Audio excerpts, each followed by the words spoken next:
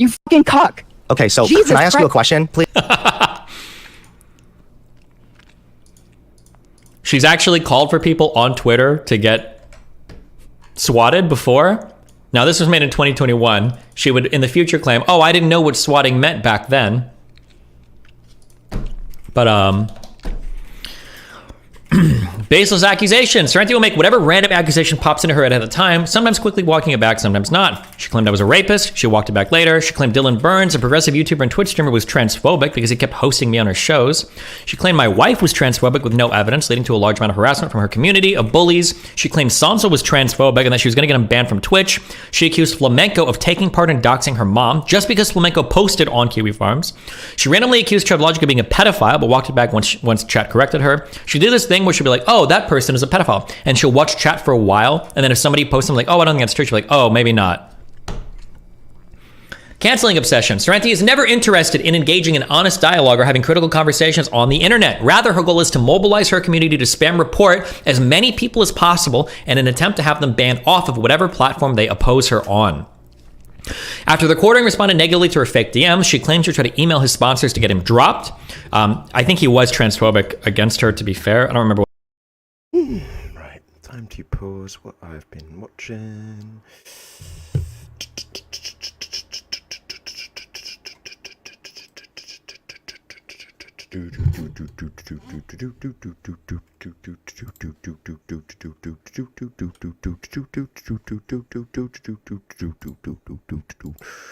Okay, stream is healthy.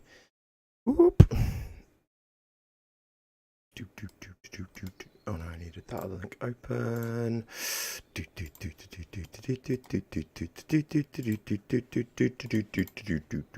Love her. Shut up, Pete. Shut up. Okay. Woo! Hey mate. Hey Peggy. Hey Clary. How you doing? Trip just sent me a message, by the way, Clary, and thank you very much. Yes, exactly that. Mind readers. Yep.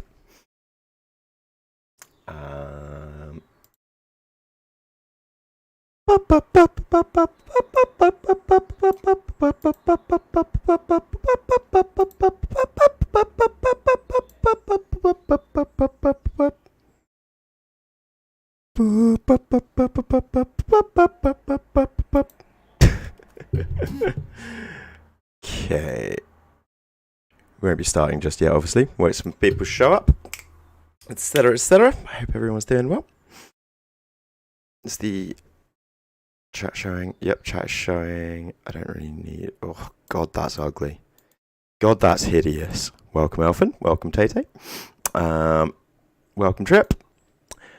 Why is this so fucking ugly? Alright, fuck that chat on the screen. Give me a sec. I need to work out what I'm doing with chat. Because that is just, that's giving me trauma. I hate it. I can't abide by that.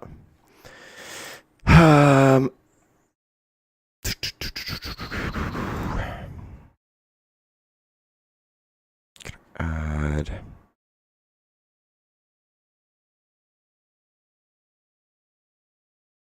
How do I fucking... Oh, come on. You just know how to do this. Docs. There we go. Docs. Chat. TTS doc. What's the... TTS. Accept. Okay, what if I have that one popped out instead? Is that... That's... Ooh, wait. That's my Twitch chat. What? That's my Twitch chat, though. What? Custom browser docs.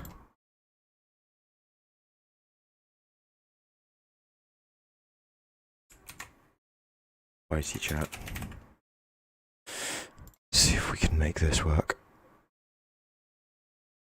That's slightly less ugly, to be fair. But still pretty ugly. I don't know.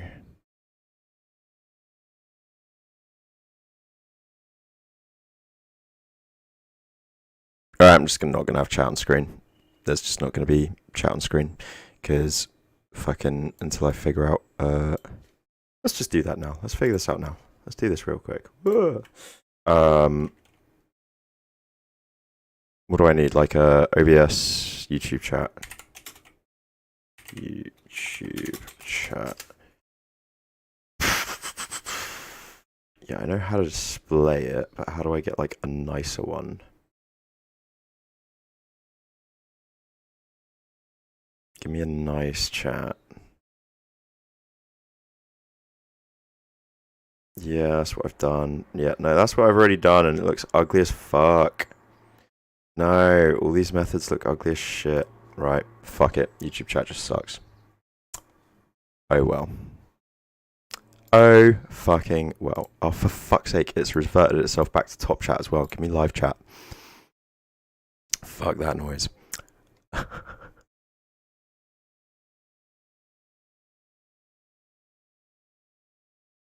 Yeah, mechanical keyboard, 2 screens, it's a much better thing than being fetal around a tablet. I'm not going to lie. It's definitely better. YouTube live streams work basically the same as Twitch live streams, just like, I mean, I could have it pretty much identical. It's just then I'd have to pay Stream. I'm just, the thing is, I want to stop using Streamlabs. The main thing is it's Streamlabs, and then YouTube chat is just ugly as shit as well. Sup, Debs. Like, it's so ugly. I cannot describe. I mean, I can show you. You know, you can see it yourself. You can see it yourself. You're looking at the chat yourself. It is uglier than on Twitch, isn't it? So, yay. TLDR, yay. Windows is already topmost, is it? Okay. Okay, we're gonna have that. Then I need to.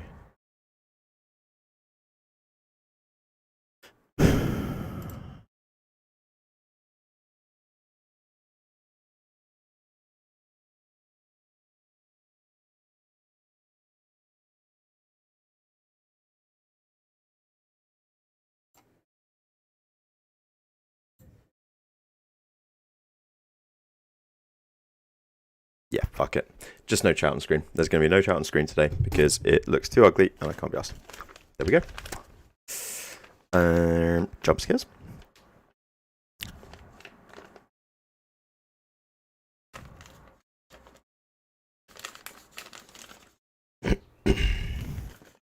Makes the screen go grayish when writing messages.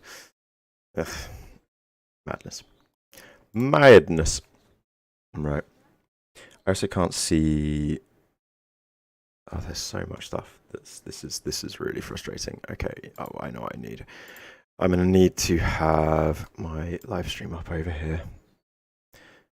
Oh, OBS. I don't want you entirely on top of. Oh, fuck. Right. Right. There we go. Instead of looking right, I'm just rambling about behind the scenes stuff. Doesn't matter. Right. 8 of you here right now. Give it a like. Fact that, you know, none of you instantly like the video when jumping on the video is just disgusting. Twitch has spoiled you all. You know, you've gotten used to a certain way of life.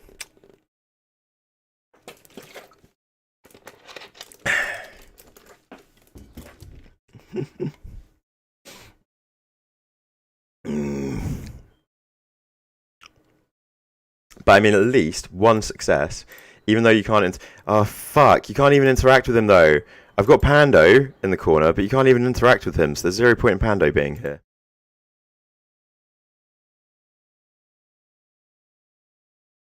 It's not Twitch. Things like that for Twitch. YouTube, serious business. Serious business. Oh my god. Something that I've been looking forward to for a number of weeks came out today, and I've spent all day listening to it, and it's been exactly as mad and intense and crazy as I thought it would be, and it's been very cathartic to listen to because it's basically been a big old pat on the back of how right I've been about certain things. The D-Man Destiny finally released his Carefuls manifesto. Holy fuck. That's some good shit. That is some good shit. Whoa. Get upset when he cries. Wait, what am I reading? Why am I seeing top chat, not live chat? God. I'm going to get frustrated. Okay. We're going to start the Dissociative shit at 5. Well, it's almost 5. Jeez, I started a bit late, didn't I? So, may as well just get on with it. Haven't we? Not sure. I feel like the majority of my critiques are going to be a bit later into it anyway. We'll watch it on normal. I might watch it on 1.25 speed, just because I can't handle myself. I mean, when I'm editing my own videos, like, I will normally watch myself at double speed, so... Is there something new with the Dissociated? Welcome. A lot, to be honest, over the last few years, since I originally made this video. A hell of a lot. I suppose before we hit play, I should probably explain why I wanted to do this properly. When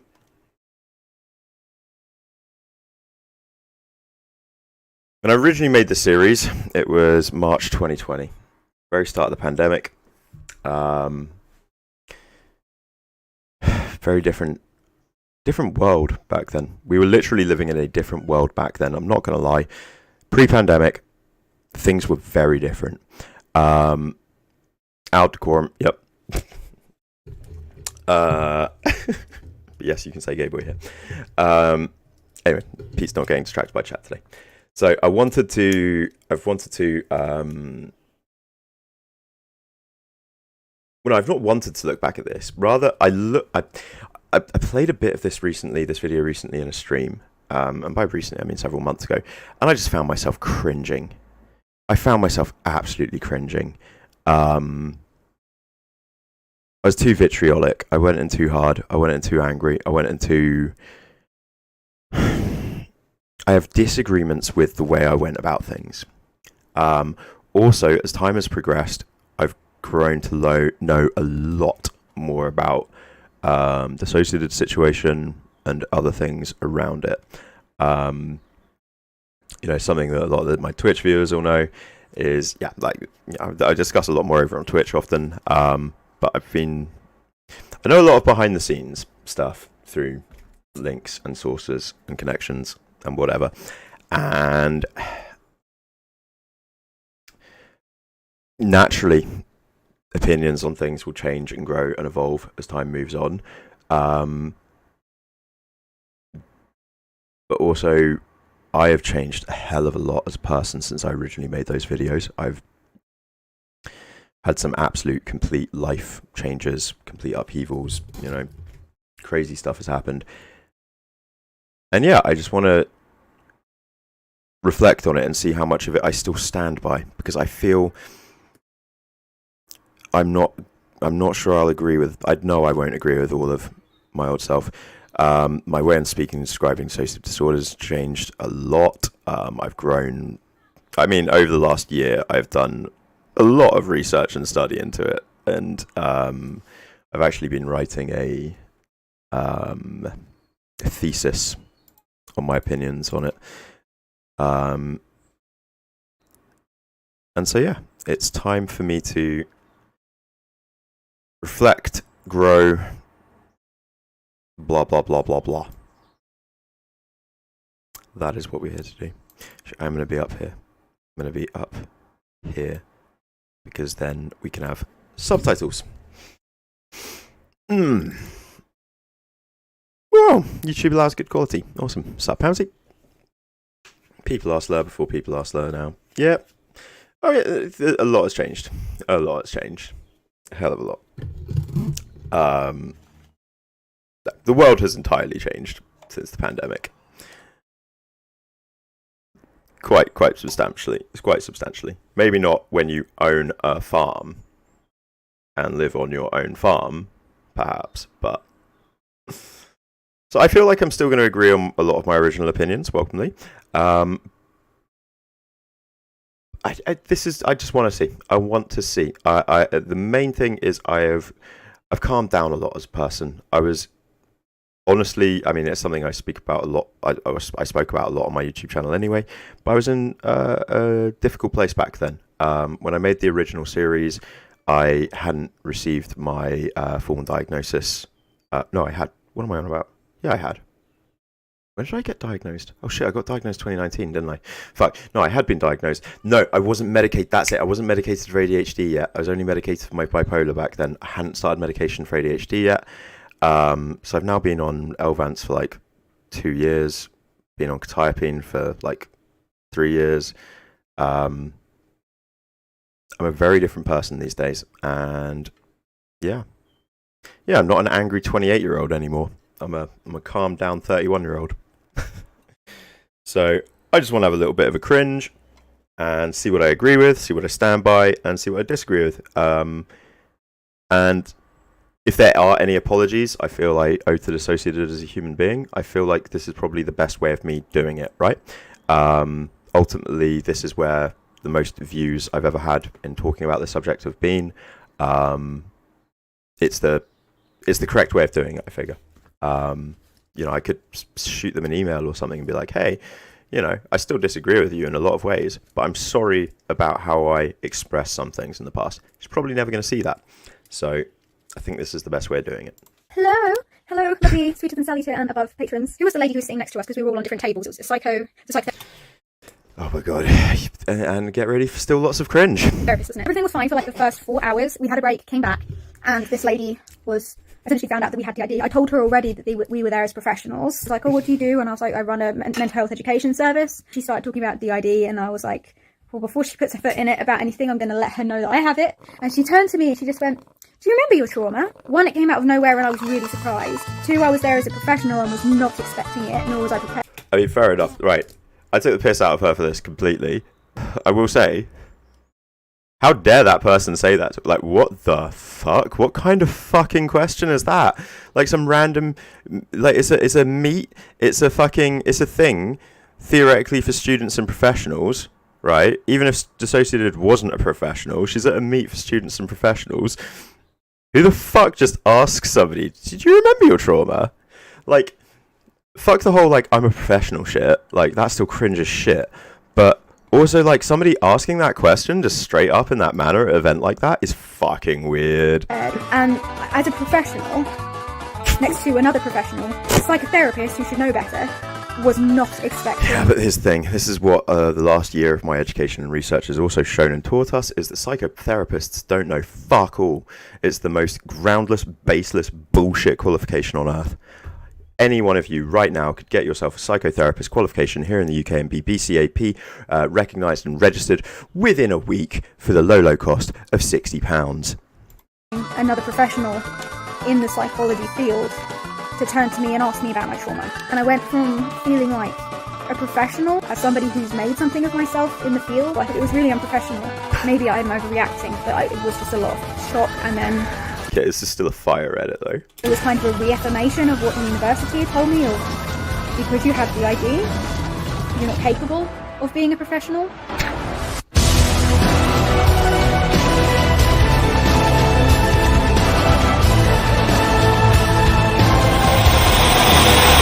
Yo, Attack on Titan anime will be finishing soon. Fuck yeah.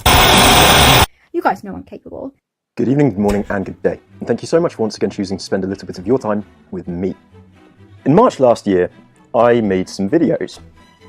If you're subscribed to me, you probably know that, considering I gained 1,000 subscribers of my 2,500 subscribers in a 1 week. I'm not sure why I edited this so that my head was in the exact center, like, of this, like, so that not that my face is in the middle of the screen. I'm not sure why I edited this so that, like, my hair was in the dead center of the screen. Period. I'd seen something on the internet that seemed so absurdly comedic and ridiculous that I couldn't believe anyone was taking it seriously. And so being me, I decided to look into this and, yeah, think about making a video and having a laugh. Little did I know that I would discover a rabbit hole of manipulation, narcissism, some of the most vitriolic, disgusting and abhorrent That hair is coming back this winter, to be fair. attacks I have ever witnessed on anyone and ever experienced myself. As you've probably guessed by now, I'm talking about the Dissociative drama. I mean, Shit, I couldn't grow a mustache yet back then. I could only grow a slight beard back then, and I couldn't grow a mustache. the thumbnail and title of this video, right? Welcome, Twilight. So when I made these videos that you're about to see, Just in time. I was very fucking angry. I could see this thing, and then the more I looked into it, and the more I discovered... And like this Pete, reflecting on it, and had already grown a bit. Like, so the original series is from March 2020. Then there are edits in this, obviously. So there are these bits where so there's two versions of... Guys, you're going to be watching 3 versions of Pete today. Because in this video, I'm pretty sure you get Skinhead Pete. That's March 2020. Then you get Emo Pete, which is November 2020, and now you also get October 2022 Pete. Truly reflecting, because this Pete was already reflecting a bit and feeling like, you know, I was already aware at this point that I was too vitriolic. But now 2 years has gone by, and I'm pretty sure this Pete was also too vitriolic. We'll see. The more I found out that actually, like, kids could be at risk. There could be a paedophile in a community, and just something else entirely helming the said community. Dissociated. People might get angry for me saying this, but in my humble opinion, she's just your everyday, commonplace, manipulative psychopath looking to... Vitriolic, unreasonable degrees of aggression and anger, I believe. Let me just check. Vitriol. Pretty sure it's bitter criticism. Yeah, bitter criticism or malice. You know, it wasn't a necessary degree. I mean, I was no, it is vitriol. It's exactly vitriolic. I was bitter and angry, and that I was going through some other stuff in my life, but it was bitter criticism because, you know, Dissociated had struck my channel. Like, there had been the back and forth. I've moved on from a lot of that now, so I don't think the vitriol is within me anymore. I think there is still genuine, some degrees of genuine derision within me, but vitriol, no more. Make their way in the world and eke a profit out of stupid people. Welcome, Round Dragon. I am reviewing my old content. But I understand that some of my opinions were not composed as well as they could have been. And yeah, I ended up annoying and upsetting a lot of people who never quite got to the heart of my message, which was that I was just concerned for them. Just simply concerned. As somebody with, Really missed that shirt. with some pretty major mental health conditions himself, I was concerned. And besides, everything I said was true. I need to buy a load of black shirts and randomly pour bleach on them again, because that looked great. Everything over the last few months has basically been proven correct by every other member of the DID community, which means even if some of this stuff is a bit angry, I don't really care. I've gotten rid of the bits that made me cringe at myself, because, yeah, We'll see I was in about a that. really different place We'll see about that. 10 months, 8 months ago. But again, so this Pete was now a month. This was me 1 month on quetiapine. After 1 month on quetiapine, it had completely changed my life. Like, it really had. And now, 2 years later, also with Elvance in me and oh no, sorry. No, I keep getting that wrong. No. I was on quetiapine when I made the original series. This was Pete, like 3 or 4 months on Elvance. That's right. I'd been on Elvance for several months at this point, which had already begun changing my life tremendously. Yeah. Much better place in my life right now. See other videos. Yo, I was angry. And as stated before, the only reason why I deleted those videos was out of fear for my own mental health. Yeah, I hadn't started my Elvance yet. Quetiapine was working quite well, but I was still not quite where I am today. Also, thanks to the incredible work of some other brilliant YouTubers. I'm sure most of the people watching this video have probably seen some videos by Evangelina and stuff, and thank you for, like, I don't know, helping the world see what I was trying to say in a more sort of reasonable, compassionate manner without all the autistic over-the-top rage. And thank you to Bobo for being the one, like, notable member of the DID community to reach out to me and just say that they hoped I was okay and that they were, like, understood where I was coming from and that they wish they could do more but were genuinely terrified of Dissociated. They were the first videos I ever... I didn't actually delete them, I privated them, but they were the first videos I ever privated. And I didn't realise that when privating a video, all the comments would disappear. So I wish I'd only unlisted them. I really wish I'd only unlisted them. Because sure, then they would have kept getting, like, traffic from Kiwi Farms or whatever occasionally, but I really wish I'd only left them unlisted so that I could still have all the comments to show. you don't know the whole fucking story, then stuffoo. Don't make a fucking video about it, you moron. So, I love my voice. I'm not going to lie. I really enjoy voice acting. I really enjoy putting on roles. But something I've definitely learned over the years is that you can completely alter somebody's perception of a sentence or a paragraph or some text with how you read it. You know, if you read it with a soy voice or a fucking condescending voice or an aggressive voice, you can completely change the meaning or context of a paragraph. So, you know, I read that like that, but I could also read that like, where did Dissociative encourage self-diagnosis? They've never encouraged self-diagnosis. Trisha Paytas was pushing the self-diagnosis. Okay, no, I can't read this like it's a normal voice. No. Okay, no, I'm giving old Pete this one. No criticism here. Fuck this person. They're fucking stupid as shit. Wow. Story, then stuffoo. Don't make a fucking video about it, you moron. I said some things in a recent video that weren't entirely true, and upon reflection and a lot more research, I have come to clarify I've done inpatient. You need therapy. my opinion. Dissociative identity disorder. Made-up condition that a debunked quack pulled out of his arse. This part of that video was wrong. I stand by everything else that I said, and so today, it's time to... That part of the video is definitely wrong. I mean, definitely some quacks have definitely pulled DID out of their arse. Don't get me wrong. Well, yeah, there's definitely different versions of DID in this world, shall we say. There is the DID that has been made up and pulled out of quacks' arses and labelled and thrust at people and ends up with people getting, you know, sexually abused and traumatised by people like Colin Ross and Valerie Sinison and Remy Akronathal, you know, or, you know, having their getting kidnapped for like 18 years and having both their wrists broken by an Onno van der Hart. You know, there are definitely those quacks out there, don't get me wrong. But these days, I am 100% of the opinion, that's why I'm literally writing a hypothesis on it, that DID is real. It's not something I can deny the existence of anymore. Even back then, I couldn't really truly deny the existence of it. It was just, I was an angry person. To get into what I was actually talking about. My view on the Trisha Paytas Dissociadid multiple personality drama that is engulfing YouTube at the moment. I've been wanting to say something about this whole thing for a while now, for months, actually. But the more cautious side of me has always decided Take some LSD. To stray away from this. But I'm starting to get pissed off. I'm getting a little bit sick of people telling me that I don't get it. Telling me I need to be more compassionate, more generous, that I should stop bullying. When all I'm telling people to do... To be fair, as cringy as I find this version of me, I gotta be real, I also find people like Noah Sampson and this current like soft boy uwu vibe of just doing everything in a bland monotone and not having any emotion in anything you say ever, and just doing everything like you're totally chill and disconnected and nothing affects you in the slightest. I find those people even more annoying. Like, I'm going over the top here. I am acting. Like, that is me acting. But acting up genuine emotion rather than downplaying genuine emotion. Is look at the irony and hypocrisy within their own goddamn words. I have people that are clearly children telling me, what gives you the right to say that? How dare you say that she's faking it? How dare you say these things? Hello, gorgeous boy. I'm making a video, I'm afraid. Oh, it's okay, boy. I'm only speaking in anger at the mic, not at you. My silly boy, I love you. But please don't stand on my keyboard either. I have bipolar.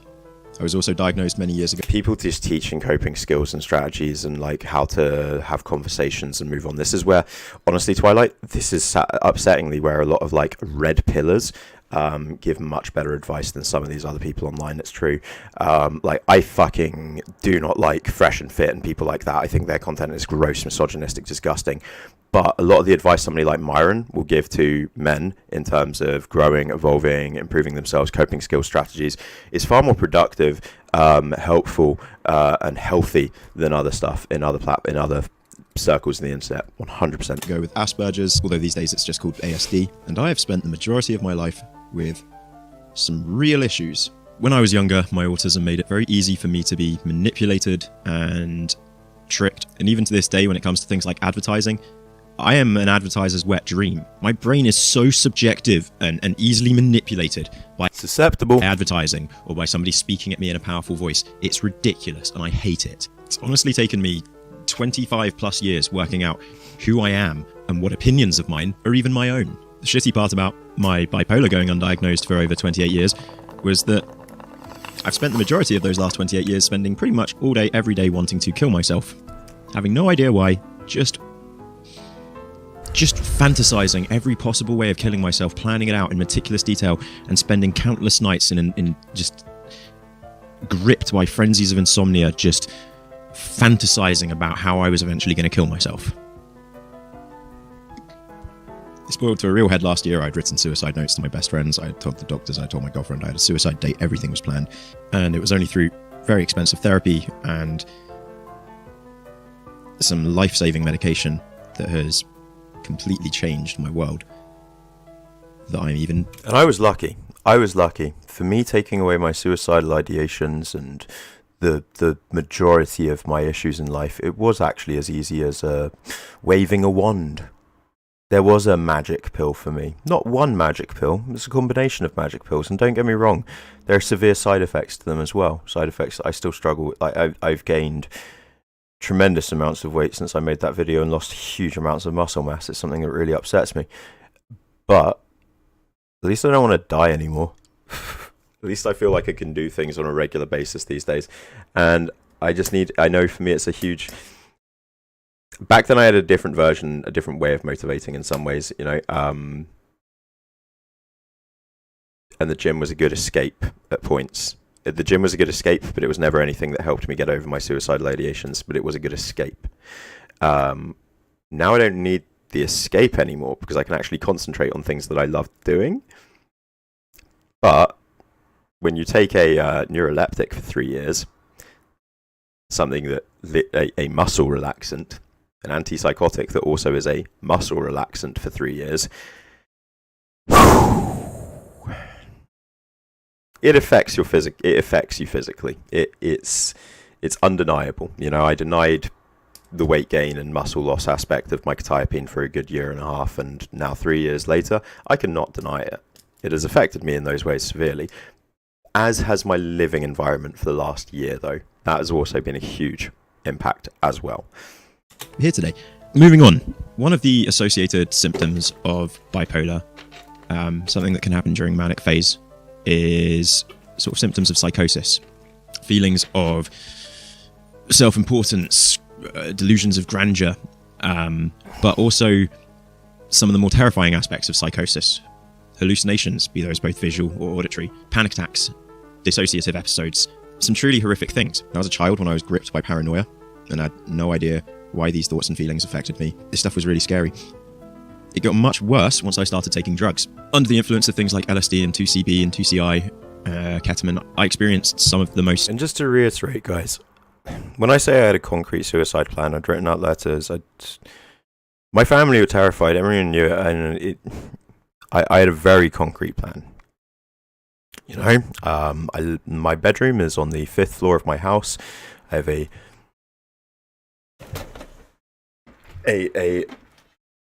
very big sliding window.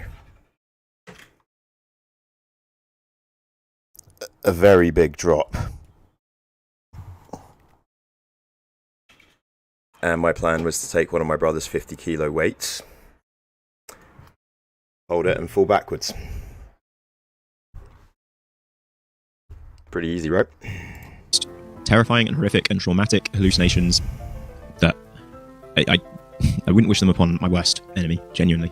So on the worst trip I ever went on, I was in an unfamiliar location, somebody else's flat, and I had taken something called 2CI. It was my first time ever. It's one of the reasons why, after overcoming a lot of this stuff, I needed to move out of my house for a bit, and something my parents, you know, they don't understand or whatever, but I had to get out of this house for a bit because being in this room for a long time was a perpetual reminder of certain things that I can deal with. Now, it's not so bad. It's not an issue anymore. But when I was still trying to move on from that stuff and still understanding that I would have a future, you know, when you spend your entire life wanting to die with a very fixed date in mind, you have nothing set after, right? And moving past that and understanding that I did have a future was very hard to do whilst I was still in this room. So getting out of this house for a year was definitely essential. definitely very good for me in some ways. Just sad that it went so wrong towards the end. I'd taken 2CB before, and I'd taken loads of acid at this point. 2CI hit me unlike anything else before.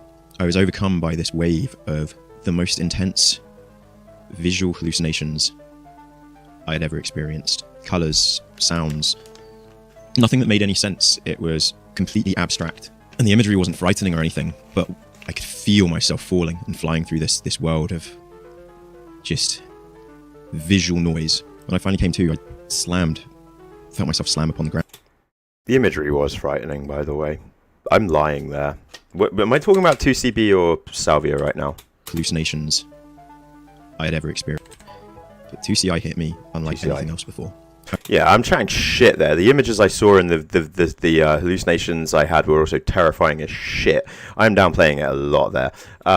You know, I was having hallucinations that I was like in the back of an ambulance, having my heart, my chest, getting chest compressions. I had hallucinations that I was on a beach in Thailand having a drink at a bar when somebody walks up to me and shoots me. I had a hallucination that I was lying on the beach and I couldn't get up and the tide was just coming up and over me and I couldn't get up and I was drowning. I had every single hallucination I had on 2CI was a death trip. Like I would go on a visual, hyper-realistic sight, sound, smell, taste, touch, every sense completely tricked, and I would experience a moment in time and then die horrifically and then come back to and be like, oh, where was I? What was happening? And then the memory would come back, oh no, I'm about to die somehow, and then something would happen that would kill me. Yeah, it was a really scary trip. Like, yeah, I'm downplaying it a bit there. I was overcome by this But I couldn't really talk about it then. I could tell, like, I was getting really shaken up and uncomfortable even talking about it still back then. I hadn't accepted at that point, hadn't been diagnosed yet at that point with PTSD. The PTSD diagnosis also came a bit later. So I hadn't been diagnosed with PTSD yet. I didn't really accept that, I didn't fully accept yet that I was having flashbacks. Of the most intense visual hallucinations I had ever experienced. Colours, sounds, nothing that made any sense. It was completely abstract. And the imagery wasn't frightening or anything, but I could feel myself falling and flying through this world of just visual noise. When I finally came to, I felt myself slam upon the ground. I don't know if I'd fallen over or if I'd just been lying on the floor of this person's flat this entire time, but I was just... You need to get out of there, Lillian. Face down on the floor in this person's flat. Now, as I came to, I sort of assumed that this was the trip wearing off. And can I just... God, I know I said I wasn't going to be getting distracted by chat, but one moment here, because it's really important what you've said there as well to me. This segment freaked me out because of how scarily relatable it was, though it did kind of push me to... Fuck, my chat's fucking up. It did push me to realise there was something not right. Hearing it from other people makes you realise, oh shit, there's something wrong. This isn't good. And then Dragon, you say it's really good that these videos could help you. And that's why... And it's fascinating. It's comments like what Wee-Woo's just left that helped me feel worthwhile. I felt like a worthless piece of shit pretty much my entire life. Just doesn't help, getting called certain things by parental figures. But anyway, I felt I didn't feel worthwhile. And this is something, again, my Twitch chat that have been around for a while can definitely attest to. I felt like a monster, a worthless human and a monster. And it took me months overcoming that. But it was this sense of... It was this constant, basically being... For me, it was constantly being told by people, this thing that you did, Pete, it helped. This moment helped me understand something and change something about my own life. This moment helped me... I kept having these moments, and it was on Twitch where it kept happening more and more, like on a daily basis, weekly basis. Somebody saying, yeah, yo, Pete, I've talked to my doctor about this and now trying this thing and it's really helping. Like, that just happens all the time now. And for a solid year... I felt like a completely worthwhile human being. I feel worthwhile. I feel like I have a value and a place in this world, and that I serve a purpose and a good purpose, and feeling worthwhile. That's the best feeling in the world, and it's why I care a lot about showing my appreciation to others, because I only felt worthwhile. I felt worthwhile for the first time because of others showing their appreciation to me, and so it is something like showing appreciation. Apologies are important. Giving thanks, saying thank you, and appreciating stuff that's even more, like, in a way. My experience was coming to an end, and I decided to grind up some weed, roll myself a joint. But as I was grinding, I looked at the grinder and I watched as it came out the other side of my hand, and I could feel it. I could feel it moving through my flesh and coming out. Oh yeah, Lillian, that's good. The other side of my hand, and I watched as it fell and it dropped to the floor, and I just started screaming. So I thought, and then I felt this heavy slam, and no, I was still there on the floor, face down. I really appreciate this, guys. I really appreciate what you're all saying. And yeah, Dragon, come join Twitch chat. Come join Twitch chat. There should be a link to my Twitch down below. Give that a follow, because I'm literally live on Twitch every single day. And I thought, okay, for like 8 to 10 hours a day. That's it. That's this trip done with. This was truly like something out of... Like, I love YouTubing. I love making YouTube videos. But for the last year, it's been very hard to make YouTube videos, thanks to personal life circumstances. First it was technology failing me, then it was moving and all that other stuff. But I'm going to be making YouTube content more regularly again, but Twitch is still somewhere I'm going to be every day, I think. Because I love it. I absolutely love it. Groundhog Day or something. This it's probably too much. But the sequence of like 5-minute events would keep playing out, and I was trying to escape. I was trying to do things differently, and it would keep playing out, and it started getting so bad. I started dying in them. I'd get up and something would fall on my head and slam me back to the ground. I would get up, except this time I was getting up and I wasn't in the room anymore. I was in the back of an ambulance, and the guys were like... It's interesting, Tay. I've had a lot of people tell me, like, other people that have taken 2CI have had like almost the identical trip to me, and then people relate it to night terrors. I've had other people come saying they relate it to night terrors they've had. Basically what it is the brain. Every human brain can have like specific patterns it can go through when it's like effectively dreaming, and trips cause, depending on the drug, but something like 2CI effectively causes you to be awake and dreaming at the same time. It turns you into a living dreamer.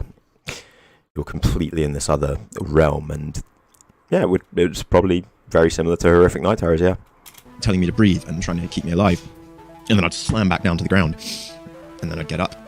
And I was in Thailand. I was perfectly in this club that I remember from being in Thailand. And then I turned around, and this guy was shouting at me, and he shot me. And I was like, fuck, I'm dying. I fell to the ground, and I slammed, and no, I'm back there on the floor, face first. And I feel like I am pissing myself, and I'm shitting myself. See how much easier it is for me to talk about this stuff now than it was like 2 years ago? Christ. Yo, that feels good. This is still, like, it's slightly odd for me to, like, I'm not gonna lie, this bit is hard for me to watch. I'm like almost having a panic attack at this point whilst recording. I think I have to like pause recording in a bit. But it's like so good that I can just talk about this stuff now and not have this happen, right? I can just talk about, fuck. I was still really struggling with the PTSD then. Wow. And don't get me wrong, probably going to be dealing with it for the rest of my life but I don't. I've learned how to not trigger myself. I don't remembering stuff and talking about stuff doesn't set me off as badly anymore. It's really good. Myself, and I can feel everything, like I am just dripping, and I just know I'm dying. I know this is it. And I see my friend, and he reaches out to me, and he's like, "It's okay, man. It's okay, Pete. Oh, yeah. This is just how it's meant to be." And I'm like, "Why are we? We were now at this campfire, and like it was like we're in the woods, sat around a campfire, and he was like, "It's okay, man. This is just how it's meant to be. Just grab my hand." And I grabbed his hand. And as I grabbed his hand, I felt the heat of the fire on my face, and it felt so painful. And I slammed down to the ground. And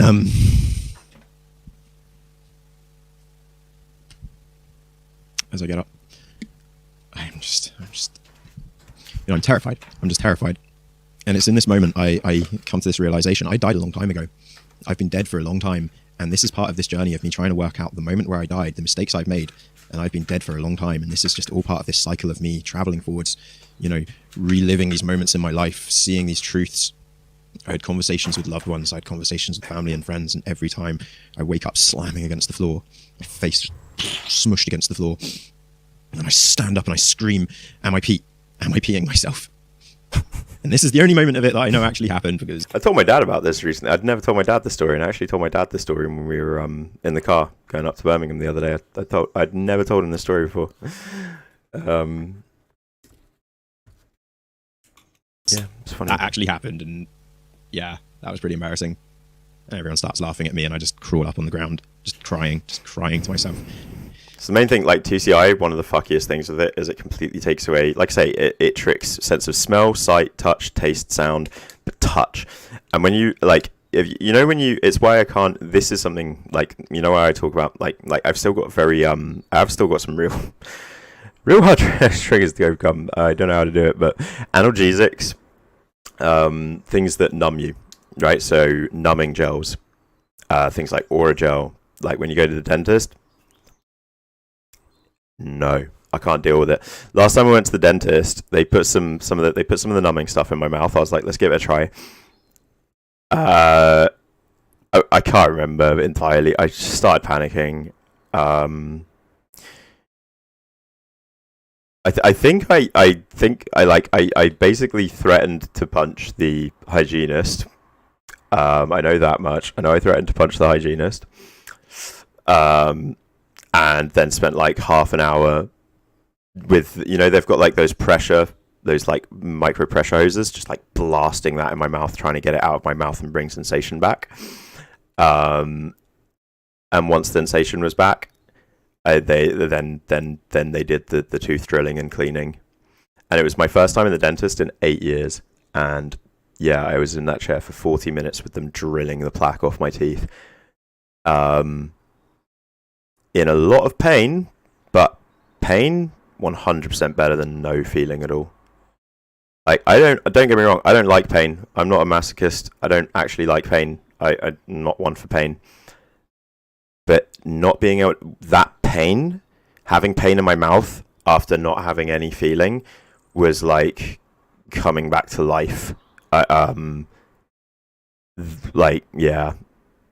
It was really scary. Like, I freaked out so much. And so, yeah. Hygienists suck for me. And I definitely need to go to the dentist soon. I've been putting it off now for like a year. And about 6 a.m. probably, the sun started to rise. I knew that the trains must be running now and I'd be able to get back home. And this guy, you know, he was just chatting to me, just being like, look, you're going to be okay. You'll get yourself home. You're going to be all right.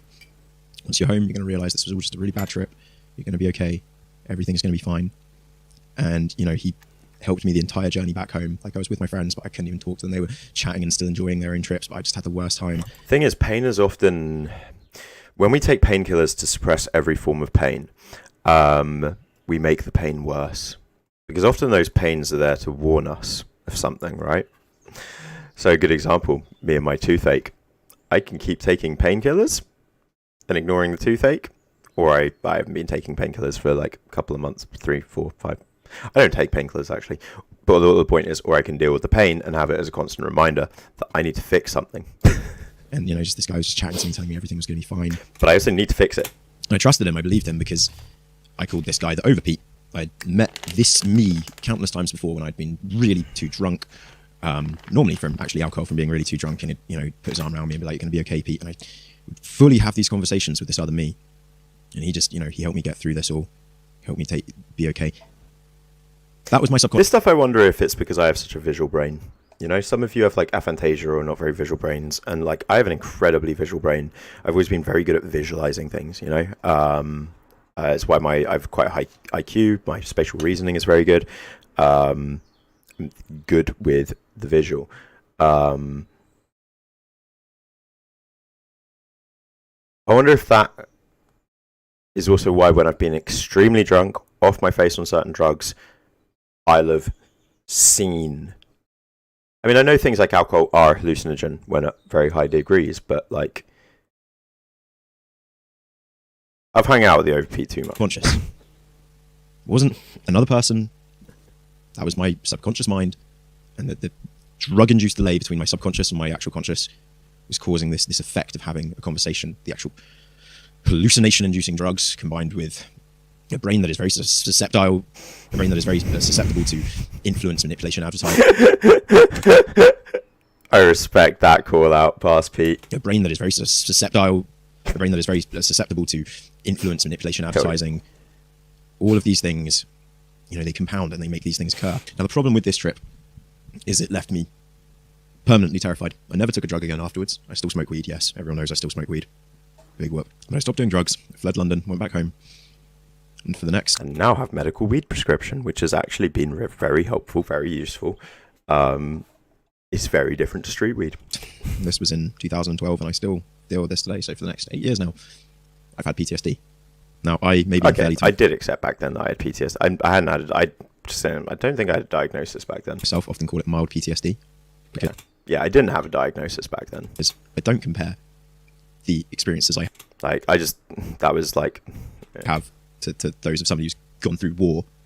Here in the UK, UK fans, there are legal cannabis prescriptions now.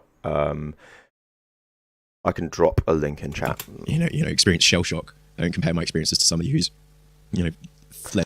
But also, can I just say, this is the thing that I've learned. This was the most toxic part. This was where I was still really struggling, right?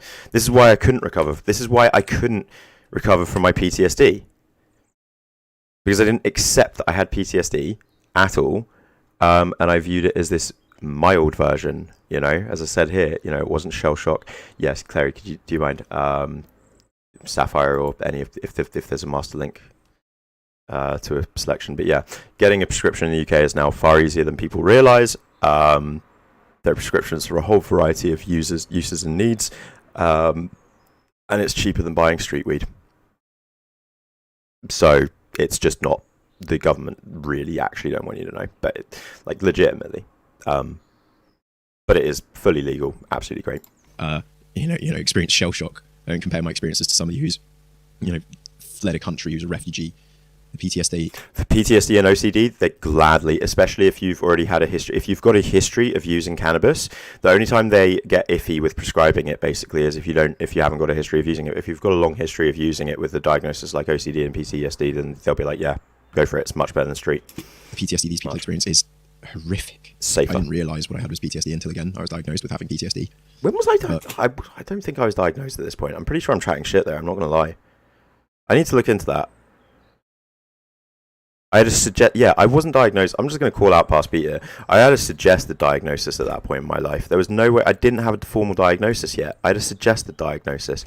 It'd been discussed with me by my GP. I'm not going to lie. I was doing that thing that I've called out other people for doing.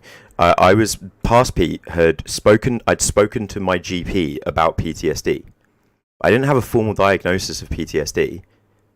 I did not have a formal diagnosis yet, and that's why I was still chatting about it, completely dumb and in the wrong way. And like I will say, so yeah. First major critique of this video, Pete's telling a lie there. I didn't have a formal diagnosis yet. I do now. Did not back then. I know that. For the last 8 years, I've experienced flashbacks and panic attacks and dissociative episodes related. And there's the thing, it's also because back then I was still convinced that my PTSD had to have come from my drug trips. I did not have my diagnosis of PTSD yet. I hadn't spoken to any medical professionals about other stuff that had occurred in my life. That is wrong. To that last trip I took. And it is the most upsetting and horrific thing in the world to me. I was dealing with a lot from that trip, but it wasn't just that. When it happens, it feels like my entire life, the last few years, it's all been false. I've just been living in this dream, and I'm about to blink.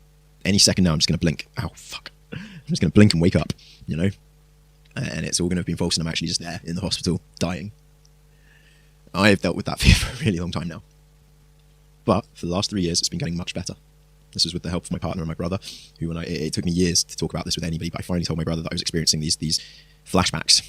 I didn't realise that these flashbacks were causing intense panic attacks and dissociative. He was the one that recommended I then talk to a doctor about it, and was after that talking to my GP about it, but I had not received any professional help yet at that point in my life. Episodes. And he helped me. You know, we have had to do things like purposefully triggering these episodes in controlled environments to help me overcome the fear of it, grounding myself, learning grounding mechanisms for when it happens, learning coping mechanisms for when a panic attack occurs, and learning how to prevent these things from occurring is very important. But all of this is to say, as somebody who has experienced numerous dissociative episodes, panic attacks, the feeling...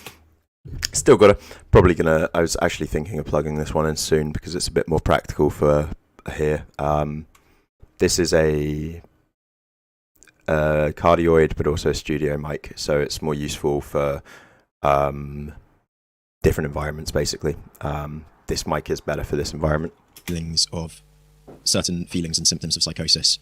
I could have been very easily convinced by a malicious hack doctor into believing that I had dissociative identity disorder, into believing that I had multiple people within me.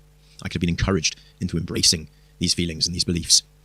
And I could have been made to genuinely believe by a very clever psychiatrist that I had multiple people within me, as seems to be occurring around the world at this moment. I am very lucky that is not what has happened to me. And this is why, when I see somebody claiming to be a mental health advocate, whilst espousing clearly false bullshit statements that can be easily fact-checked and proven to be complete and utter bullshit, when I see somebody claiming to be a mental health advocate whilst attacking and sending their hordes of fans after somebody who has a history of clear trauma, abuse, and extreme mental health issues, yeah, I get pissed off, and I feel like I have the right to talk. This body has little freckles. They're so cute. Hi.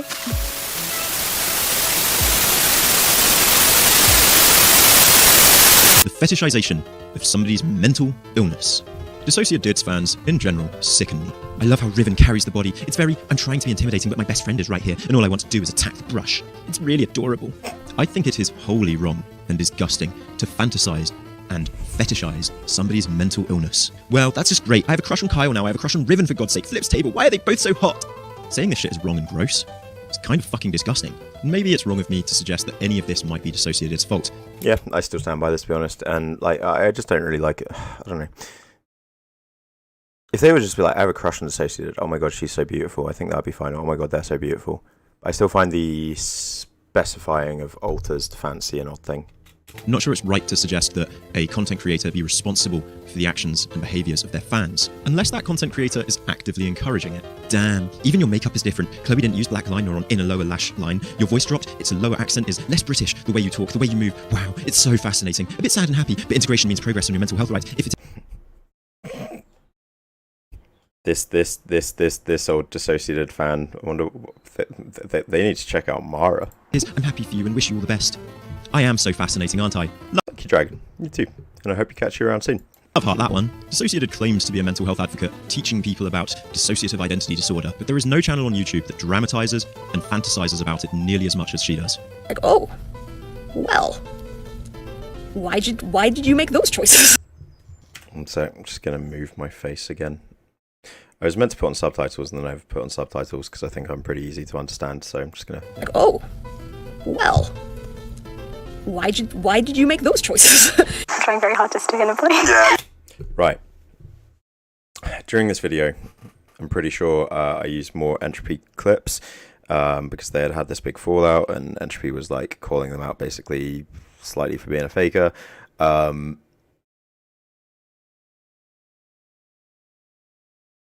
Entro is pretty sussy themselves, not gonna lie. Pretty fucking sussy. Yeah, I'm sorry. If you need to take a moment, totally cool. I'm just watching, sorry. Yeah, no worries. Take your time. We got plenty of time, like I was saying. It's hard. Scrack, exactly. I know it's hard, but you're so strong because you flew all the way out here, and and it's okay to feel these things. I think of Entropy, and I think of the smell of blood, shit, piss, and death. It's because, yeah, like I said, you're here to talk about it.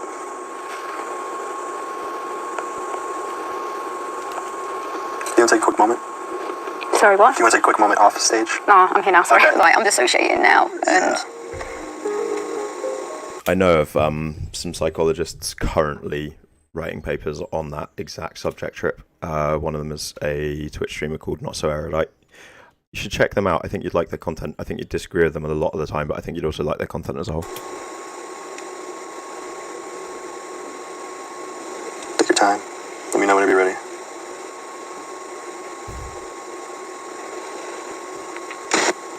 I wanted to answer the question. You can answer it. Somebody else is here. You can let them speak whenever you want. I'm really sorry. Don't apologize. I'm too small. Yeah, it's okay. You have no reason to apologize. What happened? 13 different thumbnails showing and bragging about switching on camera. Live streams switching on camera. And then the fans in the comments, they timestamp the switches so that other fans can watch and obsess over these fascinating switches. This is pure mental masturbation and it sickens me. You're downplaying and dramatizing somebody's trauma for your own fucking entertainment. What the fuck is wrong with you? I'd understand it if she had made 1 or 2 videos. I think this is the first video I made where I used AI music in the background. I've been experimenting with AI music for a number of years now, and it was already getting pretty good 2 years ago, but it's so much better now. Showing these switches and what they look like and how they can occur and how traumatic and debilitating and horrific they can be. But that's not what she does. And that's not what her fans are there to see. Can I really blame the fans for comments like these when she has videos and thumbnails showing her making out?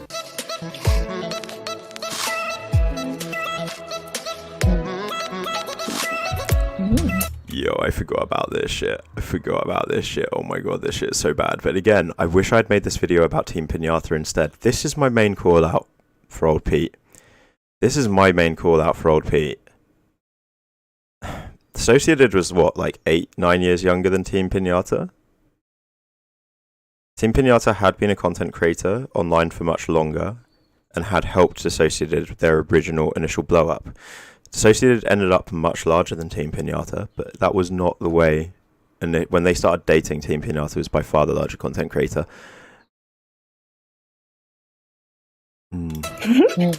Tonsil tennis, mental health I just wonder how much of it came from TP. education. My inhuman boyfriend alter thing does my makeup and we make out on camera. Yeah, that's educational. That's mental health advocacy. I really need to look into. I'm gonna need to actually look into the past a bit more. I think again, that's one area that I can't really think about, but I can't really necessarily remember. Like, because back then, when I originally made these videos, I didn't discover the Teampinata issue until the 3rd video in the series. And then the 4th video is about Teampinata, I'm pretty sure. So in this, the Teampinata shit doesn't come up until probably about the hour-and-a-half mark, I imagine. But yeah, this would be my major critique of this content. Is Dissociated, there were some issues with their content. Teampinata was a paedophile. Why am I even comparing the two of them in the same video just because they were dating? Like, I don't know. That I dislike about old Pete. No, you're doing this for the 14-year-olds to go squee and ooh in the comments over. Like, this video makes out that Dissociated is the big issue because the large chunk of this video is about Dissociated, but whenever Nin talks about Pinata, it makes me go ooh. Love-hearted. Doll makeup done by my alter. Teampinata had already had a sizable following online from a number of online sites in various areas, remember, for being one of the large... Teampinata was one of the larger Guro furry hentai artists online. That's so educational. So yeah, I do believe that Dissociated is actively encouraging her fan base. Oh yeah, Dissociated is big time back. To fetishize her mental illness. Just like Nin already pointed out, it's fascinating how masculine... I joined... So yeah, again, I'd made video... When I was originally doing the series, I was making the videos and discovering shit. Making the next video, discovering shit. Making the... Like, that's why it was so, like, intense almost. But, yeah, I didn't discover the Teampinata stuff until I'd finished making the 3rd video. So that is why it worked out the way it worked out. That is why I want to make this, I suppose, because, like, I also don't think it's, like, this would be part of my apology to Dissociated should they ever watch this, is that, like, I can't imagine how much that relationship with Teampinata fucked them up, genuinely. I can't imagine, like, honestly can't. And there's part of me that wonders how much of Teampinata was the bigger influence in their initial style of more intense and gross content anyway.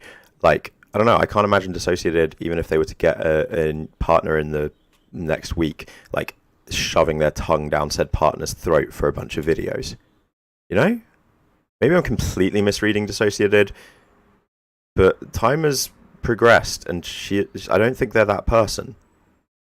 Teampinata is the major fetishist freak. Pinata's body looks when Riven is fronting, like when Nan fronts the body just seems completely androgynous. When any of the girls front, it's pretty feminine, and when Jer fronts, it's of course masculine too. like, Dissociated started out with Meet the Alters and DID facts and info, and then it became just seeing which of my alters sneezed the most and making out with my partner on camera for 20 minutes. Like, But this soft boy masculine, while Raven has this huge bad boy masculine energy. Love-hearted. You even sound different and look different behind your eyes. It is so interesting to me. Love-hearted. She loves that people think her mental illness is something interesting to gawk at.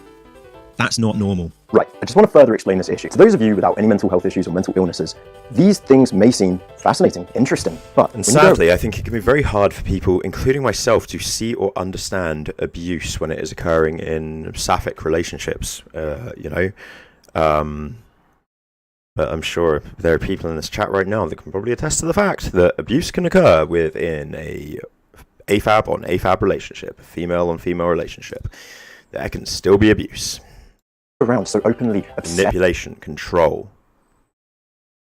Teampinata is sizably larger than Dissociative. Teampinata was that we know that Teampinata in their previous relationship before Dissociative, one of the reasons they broke up was for using self-harm as a weapon effectively in that relationship. They would brutally self-harm themselves in front of their ex.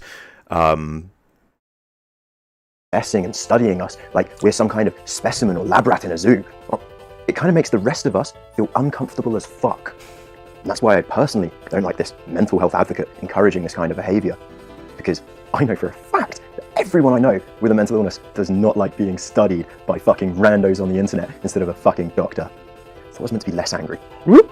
If my subscribers commented on how hot they thought Manic Pete was, oh, he's so exciting and filled with energy when he's in a manic state, oh, he's so hot when he's Manic Pete, it's so different to Depressed Pete, I'd tell them to fuck right off. If people acted like I was special or different One hundo. because of my mental illness, I would tell them to fuck right off. One hundo. You're cute as hell. Edit. No one at all. Nin licks Riven's ear. Riven.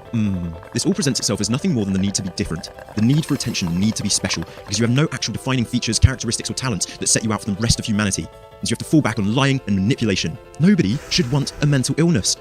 And yet you literally have her fans wishing that they could live a life like hers and have such interesting and quirky events happening to them. You have people convincing themselves in her comment section, day by day, minute by minute, that they have dissociative identity disorder. She encourages self-diagnosis as an option. No psychiatrist encourages self-diagnosis. No real mental health advocate would ever encourage self-diagnosis. Do you know how fucking dangerous and stupid that is? No. Every doctor and psychiatrist I've ever spoken encourages people to get the fuck off WebMD, get the fuck off Google and go speak to a doctor and stop trying to diagnose themselves. It's very dangerous. Yes, it is good to teach people about mental health and mental illness issues, but what you are doing is dramatizing them. The way she is describing integration reminded me of a lot when the Doctor regenerates, highly influenced by who they were, but still a whole new person. Yes, DID is like Doctor Who. Love heart that one. You were going. So again, my call out though would be this section is called How Dissociated Fetishizing Dramatizing DID. These comments aren't proof of Dissociated necessarily doing anything. These comments are just proof of teenage stans being teenage stans. You know, you will get comments like, I'm being too harsh here. She was getting 1 million views per video back then. She was getting 20,000 plus comments per video back then. Going out of your way to make it seem trendy and cool. You're not showing how debilitating it is, how it fucks up your life, and makes every normal aspect of it impossible. Nah, I fucking love armchair diagnosing. That's where you also got it wrong. No, you're doing mermaid makeup and getting your tits out for Anthony Padilla. I can imagine an alter getting pissed with Chloe and deleting the whole...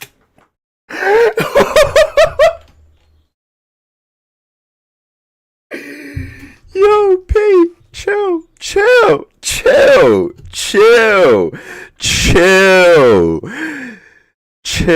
whole channel. Fun times. I feel like it would be Ruby if it happened, but I don't know if the protectors would let her do it. Isn't the whole point, like, these switches are uncontrollable? The switches happen, you have amnesia. Like, pretty much everyone with the ID describes how they have amnesia during these episodes, and they've got no control. Ooh, isn't the whole point of DID? Oh, Twitch chat, what do I say all the fucking time? What do I say all the fucking time these days? There is no point to DID, there is no point to trauma, there is no point to PTSD, there is no point to it. What a stupid way of talking. Like, how come Nin, Chloe, Dissociated, whatever the fuck she wants to call herself, has so much control over this stuff? It Again, this Tumblr-like obsession and fetishization of a mental illness is what originally got me pissed off and On invested. Jess's videos, you definitely see those types of comments.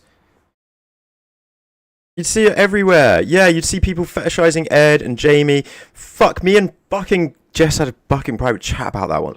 Yes. I was just being so unnecessarily vitriolic here. In this in the first place. Way back about 8-9 months ago. Riven is looking extra... No.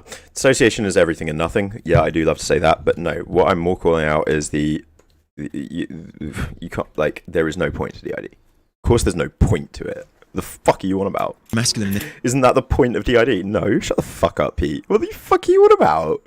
Isn't the point...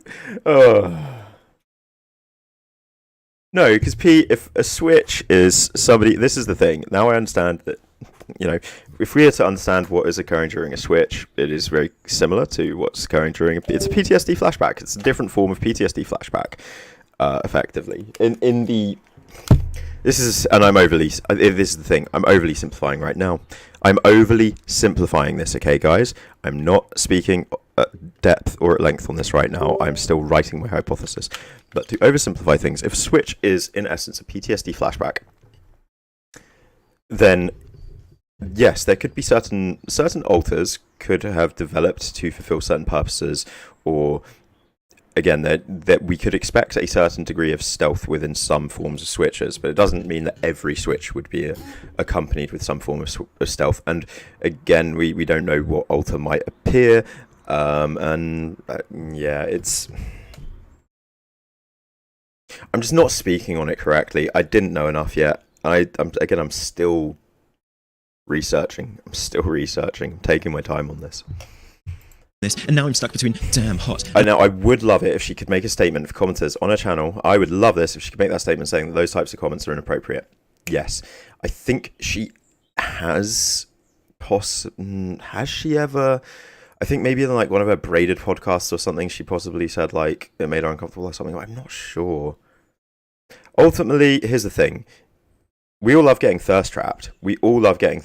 Every content creator is a massive narcissist and we love getting thirst trapped. Okay? I don't mean, not everybody that tries content creation, but everybody that does content creation and sticks it the fuck out, right? There's a degree of narcissism involved. There is. No content creator objects to being thirsted after, but it's the manner of thirst in which it focuses on alters. However,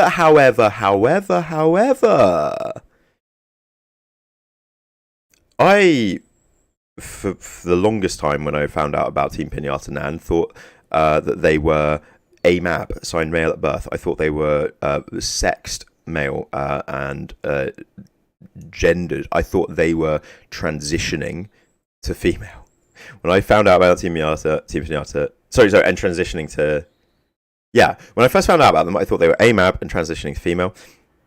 Then I found out that they were AFAB, but non-binary, but with the majority of their alters identifying as male. Now, with that bit of information in mind, also, Past Pete was kind of transphobic. Not gonna lie, I wasn't transphobic. No, I was transmedicalist. I was a transmedicalist back then, but I wasn't transphobic. Heck, I'm still a little bit of a transmedicalist. I just very much softer with my opinions. And the things I say. And I've lived with trans people for over a year now, and like I've grown, I've changed a hell of a lot. Large portion of my fucking community are trans. And you guys don't mind me. And when I say transphobic shit, you tell me off and we move on from it. Now, with that mindset, AFAB who like to identify as male, right? Transmasc. They're transmasc. Even if they're non-binary, they're transmasc, right? They're non-binary transmasc. Is that it? So this comment, Riven is looking extra masculine in this, and now I'm stuck between damn hot and I wish I looked more androgynous. Love the video. Is really quite a compliment, isn't it? That's like really flattering. You like if Riven read that, they'd really like that. Like Teampinata reading that would feel like that's just a really nice compliment, right? Welcome, Misty. Welcome, J9. Is that a night? I can't. Here we go. So I got to ask. Right. So I'm sitting myself down. I'm sitting myself back.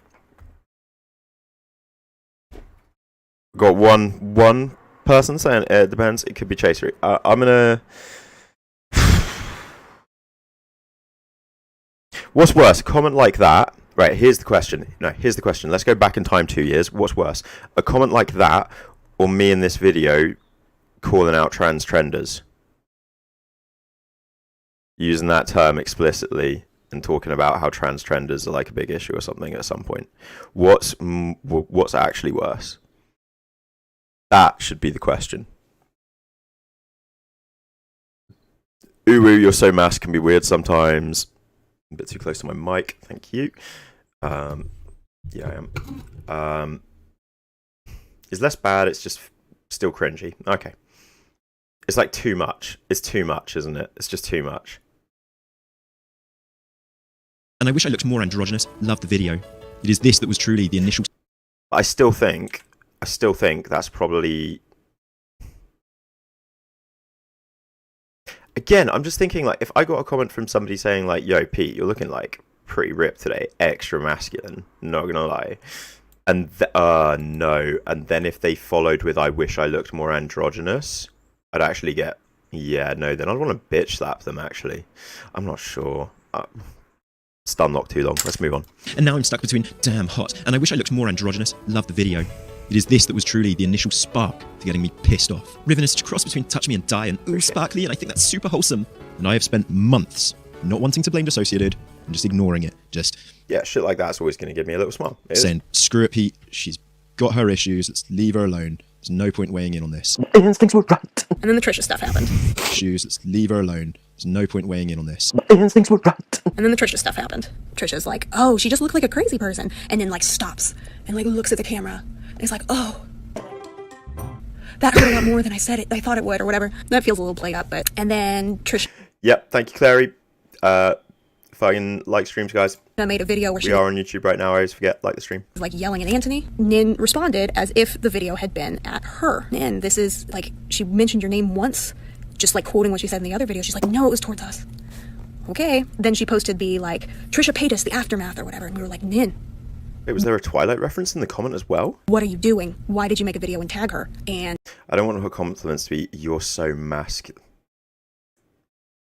Right. For me as a guy, getting told I'm looking like extra masculine, to be honest, is pretty nice. But yeah, if you as a trans person getting told you're looking extra masculine, it's like, or if you're looking masculine or extra, you're so masculine, it means you're actually still looking feminine, right?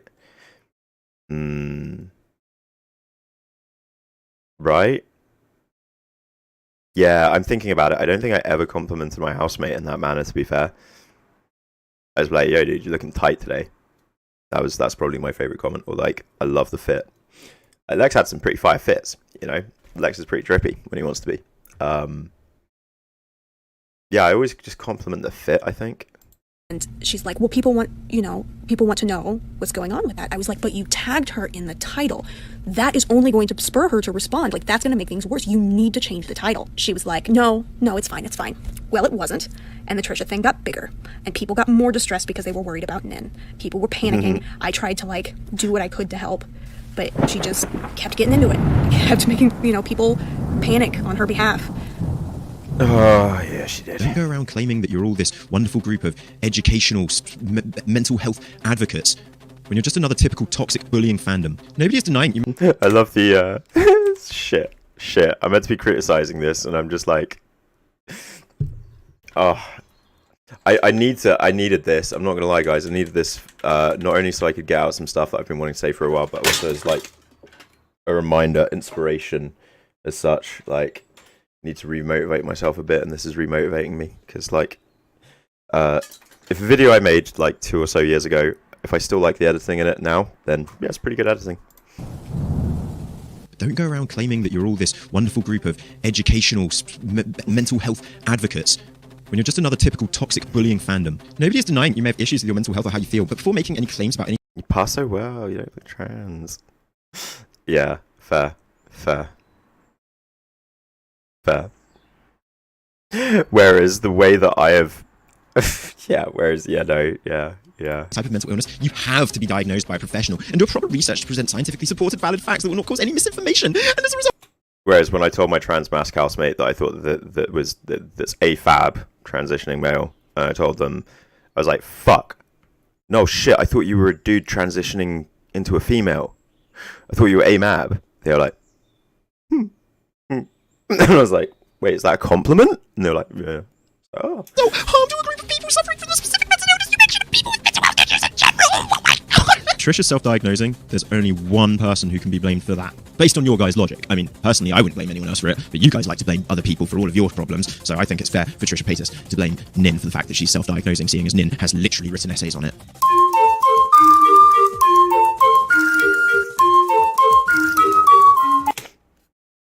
Fuck no.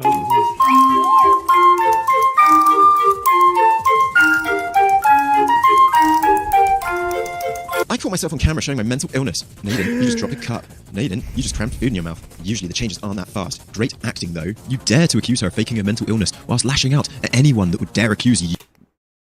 The switches can be hella fast depending on who you're talking about, just saying. Your beloved princess of doing the exact same thing. The world of hypocrisy and cognitive dissonance that you plebeians see. Although Pete was, like, I knew that back then anyway as well, to be fair. Like...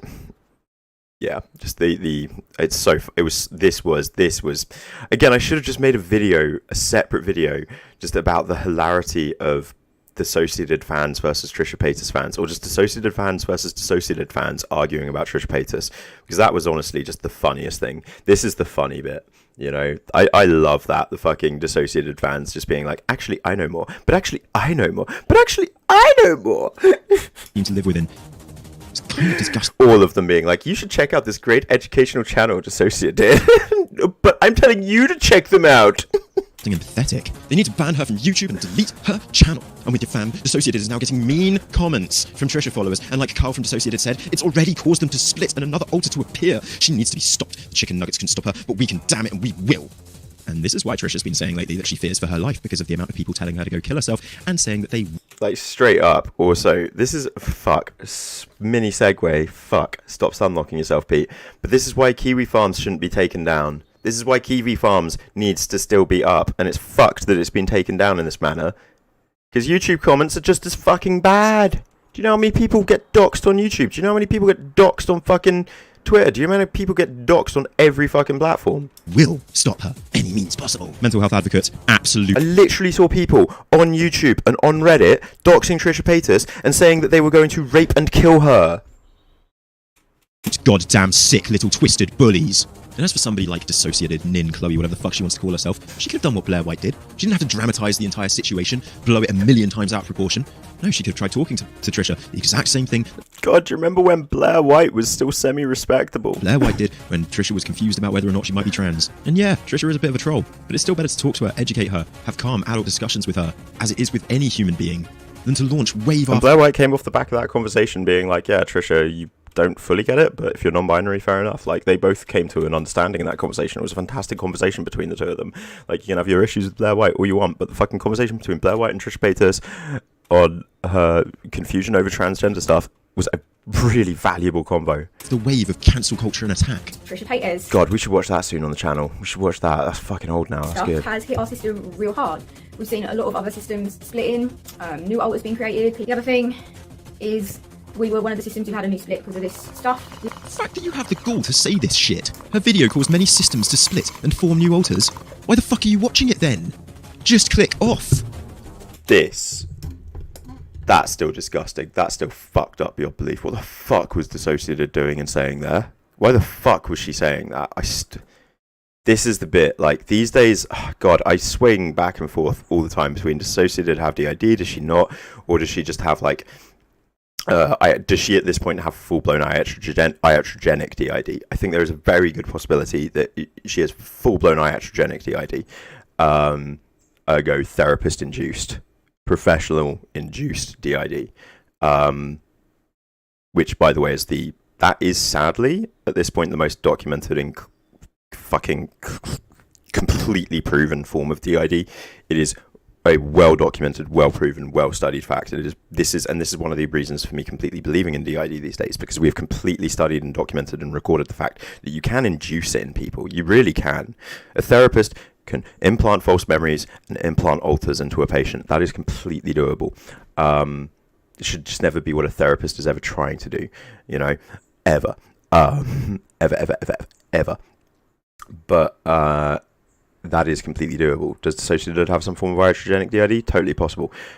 But this behaviour of hers back then is just some kind of fucking play act LARP. I don't know what. I think she was just high on her drama. Like, you know what? Have you ever seen people get high on their own drama? You know what I mean? Like, oh, fuck. It's like a, I don't know, like some Mean Girls shit. You don't have to sit through the video. You don't have to watch it. You do imagine they were getting comments from people saying they split because of Trisha, though. 100%. That is true as well, yeah. Caused yourself. If this even happened, you caused The fans reacted absolutely disgustingly. The vitriol and just hate that they collectively lobbed at Trisha was way too intense. yourself to split and form new alters through your own bloody stupidity. She's doing severe damage. I'm very surprised at how lightly people are taking this, saying things like, she's just a troll. This is smelling your own fart, you know? not some petty drama that she can get away with. It's causing harm to all the ones who suffer from this and already go through enough. And the amount of healing the community is going to need to recover from this. She needs to stop!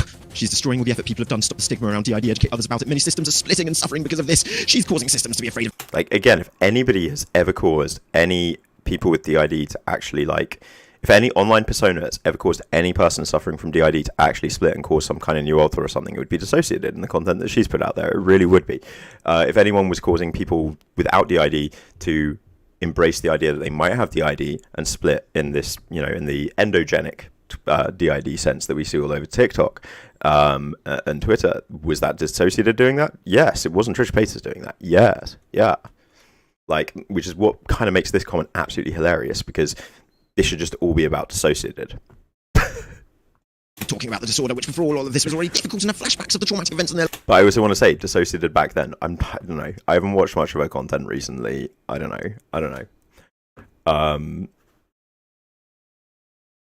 Again, I just, like, to level with everybody, a huge deal. Like, there's I these days, I went from having a lot of hatred towards Dissociated when she struck my channel and things like that.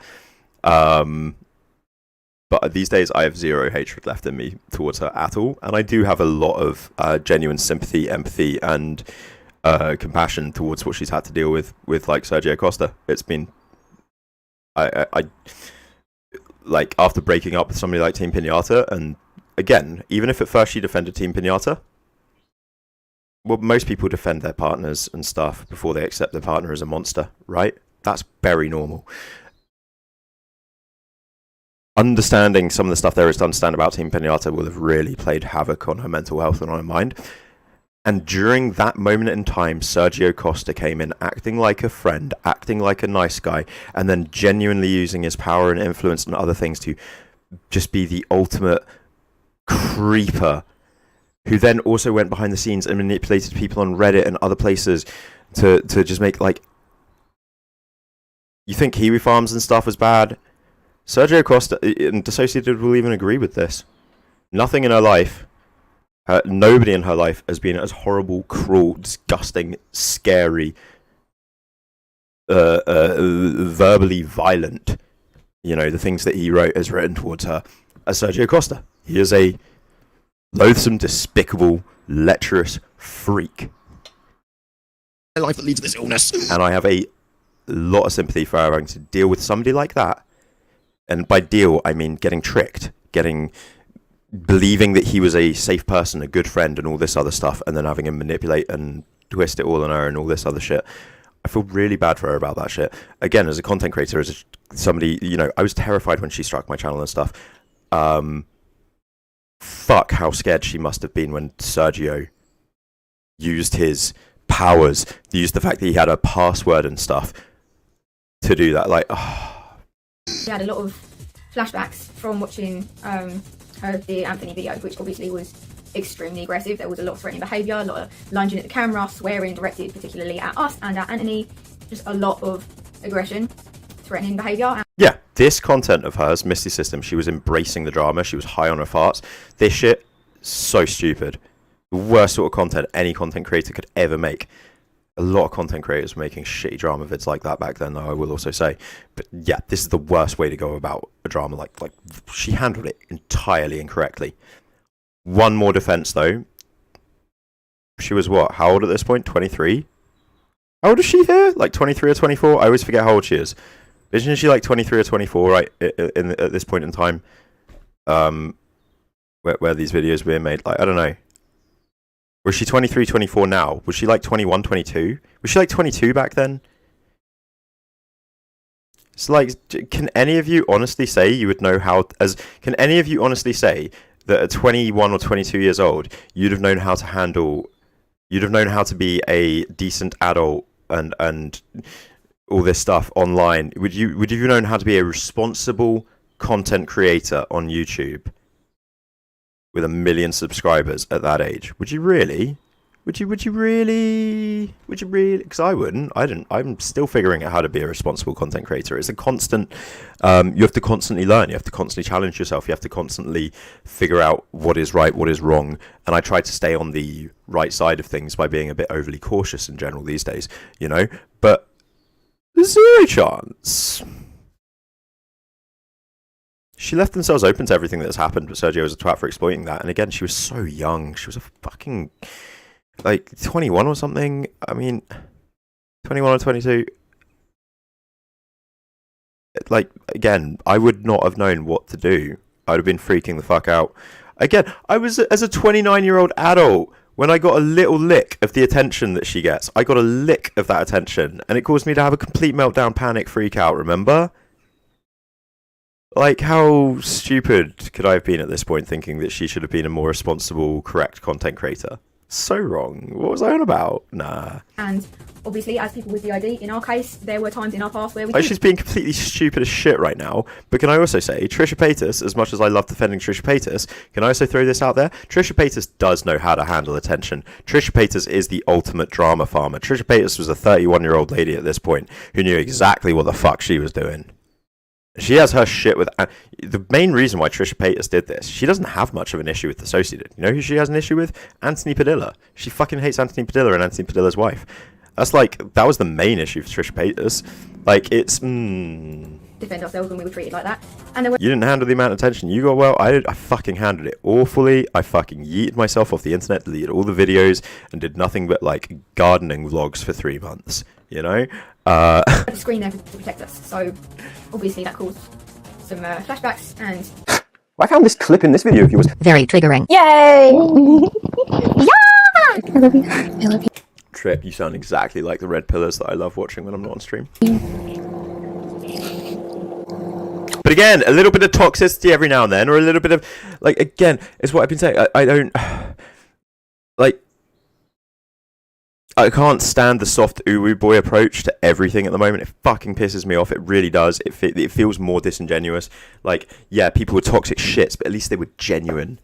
And at least they stood by their toxicity a lot of the time. Very educational. We're teaching so much about love. Not every lesbian couple looks like this, but obviously some lesbian couples. Like, Dissociated was fully in love and obsessed with Teampinata, I feel. And Teampinata, I don't know. I feel like Teampinata was fucking manipulating a lot of this these days. Do you look like this? That's your education for today. Bye, everybody. Bye. And again, like, from my conversations that I had with Bobo and stuff, like during that sleepover and things that they had, and the creepy vids and the cringe vids on the couch, it was Teampinata that was the bigger issue as well back then. Like, Bobo had her issues with Dissociated, but they've managed to have private chats and sort some things out in recent times, and like, the bigger issue is always with Teampinata, even back then. Where was the trigger warning for that? Trigger warnings are fucking stupid. I'm sorry, but if you don't have fucking people... Like, I can't help but think, you know, we have spent back in the day a long time looking at that. Do you remember when Bobo was about as well, looking at that, like, sleepover video or whatever? The couch chat or whatever one. And again, think about it. Bobo was like 21. Dissociated was like 21. And Teampinata, I'm pretty sure, was in their 30s. Like, Teampinata's older than me. I know that. PTSD, then how the fuck do you know what you're actually talking about? You know what my triggers are? I'm not going to fucking tell you, because if something triggers me, that's my fault. It's not anybody else's fault. And I'm not going to tell anybody what my triggers are. Triggers are very rarely visual images. Triggers tend to be I'm starting to think the internet is better at forgiving and forgetting, actually. Because again, like Ethan Klein, there are some people, sure, like Ethan Klein will bring up your drama from 13 years ago. But actually they get attacked for it a bit more now.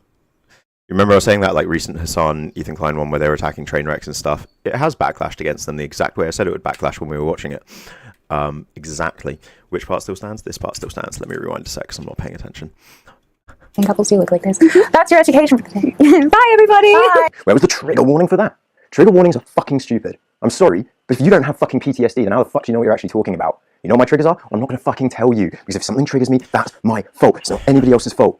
And I'm not going to tell anybody what my triggers are. Triggers are very rarely visual images. Triggers tend to be olfactory or auditory. She also did that Instagram story where she was very abusive towards... I still don't have any... There's nothing that can visually trigger me. In recent years, I have shared occasionally on my stream or whatever, talking about these things. Fucking Twitch chat, like, back when I originally started streaming, managed to figure out one of my triggers within, like, a week and accidentally triggered me once on stream. Like, these things happen. Yeah, so I have one visual trigger, but even then it's not really because of the visual, it's because of a certain form of repetition. But yeah, like, triggers are weird. The camera in and triggered many people with DID and caused some to split. And just the whole situation really hurt the DID community. It's honestly horrible. These people have lived through enough, and they have to deal with enough stigma around them. Oh, so you don't even have DID. I still don't think a random stranger, I still do not believe for a minute that a random stranger screaming in a video on the internet could trigger you. I think the thing that could have triggered Dissociated, though, would have been the fear because of how big a content creator Trisha Paytas was. It's not the actual screaming in the video that would have been the trigger, right? Yourself, you're just speaking on behalf of them, are you? Like, I'm bipolar. Where's the fucking bipolar community at, fam? Oh, yeah, it's up to you to protect yourself and not watch. That's right. We've got a mental health issue, but we don't need to be special individual snowflakes who get our own... Her partner get really upset at me for talking to friends, and healthy relationships will affect friendships and stuff massively. Like magical, like LGBT style community. Like, we don't need a flag because it's not important. It's like one of the classic symptoms of toxic relationship is, do you find yourself no longer hanging out with friends or talking to friends, or hiding your phone when you have to talk to friends, or hiding some form of activity? And if so, you get medicated and you live your goddamn life. You don't obsess over it every minute of every day. If you want to know more about DID or how Trisha can hurt so many people, I strongly recommend the channel that he's talking about, Dissociadid. It is pure evil and wrong of you to blame your mental health and mental illness on somebody the other side of the fucking world. This I still stand by 100% as well. And it's evil and wrong of people to blame things like suicide and all sorts on other people. Like, I stand by this. My God, 100%. It is, yeah. Strongly recommend the channel that he's talking about, Dissociated. It is pure evil and wrong of you to blame your mental health and mental illness on somebody the other side of the fucking world. Talking to you from a computer screen, a complete stranger. Someone who has no real impact on your life. Not a family member, not a friend, not a lover. A stranger on the other side of the world. These fans of yours saying this disgusting shit like people are going to kill themselves over this. What about when Nin kills herself over this? Blah, blah, blah. How fucking fucked up are you? I forgot about this bit. Oh my God. I'm not going to lie, I said some angry shit towards Keemstar When did Dissociated blame their whole community for turning on them? When did that happen? a year ago. When Etika passed. I said some hella angry shit towards Keemstar when that happened. And then I also will say, I take this back in a way. Keemstar, whilst you can't blame suicide on somebody else, Keemstar and Etika is a very different situation, a very complex situation. Very complex situation, and you can't blame Etika's suicide on Keemstar, but can you still hate Keemstar for his interactions with Etika before his passing? Yes. You can't blame his passing on Keemstar. But can you think Keemstar is one of the most disgusting piece of shit, garbage, waste of space human beings to ever walk on this planet because of his interactions with Etika? Pre him, the day before he took his own life? Yeah. If you're talking to somebody suicidal and you are there pushing them, well, you're still pushing them. in hindsight, I regret that. And I take it back and I apologise for it. Etika's passing was nobody's fault. It is not right. Yes, we all know cyberbullying is very real. We know cyberbullying is a very real thing in regards to that trip. Yep. To blame somebody's suicidality and incredibly poor mental health in a situation like that on somebody on the fucking internet, that is not right. And I genuinely feel bad about that.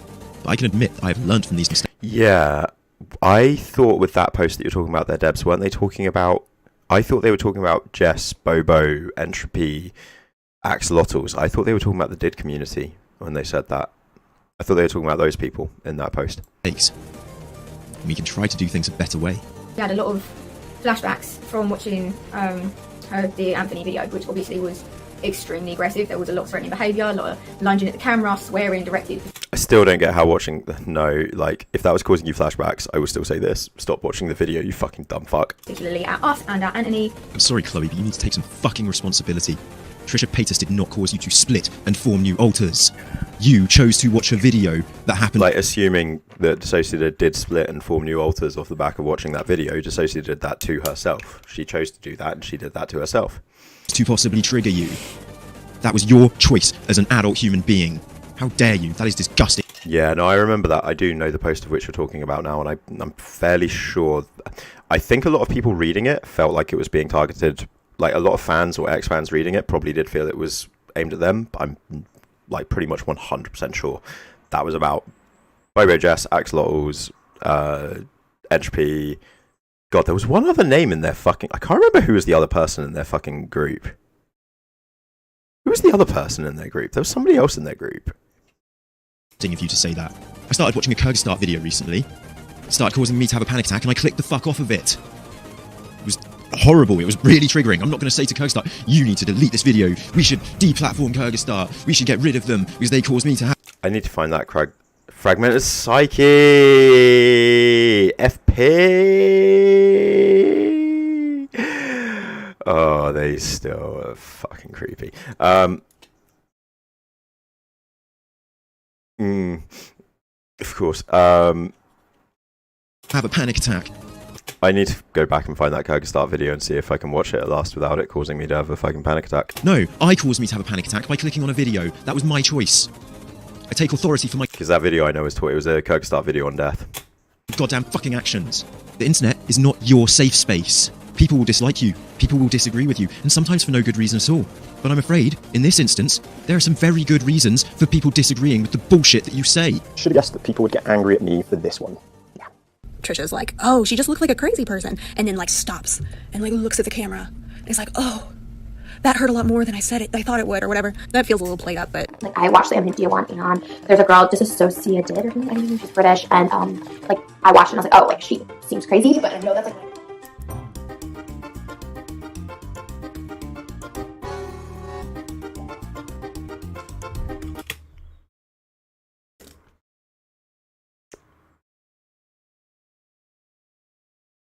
Fuck, I'm trying to be nice. Trisha's obviously not very educated on the subject or has misunderstood. For fuck's sake, if somebody calling you crazy, not even... That Trisha fans be like is perfect. Dissociated fans be like... Trisha's obviously not very educated on the subject or has misunderstood. For fuck's sake, if somebody calling you crazy, not even calling you crazy, if somebody saying she seems a little crazy on the internet is too much for you to handle, then you need to take some emotional coping skills groups. You need to go on some courses and some classes. You need to attend more intense therapy, obviously, because you cannot handle anything. Except, of course, you can handle flying to America and doing talk shows with Anthony Padilla and switching like 3 times in the space of an hour-long conversation, but, you know, that's totally handleable. Somebody calling you crazy causes you to split. I'm sorry, but when it comes to this, I have to agree with George R.R. Martin and the dialogue he wrote for his fictional character Tyrion Lannister. Imagine being an ugly, scarred dwarf. People are going to... Switching multiple times in a conversation, can that occur? Yes. Can you continue the conversation you were having before the switch occurred? No. No. You, be nasty to you, belittle you, and be horrible to you your entire goddamn life. Could dissociate it for some reason? Yes. Yes. Always has been able to, very easily. Amazing level of co-consciousness there, I suppose. Now that can either become too much for you and you'll have to shelter yourself away from the rest of the world. Fuck, I'm trying not to criticize. How to take it and turn these things into a joke and just deal with it. It's your choice how you choose to live there is the point. There's the right way of doing it, and there's the wrong, pathetic way, where every time somebody upsets you by saying a simple word, you blow up and start an entire wave of cancel culture. I'm sorry, but if a stranger on the other side of the world, on a video on the internet, can cause you to split and develop new alters... God, why are we still talking about cancel culture like 3 years later? You need to get the fuck off the internet. I'm not bullying you. I'm trying to protect you here. The internet is not your safe space. It's going to get much worse the bigger you get. You are not safe from this. Get off the internet. You clearly can't handle it. Or just admit to the world that you're full of shit. One of the two. So as you are at the moment, social media is only ever going to do you more and more... Lillian, basically these days I have a new modality. I have a new way of acting in life. I'm still a skeptic. I'm a skeptic. I will always be a skeptic. But I apply my skepticism to ideas. I apply my skepticism to constructs. I apply my skepticism to institutions.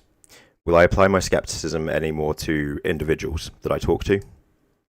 Nah, I try not to question people's experiences when they tell me their experiences these days. If they're lying to me, they're lying to me. But I try to assume people are. I generally act on the basis that people are telling me the truth until they give me a reason to believe they're telling me lies. And then, once I believe they're telling me lies, I act under the assumption that they're a liar and untrustworthy. That is how I work these days. But as a whole, I think it's impossible to have conversations with people and learn anything about them if you deny aspects of their believed reality. So if people believe it exists and believe it's what's happening to them, then it's not something I'm going to necessarily question in the moment. By rights, co-consciousness shouldn't exist according to a lot of the writing. A lot of the literature out there would imply that it's a complete impossibility. But I don't think any of the literature is even remotely accurate, correct, or has any understanding of any form of science or anything. I don't know. Basically, I think, again, the human brain is very powerful, guys. Human brain is very powerful. What do you think? What do you think an inner monologue is? If you have an inner monologue, you have an inner monologue. If you have DID, you could theoretically have multiple inner monologues that confuse you. That would be co-consciousness effectively, as far as I'm concerned. As somebody who, my inner monologue was chaotic. Again, before I had quetiapine, I've described my life. Before I had quetiapine, I had a whirling vortex of noise in my head, guys. When I describe that, what I mean by that whirling vortex, and why I say it was noise, is because it was words, sounds, thoughts, ideas, constantly clashing with each other, and 90% of them being incredibly suicidal. Being very violent and very cruel towards myself. Now, in that whirling vortex, there were 1,000 voices and 1,000 bits of noise. There was no one voice. It was 1,000 voices. Unclear, undefined. Could somebody else have a brain where they've got 10 voices screaming at them, going over each other? Could that person then have DID? Yeah, I don't know. Yeah, probably, maybe. I haven't... It's not something I can see being able to be disproved. I don't think co-consciousness could be disproved. If DID is evidensibly proven somehow, we still won't ever be able to show... it's not going to be the case where, if we were to cut up a human brain, we'll be like, this bit of the brain is this alter, this bit of the brain is that alter. One alter's stored here, and the other alter's stored here, and another alter's stored here, and another... No, of course it's not like that. The brain is the most complex machine, the most complex organism in existence. There is nothing more complex than the human brain. Nothing. We aren't even 1% of the way to understanding the complexity of the human brain. If we were to build a computer with the power of the human brain, do you know how big it would be? Do you know how big a computer would have to have the power of the human brain right now? Have you ever heard of a Jupiter brain? A Jupiter brain is a planet the size of Jupiter that has the computing power of a human brain.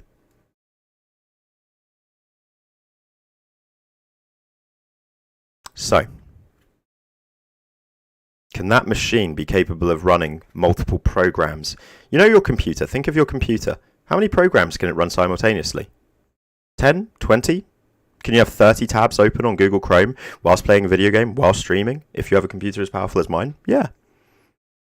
Now, my brain is infinitely more powerful than this computer is.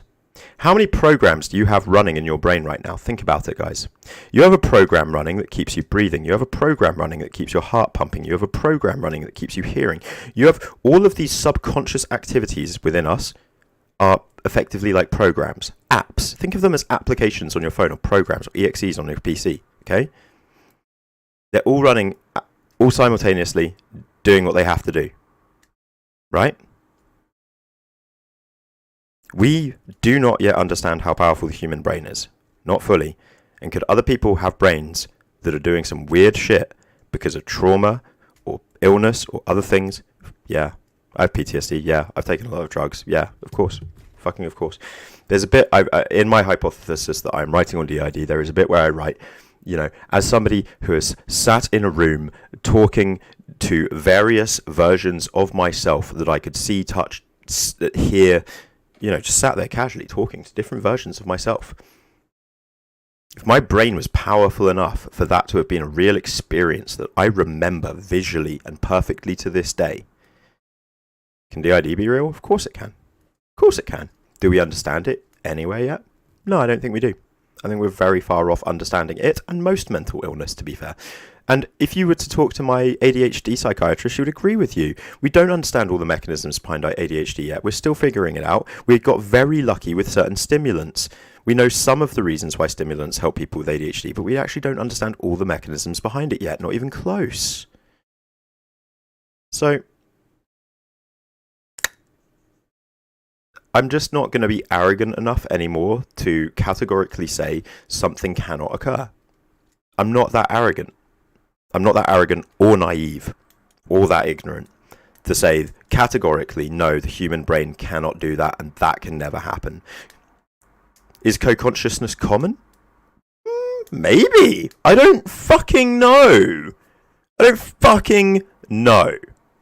Honestly, I don't know. Is it real? Probably. Because the brain is very powerful. Yes.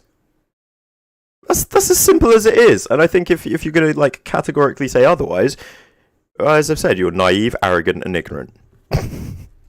I don't like being any of those three personally. Assuming such things about the human brain when every scientist on this fucking planet will agree we understand less than 1% of how it works and how powerful it is. Well, yeah, that's where Pete does his daily slur of the video. That's fucking retarded. More harm. Develop some adult emotional coping skills, and then try again later.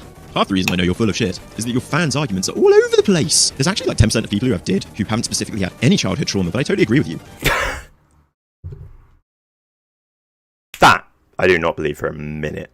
If you were to look online, you'd actually see these days that it's probably like 99% of people with DID online don't have any form of childhood trauma. That's TikTok though. I think DID 100% is a combination of trauma and something genetic as well, most likely something along the lines of ADHD, but is it trauma-based? Yeah. Of course it is. Oh, I muted myself. Ace. There's actually like 10% of people who have DID who haven't specifically had any childhood trauma, but I totally agree with you. You can't have DID without some form of childhood trauma. It's literally against the whole disorder. It's impossible to not be aware of your trauma. Please don't spread... Yeah, that was my main issue with Dissociative 2 devs. Also, like, the constant... all the stats that she would post out and all these... like, you know, every stat that Dissociative has ever thrown out into the world has been grossly inaccurate and wrong. Like, that's the bottom line. She has never, in her entire career, relayed any form of information in regards to statistics in any form of accurate or factual manner, ever. She always scuffs it. Always. Spread misinformation. As a junior doctor specializing in psych... Twilight have looked into that research, and it's a hypothesis. It's never gone past the hypothesis phase. You're vaguely right, because there are about 90% of people with DID who are able to categorize their trauma during diagnostic session. And that research looking into the genetic factor, by the way, was examining the fact that it most likely is a prefrontal cortex issue, basically relating it to ADHD interest, as well. And there is a study ongoing at the moment by the same professor that initiated the original study back in 2016. And that may mean someone may assume that the other 10% is because people that do not... All this stuff is in my... like, I've been looking at all the recent studies as well. That's the thing. I got so... all the older shit on the ID is corrupt. I'm not going to necessarily say it's all bullshit, but it is. It's corrupt is the point. It is all corrupted. There is current research going on that will still be corrupted to an extent because it is still having to reference the old shit. But, you know, it's got to be worth looking at. Every single one of them seems to think they're the one that knows the truth about DID because they've watched all 2 of your fucking videos, and then They start teaching me about DID, and then another one of your fans gets in, it's like, well, actually, it's not this, and then another one chimes in. Not one of them can agree with each other. It's hilarious. What have you been teaching these people? Right, I have DID. The switch takes time for 1. 2, her acting wasn't even convincing. It's hard enough dealing with this, much less for someone like her to do a bid like that. Not defending her, but some systems can switch. And that is also why, in my DID hypothesis that I am writing, I do not reference Onne van der Hart. I do not reference Colin Ross. I do not reference Valerie Siniston or any of these fucking charlatans or scammers.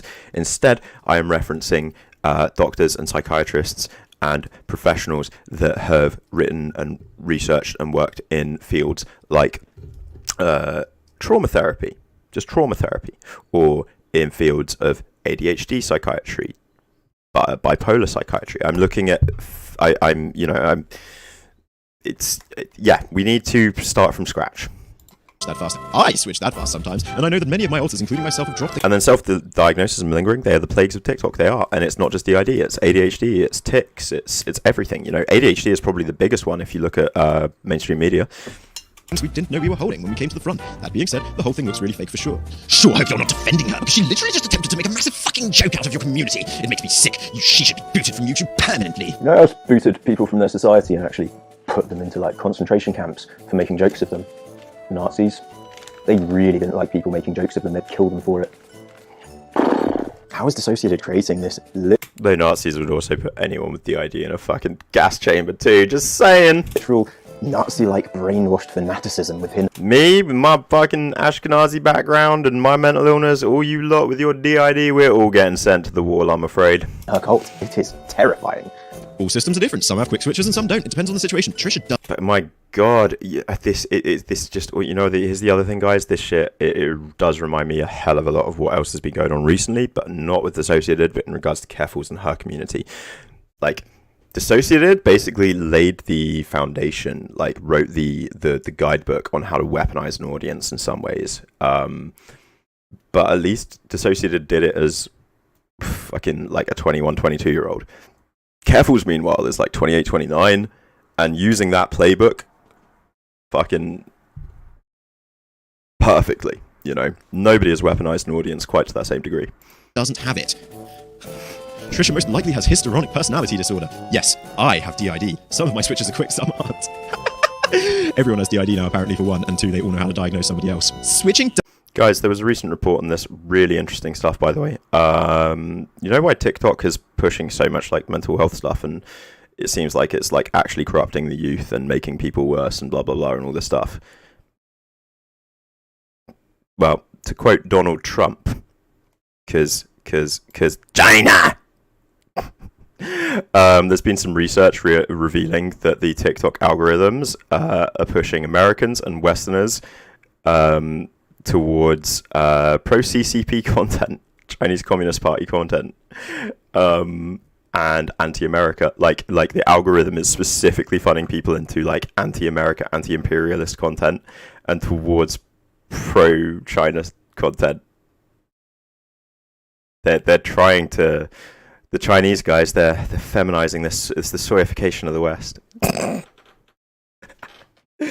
Nah, jokes.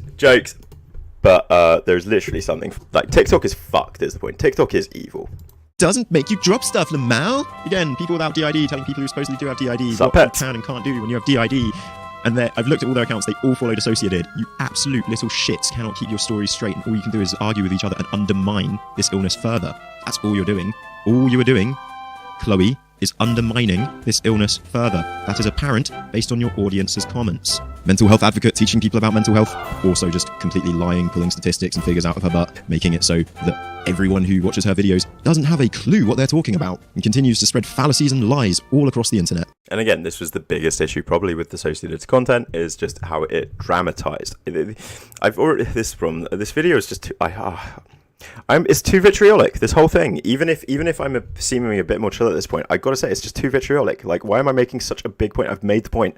At this point, I've illustrated. I've clearly illustrated at this point that Dissociated's content back at this. I haven't even illustrated that. No, I've been paying too much attention to her comments. No, this is like fucking Xanderhall shit. Like, how much Dissociated content have I actually shown in this video, and how much of this is just me fucking bitching and ripping about comments? Sorry, guys, we recently watched that DJ Mule attack on Xanderhall. I'm not gonna lie, this is like the same. Like, I don't like this. I think this content is fucking shit now. I've gone too far.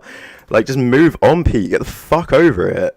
Look at this one freaking the hell out of me for suggesting that Nin recommends self-diagnosis. Where did Dissociative encourage self-diagnosis? They have never encouraged I've self-diagnosis. said the point, overlined the point, bolded the point, highlighted the point, and put it in italics, mate.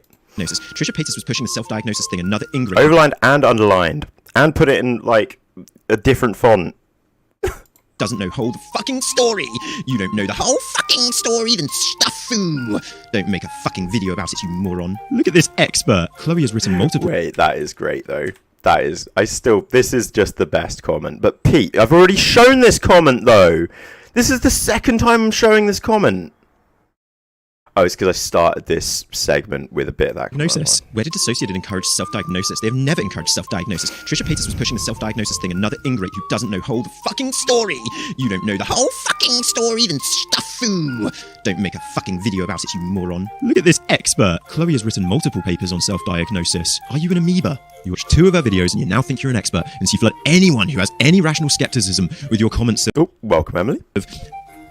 I'm just saying, you got a few things wrong here, and you should try to educate yourself. You condescending little prick. Yeah, Dissociative is also, I will say, probably even to this day, the queen of system responsibility.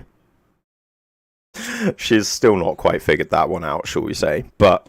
She wrote a paper on self-diagnosis while studying psychology at university! It could also be said... It could also be fairly said that DID is a disorder fueled by escapism and a refusal to accept, right?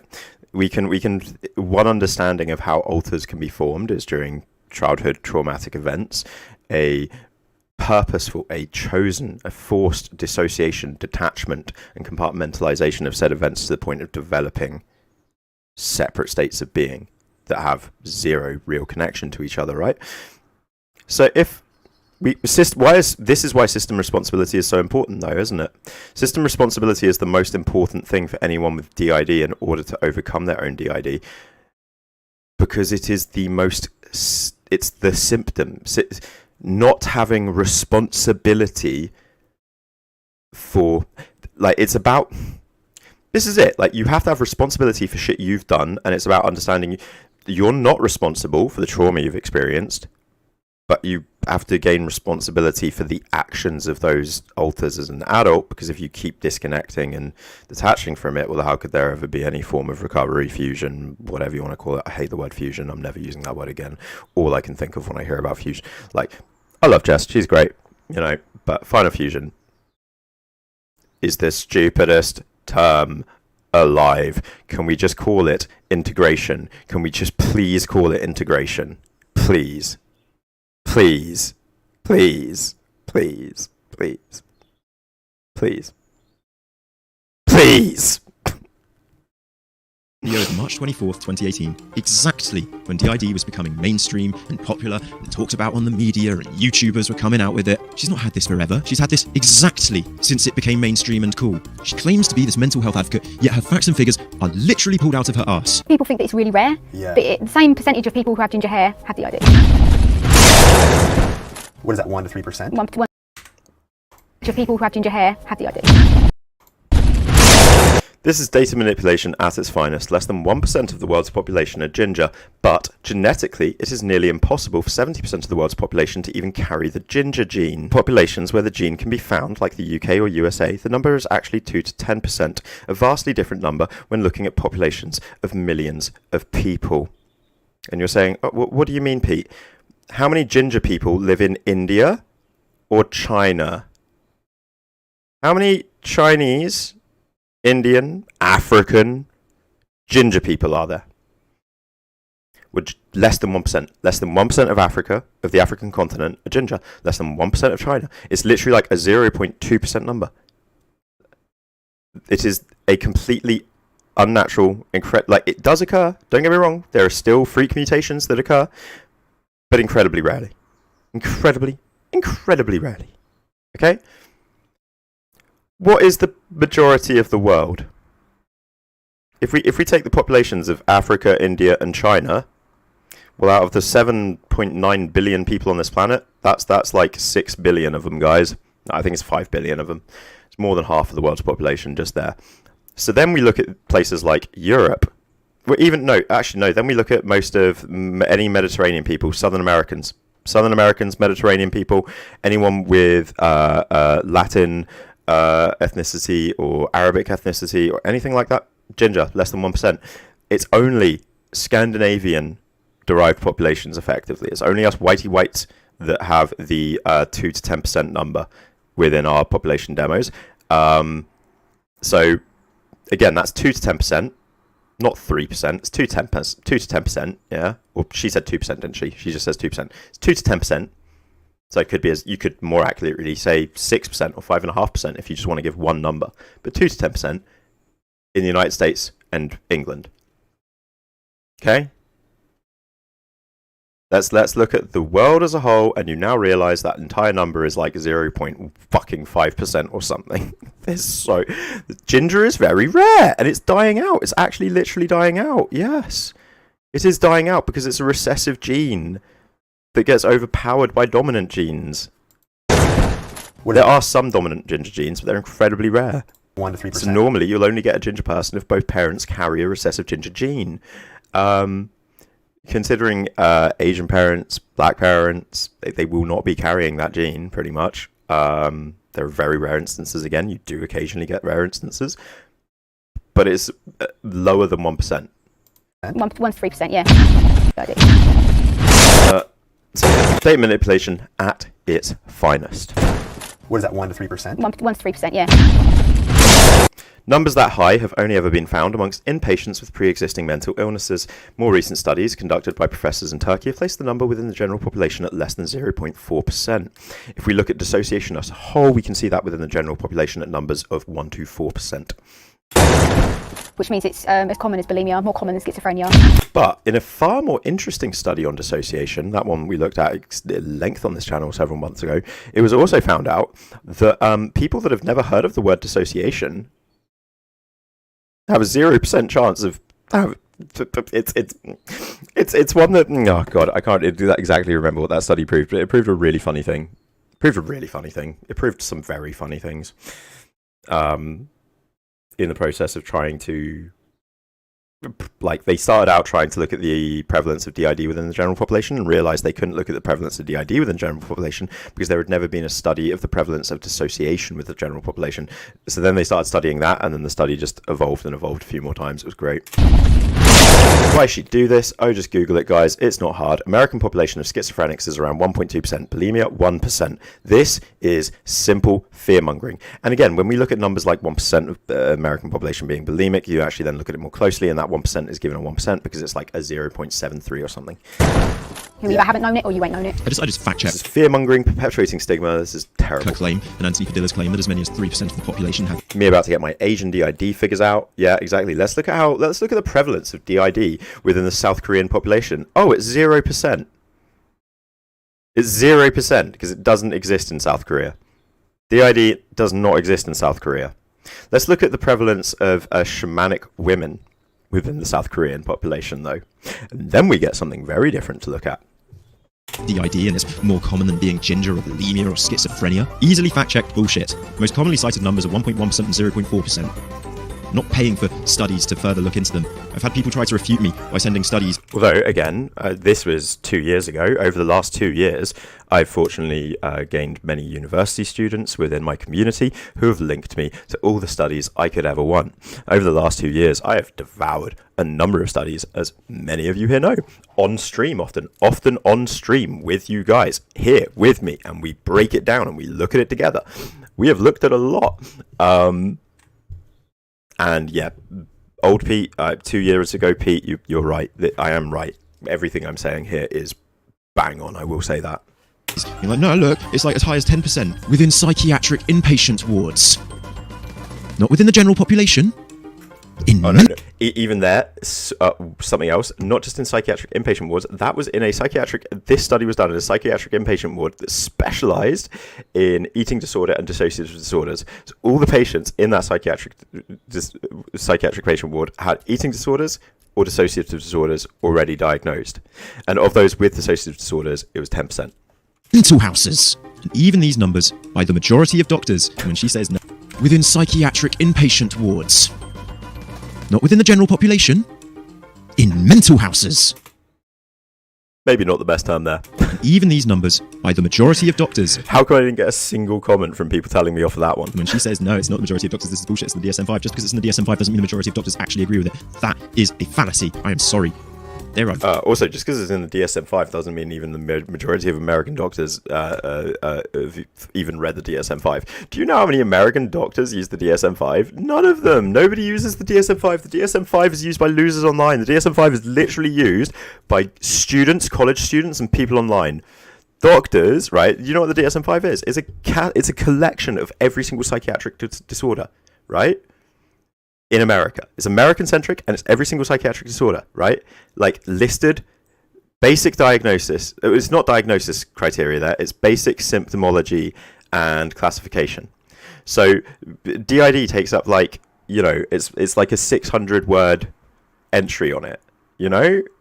It's like a 500-page book, and there's, like, 600-word entries on everything. It doesn't teach you anything about DID. It doesn't teach you anything. It's the most useless book ever. I need people to stop giving a shit about it.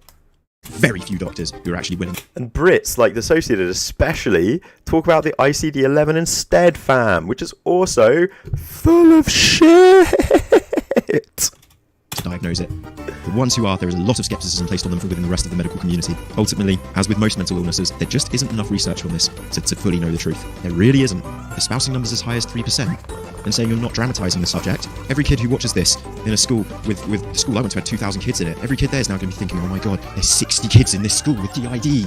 Like in my old school as well, right? 33 kids in a class. If you've got 33 kids in a class and 3% of people have DID, that means one kid in every class has DID, right? That means one kid in every class at my school had DID. Stop capping. Shut the fuck up. No. It can be funny in this community. Sometimes it seems like there's a lot of us, we have similar mental illnesses, similar issues in our lives, blah, blah, blah, some of the difficulties that we face.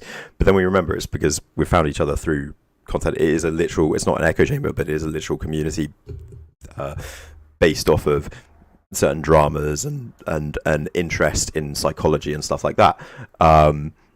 And we all accept we're not like that just because, you know, I can have, you know, maybe just because I have 5 people watching a stream one day that might have DID, and maybe there's 10 people watching or something, and 5 of them have DID. Am I now like, that's half the population have DID? Oh my god, half the general population must have DID? Whereas like, shut the fuck up. And you say you're not dramatising it? Get out! All the fans insisting that all these videos of you switching are done to normalise it and to take away the stigma. It's not doing that. It's increasing the stigma. Literally categorises, that's all. It's making more and more people, like myself, and less than 300 people in South Korea have been diagnosed with DID in all of history. I'm pretty sure I read that.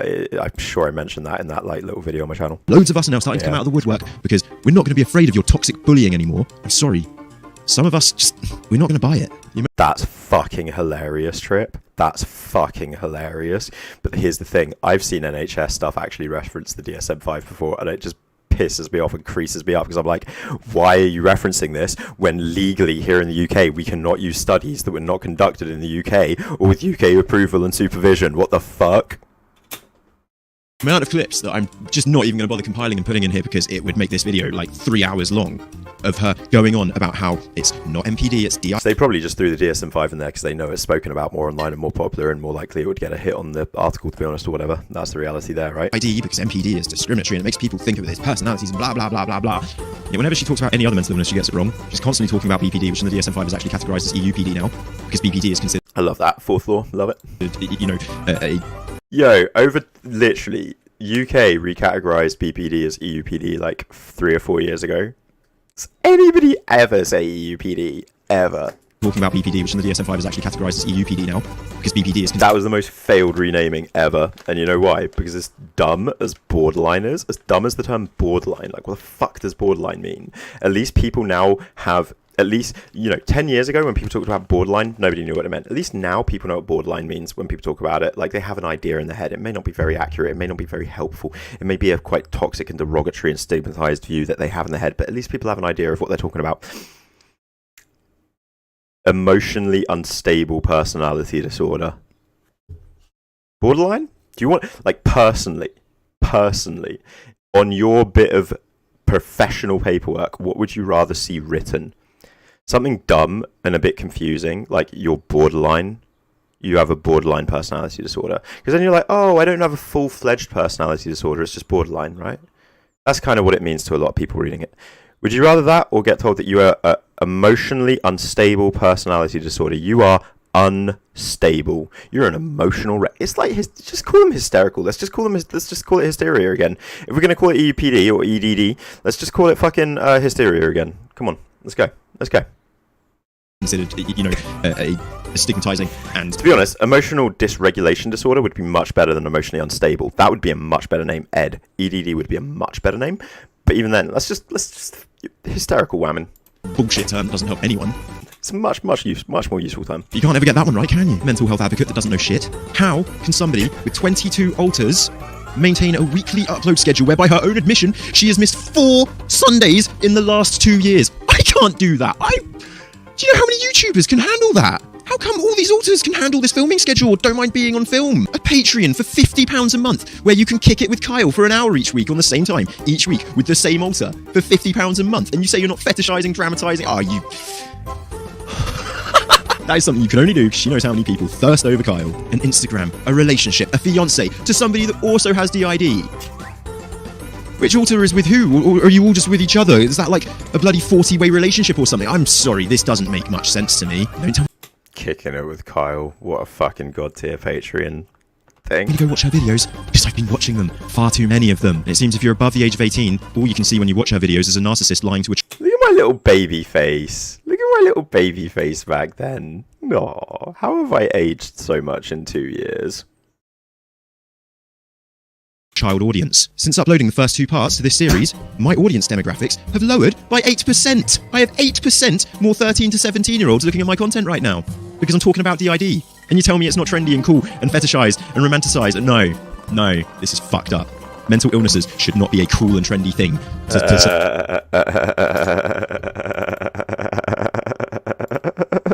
I need to show this.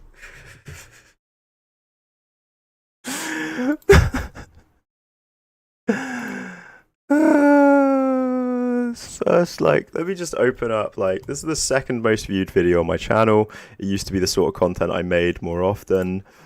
This was more the sort of content I used to be making back in the day. And we look at the analytics, we have a look at the audience, and we can see that it is, 1.3% female, 98.7% male. Because at the end of the day, I was a 28-year-old dude on YouTube. People watching me were male. They were aged 18 to 24. Some were 25 to 34. A very small amount were 13 to 17. And a very small amount were any older than that.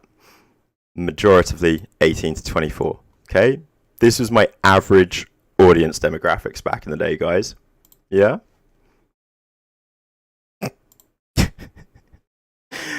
And then I spoke about Dissociadid and started covering more stuff in the realms of psychology. And something else happened that my internet is now preventing me from showing you. Come on, analytics. Oh, is this just bugging out? Am I still streaming? Yeah. There we go. Now let's have a look at my audience. Now let's see. Fuck off. Why is that thing just popping up? Go away. Why is there just this pop up here? Why won't that pop up just fuck off? I hate YouTube Studio. You are such a piece of shit. Now let's look at my audience demographics. Last 28 days. 94.3% female. 5.7% male. 25 to 34 predominantly. 18 to 24, 13 to 27. And if you were to look at my Twitch demos, it's 0, 13 to 17. It's all like 18 to 45 or something. Like, my Twitch demos are completely different. But the main thing to notice there is what? I'm a male. Do you not realize that Hassan Arbi, right, is considered to have one of the largest female viewerships because a whole 20% of his viewership is female. A whole 20% of the people that watch Hassan are women. My audience demos are broken. When they're actually broken. Search up about and talk about and fantasize about this is fucked. You know my favourite part? You know, I think my absolute favourite part? A partner's called Nan, and recently Chloe and some other alter integrated and became Nin. And did you know Nanin? Nanin? That's Japanese for how many people? Isn't that just such a magical coincidence? I recognise the name.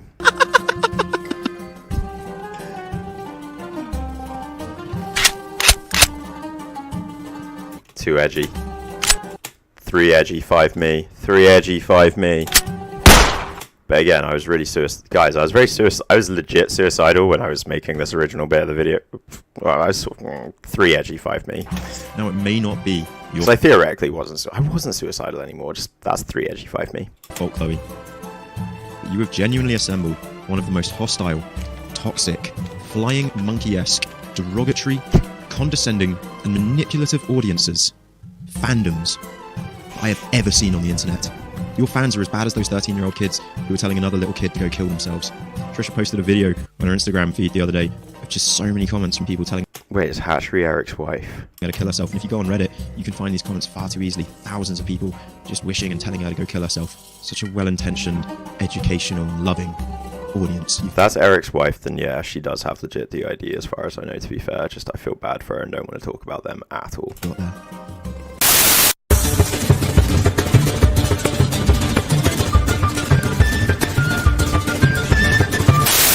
Why didn't I just make a video talking about Encina Severa? I should have just made a video focusing on Encina Severa and the really cringy interview with Edwin's Generation. Fuck, I don't even include the really cringy interview with Edwin's Generation in this. Dissociative fans are too easy to spot. You're all idiots. Are you calling people who care to educate about this disorder and systems that admire idiotic... Oh yeah, at this point, this is called doom spiraling. I was now doom spiraling.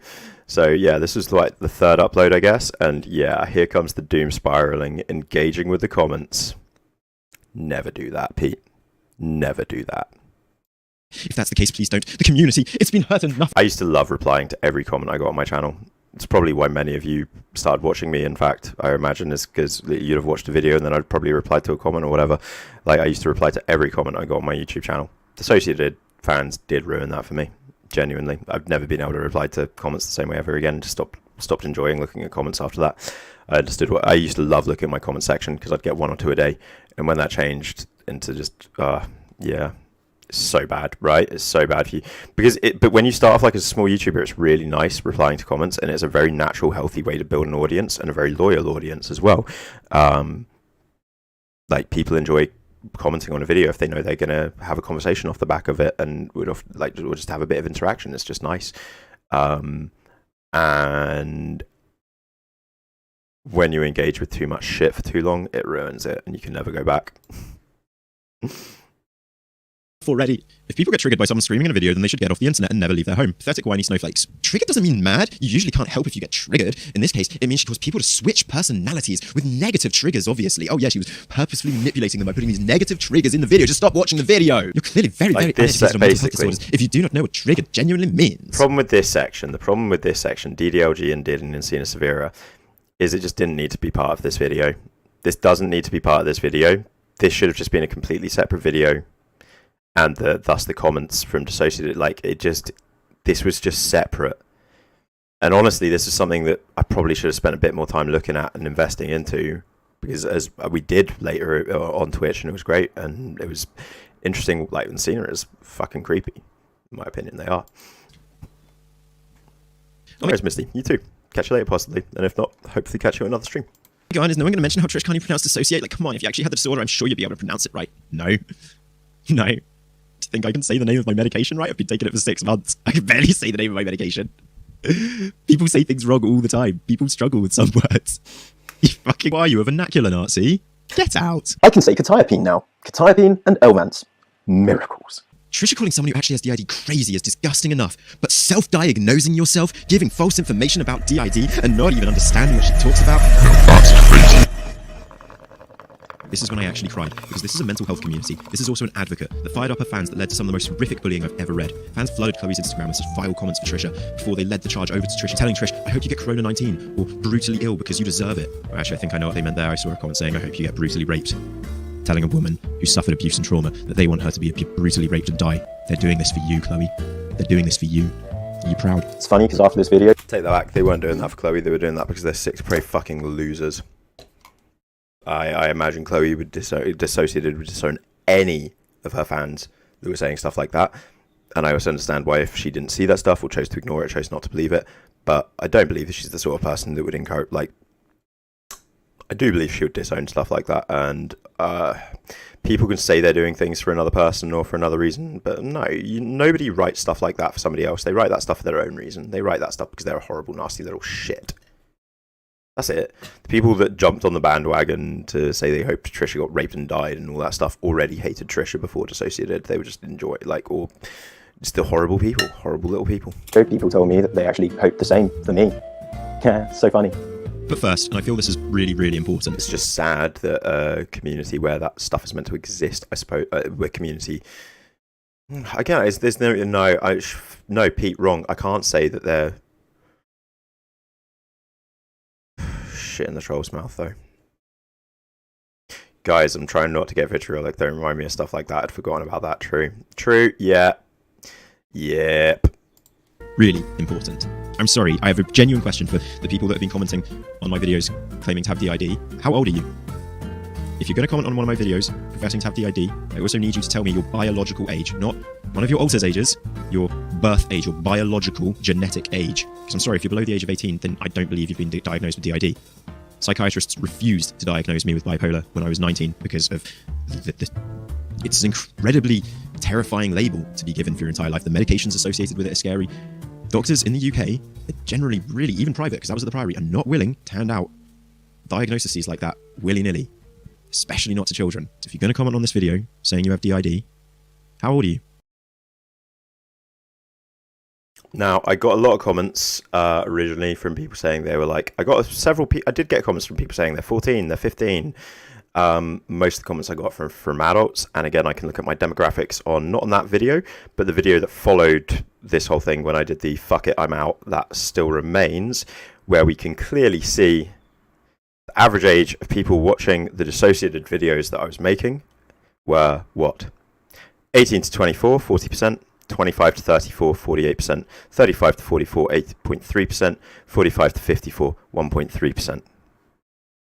And 1.9% for 13 to 17. So yes, it's probably more likely, to be fair, it's probably likely that a lot of the commenters and the worst commenters were kids. But are they the majority of the viewers or fans? I cannot say that. I'm not sure I even believe that anymore. Again, someone like TikTok, the majority of views that Dissociated will get will be kids, will be teenagers. But on YouTube, I think her demos would probably look pretty much identical to mine. I'm guessing on YouTube she is like a 94%, a 95% female to male split, and probably predominantly 18 to 34 viewership. You're going to get the most vitriolic, hateful, loathsome little shits, acting the worst being the kids. That's just a likely fact, is all. Because I'm sorry, if you're below the age of 18, you're probably very confused, stressed, have a dissociative problem or a panic disorder, and the internet and all these other... Yeah, I've been harassed by something. And this is the next bit. No, in fact, Twilight, and this is the next bit. Worst harassment I've had from any form of Dissociated fan or ex-fan of Dissociated. It's the worst harassment. The worst shit has been from adult women who should know much better. Much fucking better. Fuck's sake, Dissociative, 40-year-old mother is one of the worst. And yeah, she ended up chatting to Dissociated about it and whatever, but so she was fucking Weasley in that chat. Like, I don't know. Honestly, the Dissociative chat gave me more. That was one of those moments where I gained a little bit of respect for Dissociative, and I was like, fuck you, Dissociative, even more. Quacks lying to you are getting you very confused. It's the same as with trans trenders. The fact that Dissociative has done things like blame Trisha for her splitting and forming a new alter, whilst also tweeting, I know people are telling... And then some Dissociative fans, or ex-fans, do also happen to be like 50-year-old men who stalk and harass countless people. We also know people like that. So yeah, it's very wrong of me to say it's all kids or whatever, is the point. Telling us to ignore her or block her, but this is our job. We can see our community being hurt. We see people we love giving up. We were supposed to protect you. We promised all of you a safe space. We promised to make a difference. They're a narcissist. They're obsessed with themselves. They think they're the hero. Yeah, and that was a Dissociated hater, Debs. And that was a Dissociated hater. Bro, that has to stand for this community and save all of you. That's narcissism. They're a pure narcissist. And you flying monkeys coming out and attacking everyone else, you sicken me. So it's so wrong of me to say, like, not all of the attacks were coming from Dissociated flying monkeys. Yes, shit in the troll's mouth sent a lot of flying monkeys my way. I'd sort of forgotten about that moment. But again, fragmented psyche as well. There's a reason why. Wow. Guys, I'd literally forgotten fragmented psyche. I'd forgotten all about fragmented psyche. Ooh. Yo, I don't hate Dissociative anymore. Definitely, I really don't. Fragmented psyche, there's a little bit of me that still thinks they're an absolute loathsome little degenerate prick.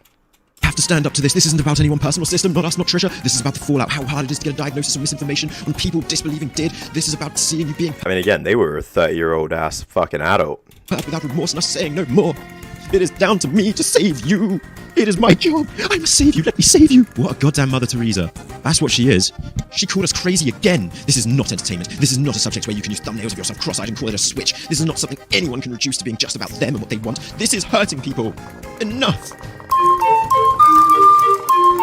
And that's what you're doing to people as well. And that's what your fans are doing en masse to people. And that's what you're doing to people. Enough.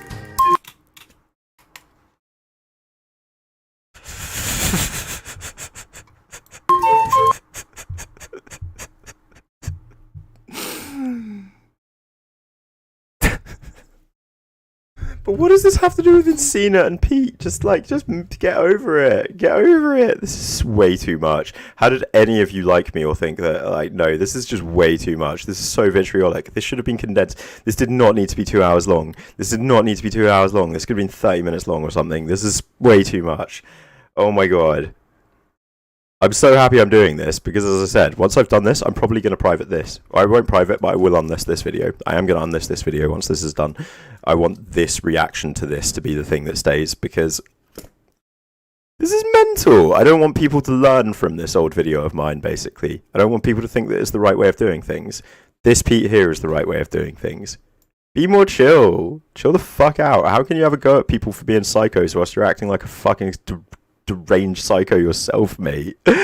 Chill. Oh my god, Pete. Chill. That's what you know, the problem was back when I was like, maybe I'd stopped drinking at this point, sure, but I was still like, when I was recording these videos, I wasn't smoking weed, you know?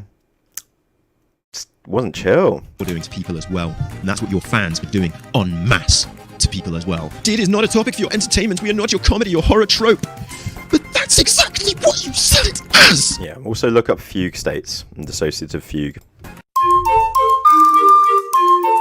That is your entire brand! Angry Pete, but I was right. Yeah, traumatized people with PTSD do often have a odd way of staring at people or staring into the distance or staring through people.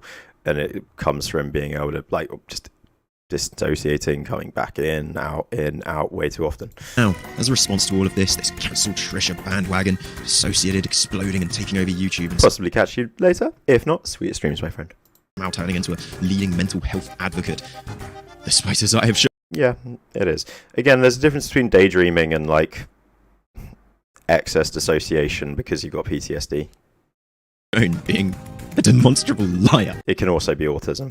And that's why when people have autism and PTSD, working out what is very important. The result and the implications of all of this on our society and on the fabric of YouTube as we know it at the moment is that people like Encina Severa, Trisha Paytas' ex, who also apparently has EID, start crazy eyes, Twilight. Never believe that. Blowing up getting a lot of traction, getting a lot of attention, going on Edwin Generation's show, having a podcast and a chat with Edwin Generation, just a shit all over her ex. What a lovely thing to do. Aren't you a great human being? I have certain feelings about Edwin's Generation. But Debs, that could also, and this is why I also say though, don't. It could also be ADHD. That could be an ADHD, a PTSD. It could be a whole variety of things, and this is why, it's healthy and good to discuss these things, but self-diagnosis or whatever is never good. I've expressed them to him in comments on his videos before. Seeing how he handled the whole Shiloh thing, I think he's a sack of shit. Snakiest, weaseliest, scummiest person in the commentary community I have come. Take that back. Edwin's Generation isn't the worst. I take this back completely. Guys, do you remember we did that whole day of looking into Edwin's Generation? Because I remember saying this. In this video. I take that back completely. Edwin's Generation is fine. He's made some dumb videos and had some dumb takes, just like everybody else. But he's fine. He's absolutely fine.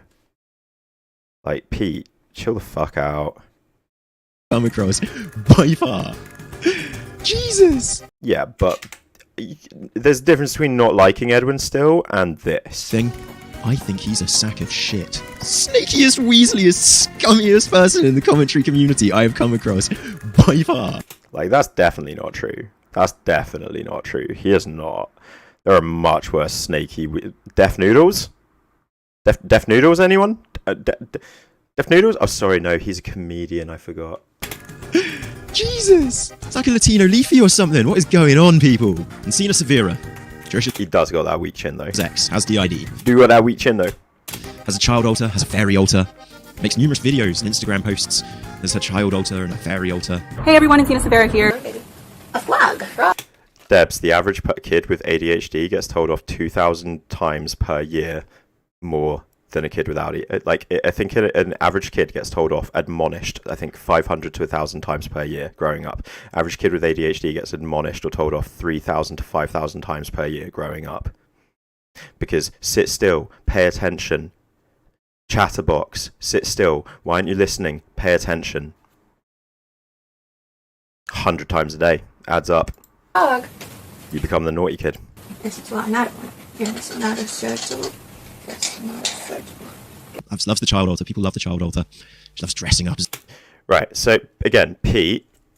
So for the Encina Severa section, I've spent like 7 minutes talking about Dissociadid again for no real reason, to be honest. This entire bit I would just cut the fuck out. So unnecessary. Straight to, like, Encina Severa, far more interesting and important. The child altar and drawing on the ground and just playing absolute make-believe. I have no issue with saying this with this absolute scumbag. Making this video correcting Here's the same thing. I've seen people. I've just talked about this before. I went to a kink event in Birmingham almost a year ago now. Saw people engaging with DDLG kink there. I saw people engaging with fucking what's it called? ABDL there. I saw ABDL there as well. Obviously not something for me or anything. Like, seriously, I find it quite gross, whatever myself. But I don't judge people that engage with it. As long as they're engaging with just with adults and in adult situations like that, right? What Encina Severa is doing there is called ABDL, Adult Baby Diaper League. I always call it the Adult Baby Diaper League. Adult Baby Diaper Lovers. Severa here. This is ABDL. This is not somebody who has switched and is a child altar or anything like this. This is somebody engaging with their kink, with their fetish. A lot of ABDL, as a kink and as a fetish, I've discovered, is nothing to do with, like, 1% of ABDL peeps. Like, 1% of the ABDL stuff is sex. The other 99% is the build-up to the sex. And the build-up to the sex involves a great deal of escapism and roleplay. And again, not shit that's... I find it weird myself, but as long as they're just doing it with adults, I'll give it the pass, right? I have to. I'm not going to judge two consenting adults doing what two consenting adults want to do. What I do judge is pretending that ABDL is the ID, and then promoting your ABDL porn, promoting your literal, like, or age play. This is age play. I've seen Encina Severa pic. There are Encina Severa pics where she's wearing a diaper strip. There are pics of her in a diaper. When you're engaged, but even engaging in this kind of degree of age play, and then next to your DID stuff, that's where I draw the line. I have to. Because again, I think the majority of porn stars and adult sex workers and things like that in this world probably have some degree of mental illness or mental health issues going on in their lives. I think it's one of the reasons why a lot of people get drawn into that world. But also, like, realistically speaking, from like my own position, sex work is something that I considered a lot when I was younger, and it kind of came from a place of feeling like, I wouldn't be able to find a job or do other stuff like that, right? And so adult sex work often involves a lot of adults with mental illness and stuff to a degree. I once personally conducted, some of you might remember, I conducted I asked a question many months ago in my Discord. I asked all the people in my Discord with DID if they had ever done sex work. I wanted them not to to say what kind of sex work or anything like that, and I said, don't answer if you don't feel comfortable either. I'm not, but if those who are comfortable telling me could, just so I could get an idea, right?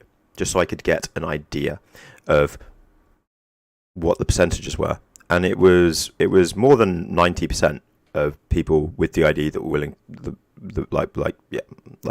in my I'm not going to say in my community, but of those that spoke to me, right? Of those that spoke to me about it, a huge number of them had engaged in some form of sex work. And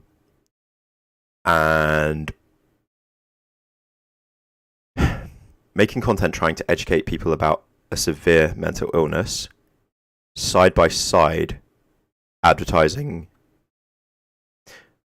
kink porn, fetish porn, feels exploitative, manipulative, dangerous, wrong. I should be able to, I can't just, it doesn't matter that it feels wrong. Ultimately, it doesn't matter that it feels wrong or it feels. The real problem isn't that it feels wrong or feels icky. It is exploitative. It is exploitative is the main issue. And it is a dangerous thing to put forward, but giving me the ick isn't enough. Ultimately, just because it seems or feels these way, that has to not matter. That cannot matter. The fact that it feels gross cannot matter, because else every single one of us queer people in this community would not be allowed to exist. Because if the straights, who all feel ick when they see any of us bisexual or queer people walking around, right? We'd all be kept indoors or in as fucking gas chambers, mate. We would. So just giving the ick isn't the reason why it's wrong, but it is wrong.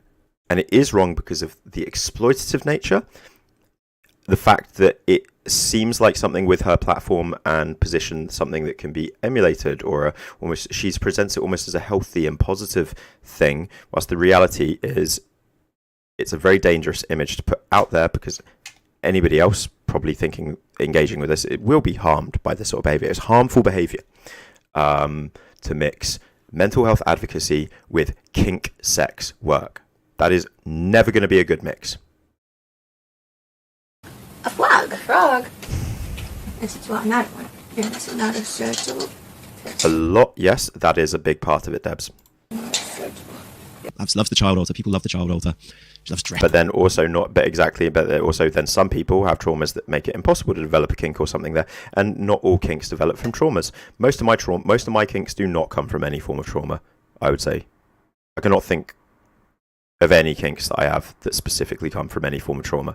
In fact, all of my sexual icks come from trauma. The things that I will not do or will not go near in sex, they do come from places of trauma. I will be honest about that.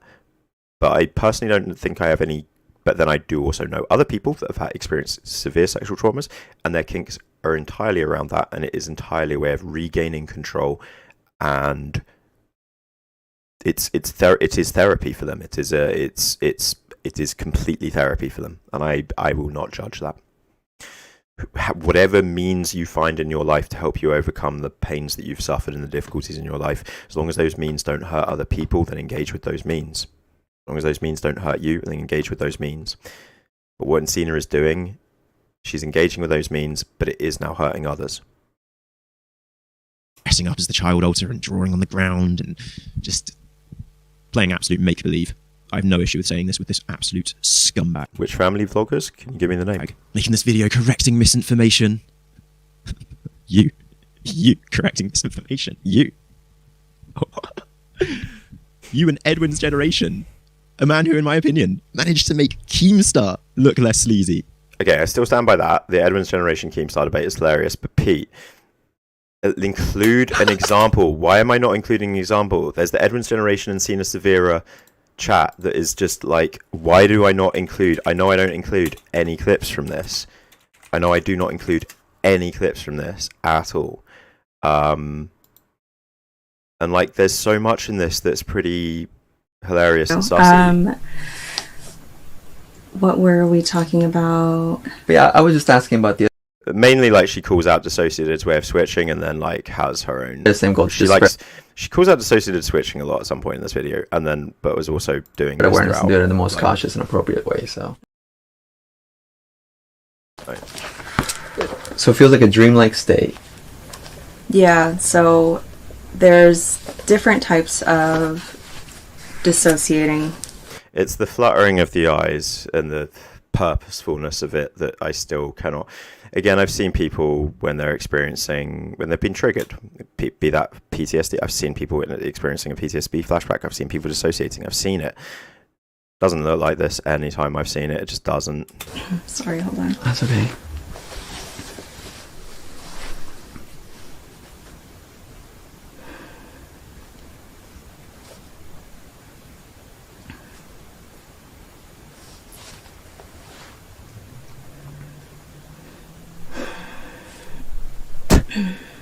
It's that triggers me.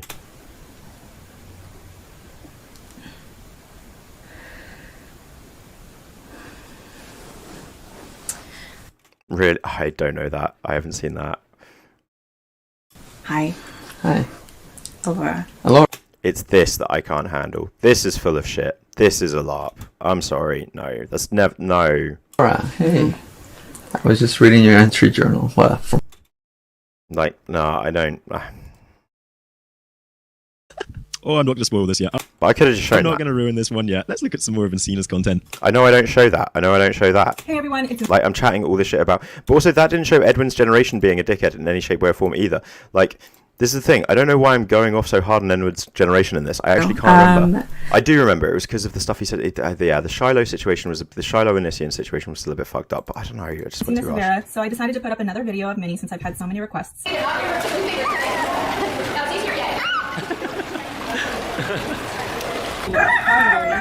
Yeah.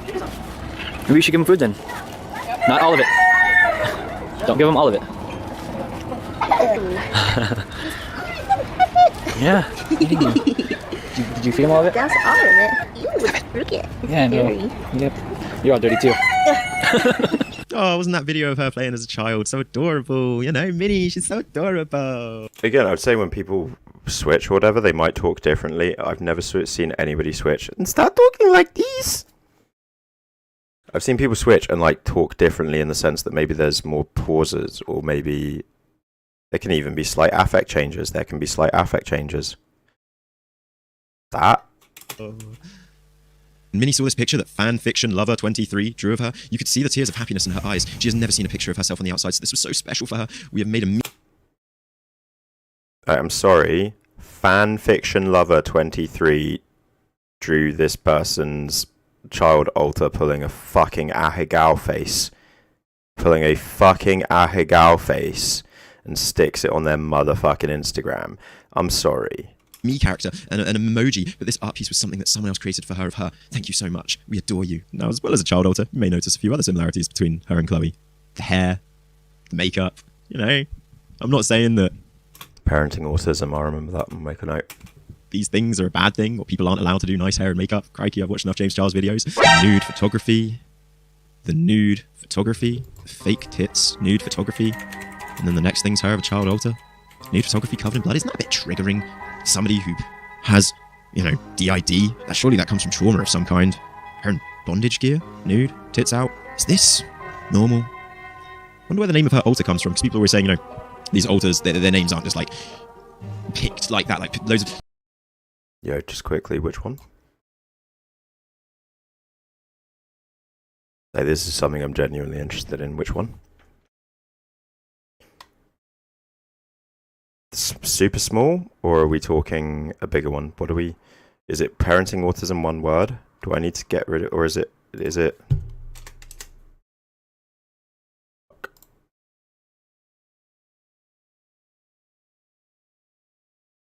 Which one? Oh, fuck it. Just, you get me a link. Get me a link. Loads of people had an issue with... Wait, no. I don't know if YouTube will allow links. Fuck. Trisha's Alta's name, saying they were unbelievable. They don't get picked like that. A child Alta's called Minnie. She's obsessed with Walt Disney. Genuinely obsessed. She's in love with the man, Walt Disney. Like, she is making it her mission to travel the world and go to all the places Walt Disney has been. And walked and touched. Why aren't images like this triggering to people within the DID community? What if that's her child Alta there? That doesn't look like a loving photo to me. That looks pretty fucked up, man. And also, I'd say my critiques here are not exactly... Like, this isn't exactly the best critique of something like this. The main critique is just having images like this. The main critique here... I don't give a fuck if, like, this could be her form of sexual therapy. I'm not there to judge that. But don't paste it on your Instagram... like, straight after all this stuff about your child Alta Mini and all this other shit. Like, it's the same Instagram page. They're literally like 4 images apart. That's the main issue there. It's just really weird and fucked. Judge anyone that does that. If, like, they make a load of content about kids stuff and then shove porn on their Instagram, I'm going to judge you. Because suddenly it's looking like all that kiddie shit is fetishized to fuck. No matter how my heart is grieving, if I keep on believing a dream that I wish will come true, I can promise you that if I didn't tell you that I have DID, dissociative identity disorder, you would never know. If no one knows what the signs of abuse look like, how can they be expected to recognize the signs of something similar? No, I would definitely know that you have dissociative identity disorder, because whenever you switch, your alters introduce themselves. Completely natural, normal thing, that. You know, whenever you switch, your alter's like, hi, I'm this alter. So I definitely know that you have DID. There are many members of this community that I've been shocked to find out might have DID or whatever. It's normally a surprise. Like, it's also why I don't allow people to do fucking sign-offs and alter sign-offs and thing, you know, something that has actually been very good, I'd say, for a number of people in many ways. Much more complex. But surely somebody will notice when you switch in public because you're getting triggered. Like, apparently Nin is switching like all the time. She goes out with her partner and just switches in public if they see a toy and just becomes a child alter. I think people would notice that somehow. And in a nutshell, this is why somebody like Multiplicity and these Jess has always seemed... That's why people dropped alternatives. Come on, alternatives, come on. Are more believable. And I know that's just a cognitive bias, but at the end of the day, her alters seem like they're actually designed to protect her, not make her vulnerable and defenseless in day-to-day situations. Her alters are indistinguishable from her, even to her fucking husband. Which makes sense from a medical standpoint. You know what makes Multiplicity and me's single switch video stand out from all the others? You can't tell that she's had a switch. Yeah, this is like, and again, maybe with some people that I've known for a while, but again, like, no, this is what I'm saying here. DID isn't designed or anything like that. So the way I'm talking about it is so inaccurate. But ultimately, this idea of overt versus covert DID, is there such a thing as overt DID? That should be the real question. Is overt DID at all real? No. And again, there can be more intense flashbacks or switches, whatever, of course. But this idea of overt versus covert DID is absolute nonsense. There is DID, and as a whole, do you notice when people are daydreaming or things like that? Not normally, no. Like, that's just staring at them or whatever, and paying way too much attention. But the idea that it's designed, which I still will always fight against that rhetoric. And DID is not there to help you or anything like that. The best way we could understand it is a maladaptive coping mechanism. There may be elements of DID that help people with recovery and coping through a certain part of their life, but it is a maladaptive coping mechanism. Do you consider having DID a hindrance in your day-to-day life? Even normal things like going out to a coffee shop or going out to the zoo. Whenever me and my partner, who also has DID, try and do something nice. Wait, did you tell me which one it was though? I couldn't figure out which one it was. Which parenting autism? Yeah, but which parenting autism? I opened up a load. Which one? Just quickly, tell me which one. There's loads. How many subscribers do they have? Is it the one with like 4 subscribers? The one with 300? The one with 600,000? That's fathering autism? Which one? Sup, Moondog? I don't think there's ever been an occasion where one of us hasn't been triggered. It's hard to do things that are simple, like walking around shopping centres, because certain things can be positive triggers, which can encourage certain alters to front. For example, if we walk past a toy store, it's an immediate positive trigger for our Makes videos with a child alter, sells porn of herself, makes videos with a child alter. Why am I including this Dissociated? Why am I doing the Dissociated mashing up, though? This is so unnecessary. Encina Severa is doing this before Dissociated was even online. I don't think I knew that then, but Encina Severa was literally doing this before Dissociated was even online, so it's so unfair and unnecessary what I'm doing here. Sells porn of herself, makes videos with a child alter, BDSM pornography of herself, makes videos with child alter. Again, the main issue is makes videos with child alter, advertises videos with child alter, and talks about videos with child alter, and talks about child alter on Instagram, and then posts pornographic images on same Instagram. That's the issue, Pete. People can have DID and have a sex life. People can have DID and make pornography. People can have DID and do that shit if they want. It's the combining of the two on the same public account that is the issue, as it would be with any content creator, right? If every now and then on Logan Paul's Instagram was suddenly a picture of him butt-ass naked with his dick in your face, that would be a fucking issue as well, wouldn't it? That's the issue. The 614,000 subs one. Definitely not triggering injection drug-based BDSM. This is the issue. Encina Severa, her Instagram, an image like this right next to a post about Minnie the alter, the child alter. That's the issue. Having a content creator talk about things like trigger warnings and how important they are, and then just posting an image like that with no fucking censoring or filtering or anything, like, shut the fuck up. You're just a fake, like, you're not saying they're fake about the idea, but you're a faker when you say you have concerns about trigger warnings or things like that. If you're going to post shit like that, and then tell people they need to care about others' triggers and trigger warnings, shut the fuck up. You're a massive raging hypocrite. That's the issue. There's plenty to criticize, and I hate the critiques I'm making. I'm not making the right critiques. I'm making the point just by showing things, but it's not enough. It's weak. Photography. Twitch streaming has been really good for me. It's really helped me develop it's helped me develop my critical thinking. I was in an echo chamber, not an online echo chamber, but in an echo chamber of my mind and my ex, in a way. Like, you know, she was like the only person I'd speak to. I was kind of isolated from a lot of friends and family. This was during the pandemic as well. Spent way too much time with her talking about this stuff, and we formed our own little echo chamber. And yeah, my critical thinking was weak, to be honest. Weak.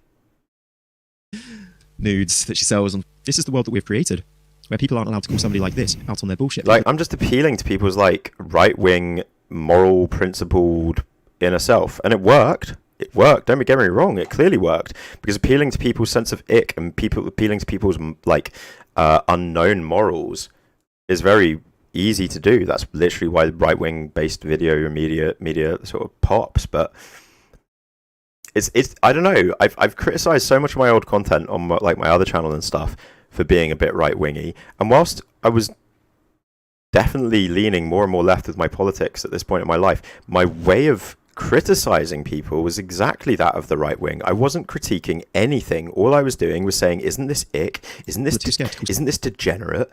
Isn't this think of the children? I'm literally doing think of the children, guys. I'm literally just saying in this critique, think of the children. Weak. Really fucking weak. Somebody like this out on their bullshit.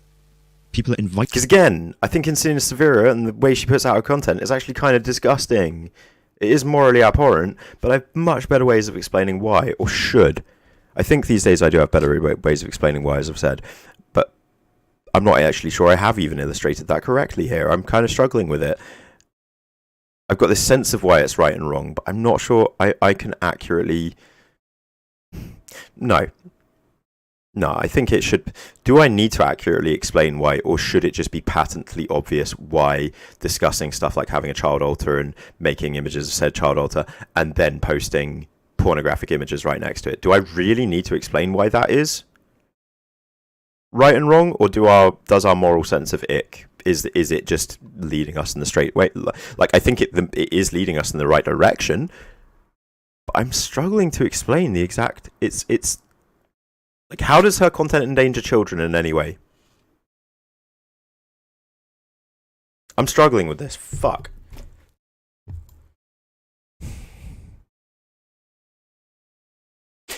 I'm still appealing to a sense of ick. I'm still just appealing to known knowns and truisms. That's all I'm appealing to right now. Think harder. Think harder, Pete. Why?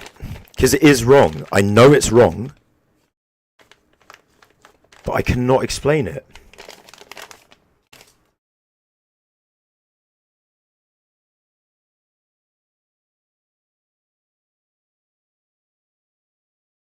That's the question then. Why is it wrong for an adult content creator to post erotic nudes next to content where they discuss their own mental illness, one that we know often stems from sexual trauma, and we can see in her nudes a lot of that is potentially trauma therapy through sex and whatever. Because I don't think Encina Severa has any kids watching her. I don't think Encina Severa has any children watching her. There might be misinformation in her content, but that's a different issue. Misinformation in her content is a different issue. We're just talking about kink and taboo right now.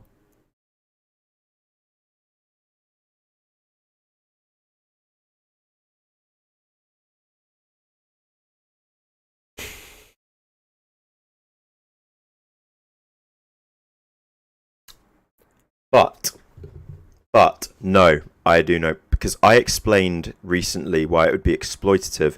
Again, I am somebody who, I have an exhibitionist side to me. There is potentially pornographic videos of me on the internet. Would I ever advertise them or lead to them or distribute you guys? Like, would I ever lead you guys to them or help you find them or distribute them or advertise them to this community? No.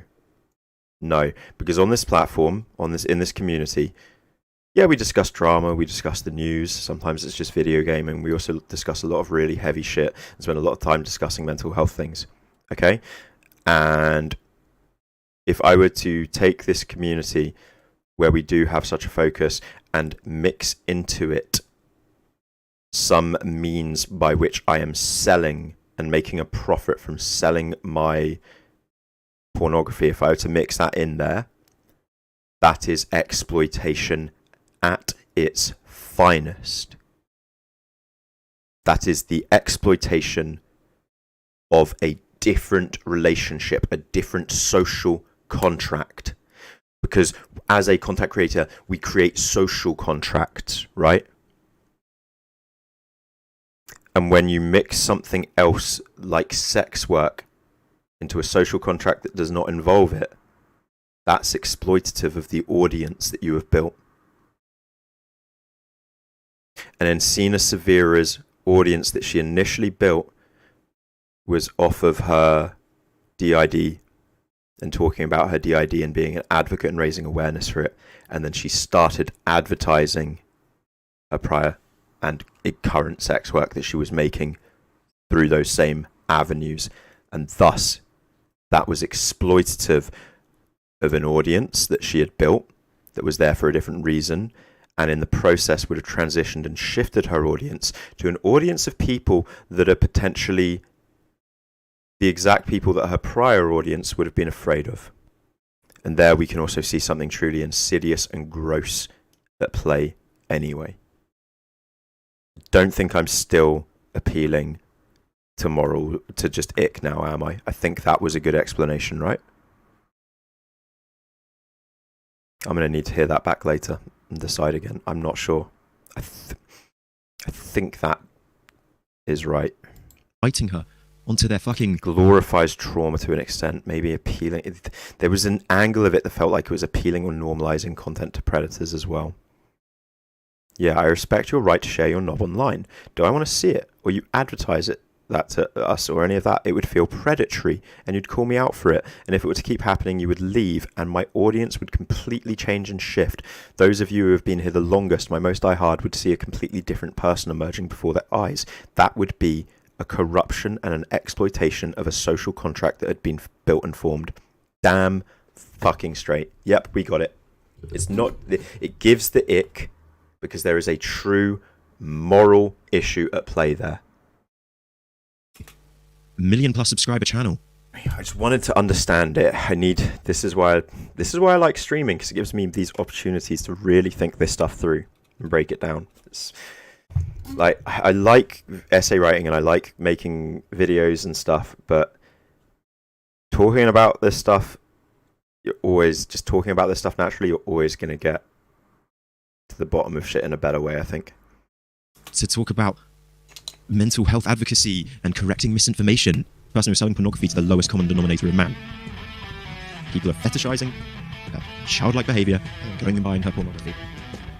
How can I say this with such certainty? Because she does lewd images in little girl outfits. And again, I've defended Belle Delphine against accusations of like dressing up in little girl outfits or whatever. But I will also not like Belle Delphine when she's like done porn where she's like fucking a teddy bear or whatever. Come on, it's like a bit of a... Although that's also kind of more like... When it's like a full-grown man in a teddy bear outfit, it's kind of like the internet meme, the fucking 4chan pedo bear thing, which again is layered with issues, but... That... gives me so many layers of ick. So many layers of ick. It's so many layers of ick. It's so it's so bad. It's so bad. It's so bad. It's so bad. I hate it. I hate it. I hate it. I hate it. I hate it. Little girl outfits. You still buy any of this, if you still believe any of this shit and support any of these people, I'm done with you. I'm out. I'm done. Super angry Pete! I'm not saying DID isn't real. It is. Look at this massive disclaimer I had to put in the video because of all the comments I was getting from people saying, stop saying DID isn't real. I'm not saying DID isn't real. It is. I'm also saying these creators are absolute phonies. And if you still think they're trying to help and still think that they are legit, then there is probably no arguing with you. Enjoy your brainwashing, and I pray for your sake you grow out of it. When you do, come say hey and have a laugh with us. Crazy. Hey, you know what's really nice though? You know what is really nice? The amount of people that are in this community where it's like, yeah, I grew out of it. Now I am one. Editing Pete here, because I feel like I'm going crazy, gang. I looked up, typed in Encina Severa nudes into Google Images as part of the research for this video, and I feel traumatized. Guys, go look up the Encina Severa nudes. Everyone, Google Encina Severa nudes right now. Check out the cake images for yourself. Check out the cake images for yourself. Check out this glorious image in all its glory for yourself. That's a photo of cake in her pooper. That's a picture of cake in her ass. Fully nude. I mean, I've heard of explosion and stuff, the sort of thing Belle Delphine does. But, you know, and I'm not dissing anyone for making a living off of... That was my first time seeing cake in the ass, though. I had not seen cake in the actual butthole until then. Like, actually in the butthole. Pornography or nudes or anything. Like, again, there's several images in the set. She, like, shoves the cake in there and she crushes it into the butthole. Like that. Until you spend half of your time pretending to be a child. Takes advantage of mentally unwell people by glorifying their trauma, appealing to predators, and exploiting that for gains as well. Yeah, I would completely agree with you there. Yeah, it is all these things. I'm glad that we managed to nail it out, rather, because in this video, I rely far too much on, isn't it just the ick? But as we have discussed here, there are real issues for it giving us the ick. The real reasons why it causes that intense feeling of, this is wrong? This is gross. Just the potential for a yeast in... I didn't mean you meant it so literally.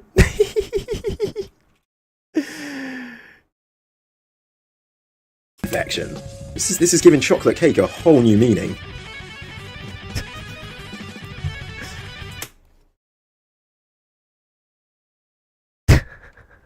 My blog, What the Fetish, sploshing, on manyvids.com. Manyvids.com being the adult creator site where like adult creators like link to all their different fetish stuff, like videos, many videos for buying videos. And people also run blogs there, and we should read that at some point. We should read Encina Severa's blog on what the fetish sploshing, because as far as I know, sploshing is just a fetish for people to. I have always thought sploshing was just something people enjoyed watching. I didn't think it was actually something people enjoyed doing. You know what I mean? I just thought it was a great way of making money. Mate, cake in the vagina or ass, yeast infection. Mental health advocate, guys. Definitely not remotely racist, this title. Severe Femdom, Taming of Big Black Male Slave. Watch Severe Femdom, Taming of Big Black Male Slave on xhamster.com. Severe Femdom, Taming of Big Black Male Slave. Yeah, gotta love those big black male slaves eating out of your arse. Like, that's just racist. That's just straight up some racism. And that I'm not going to necessarily pin on Encina Severa. Because, well, no, except Cam, because I'm pretty sure, I don't think it was a professional shoot. I'm pretty sure she does amateur stuff. I'm pretty sure all the porn she's done is technically amateur. And just don't go naming it. I'm sorry, porn is really bad for shit like racism, and people should address it. They should. That's a mental health advocate, an expert right there. And I know hypersexuality is often associated with victims of trauma. But if you're exhibiting this sort of thing and suffering from this sort of thing, you ain't no fucking expert. You're not an advocate. You have no right to be speaking in commentary Welcome, KK. channels about other people whatsoever.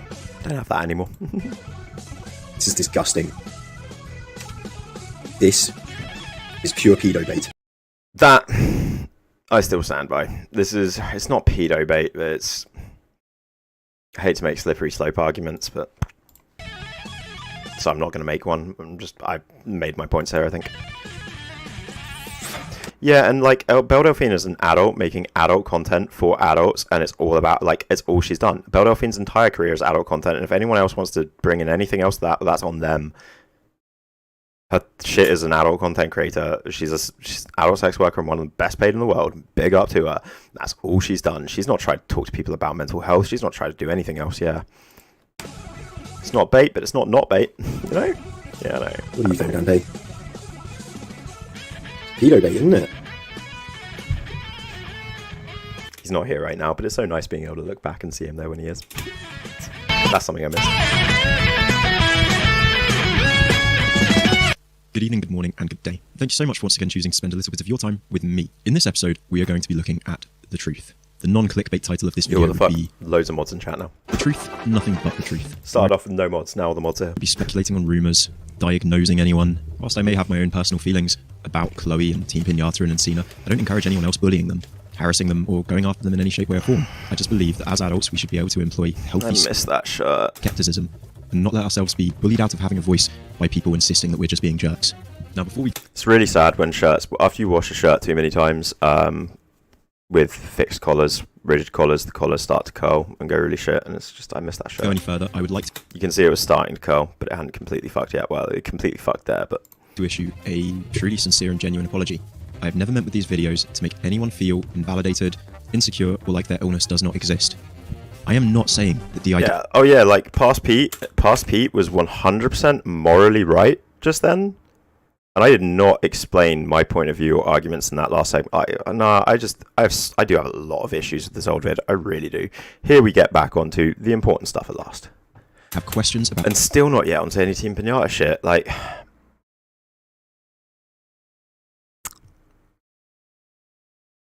It's pretty impressive that I managed to, like, cancel Teampinata off the fucking internet somehow, despite, like...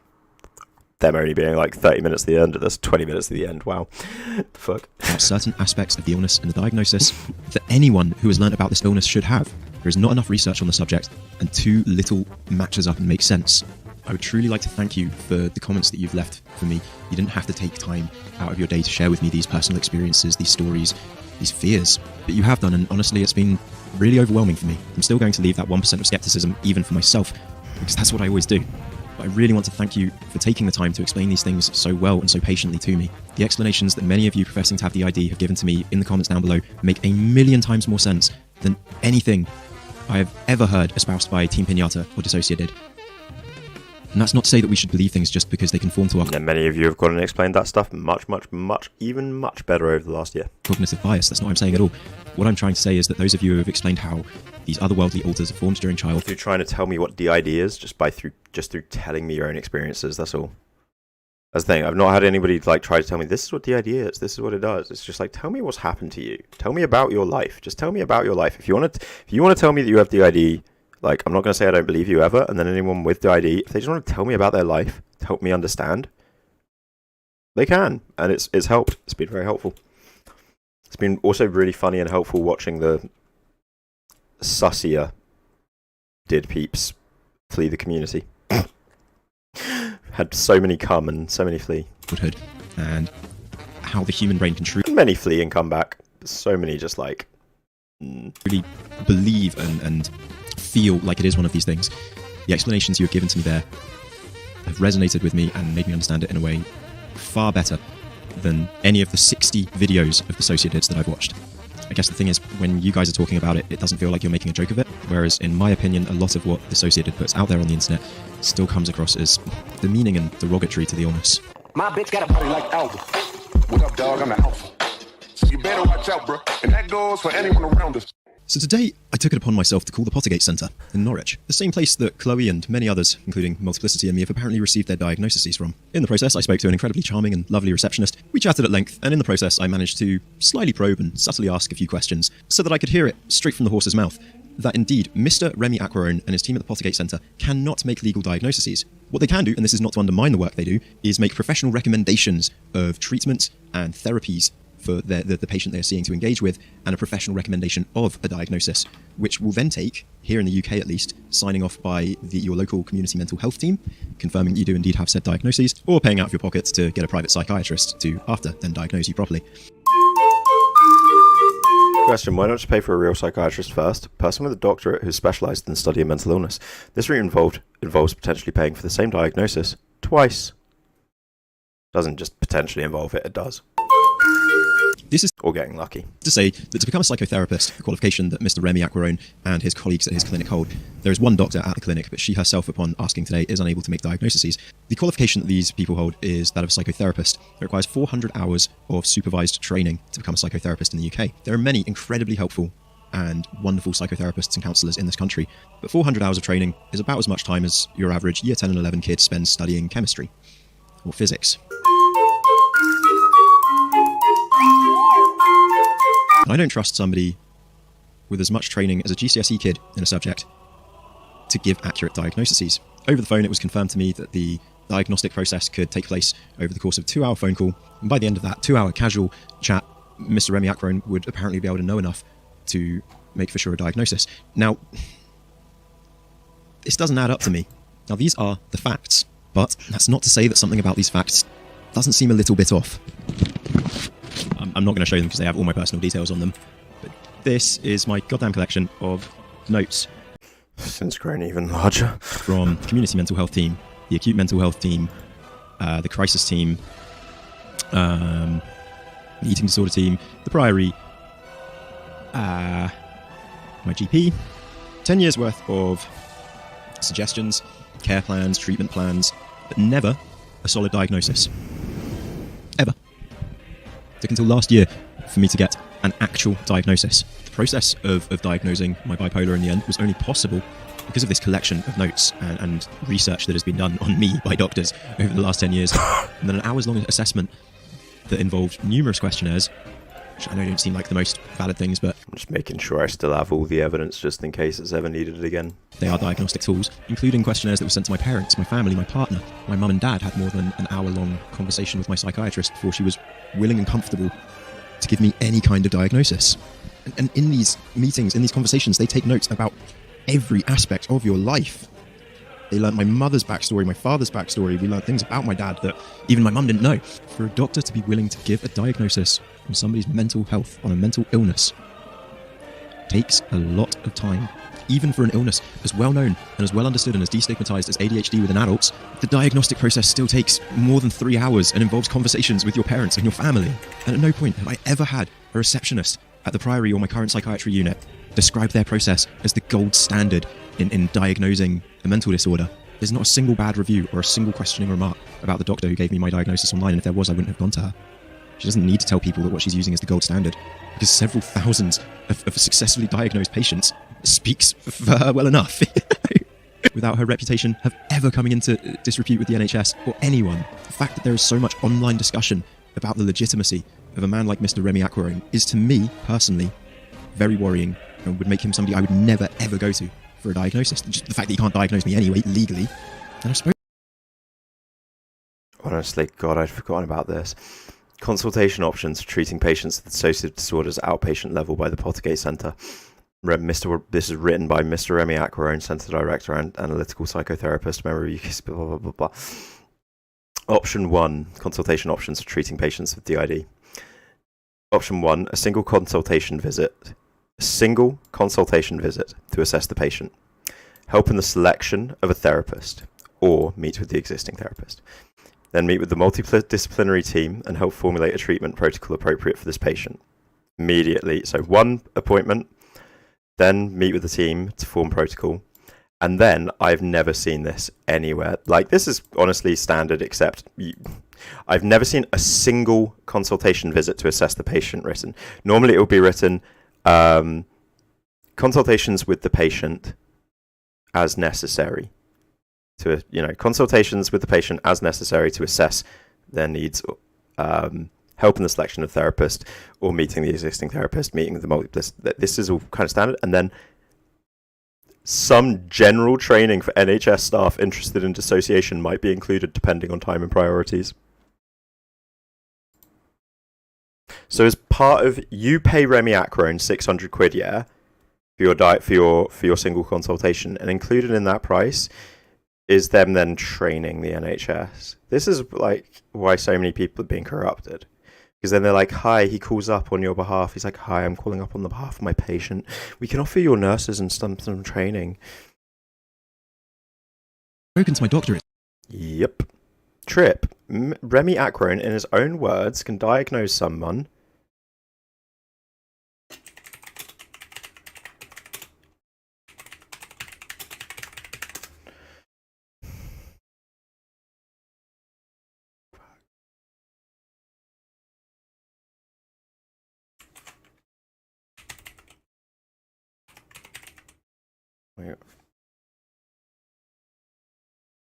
It's in this interview. It's in this interview. Fuck, I can't be asked. I'm not finding it. This is a 30-minute long interview. And in this interview, he says word for word, if somebody has DID, he can spot it and diagnose them within 5 minutes of talking to them every time, and he's never been wrong.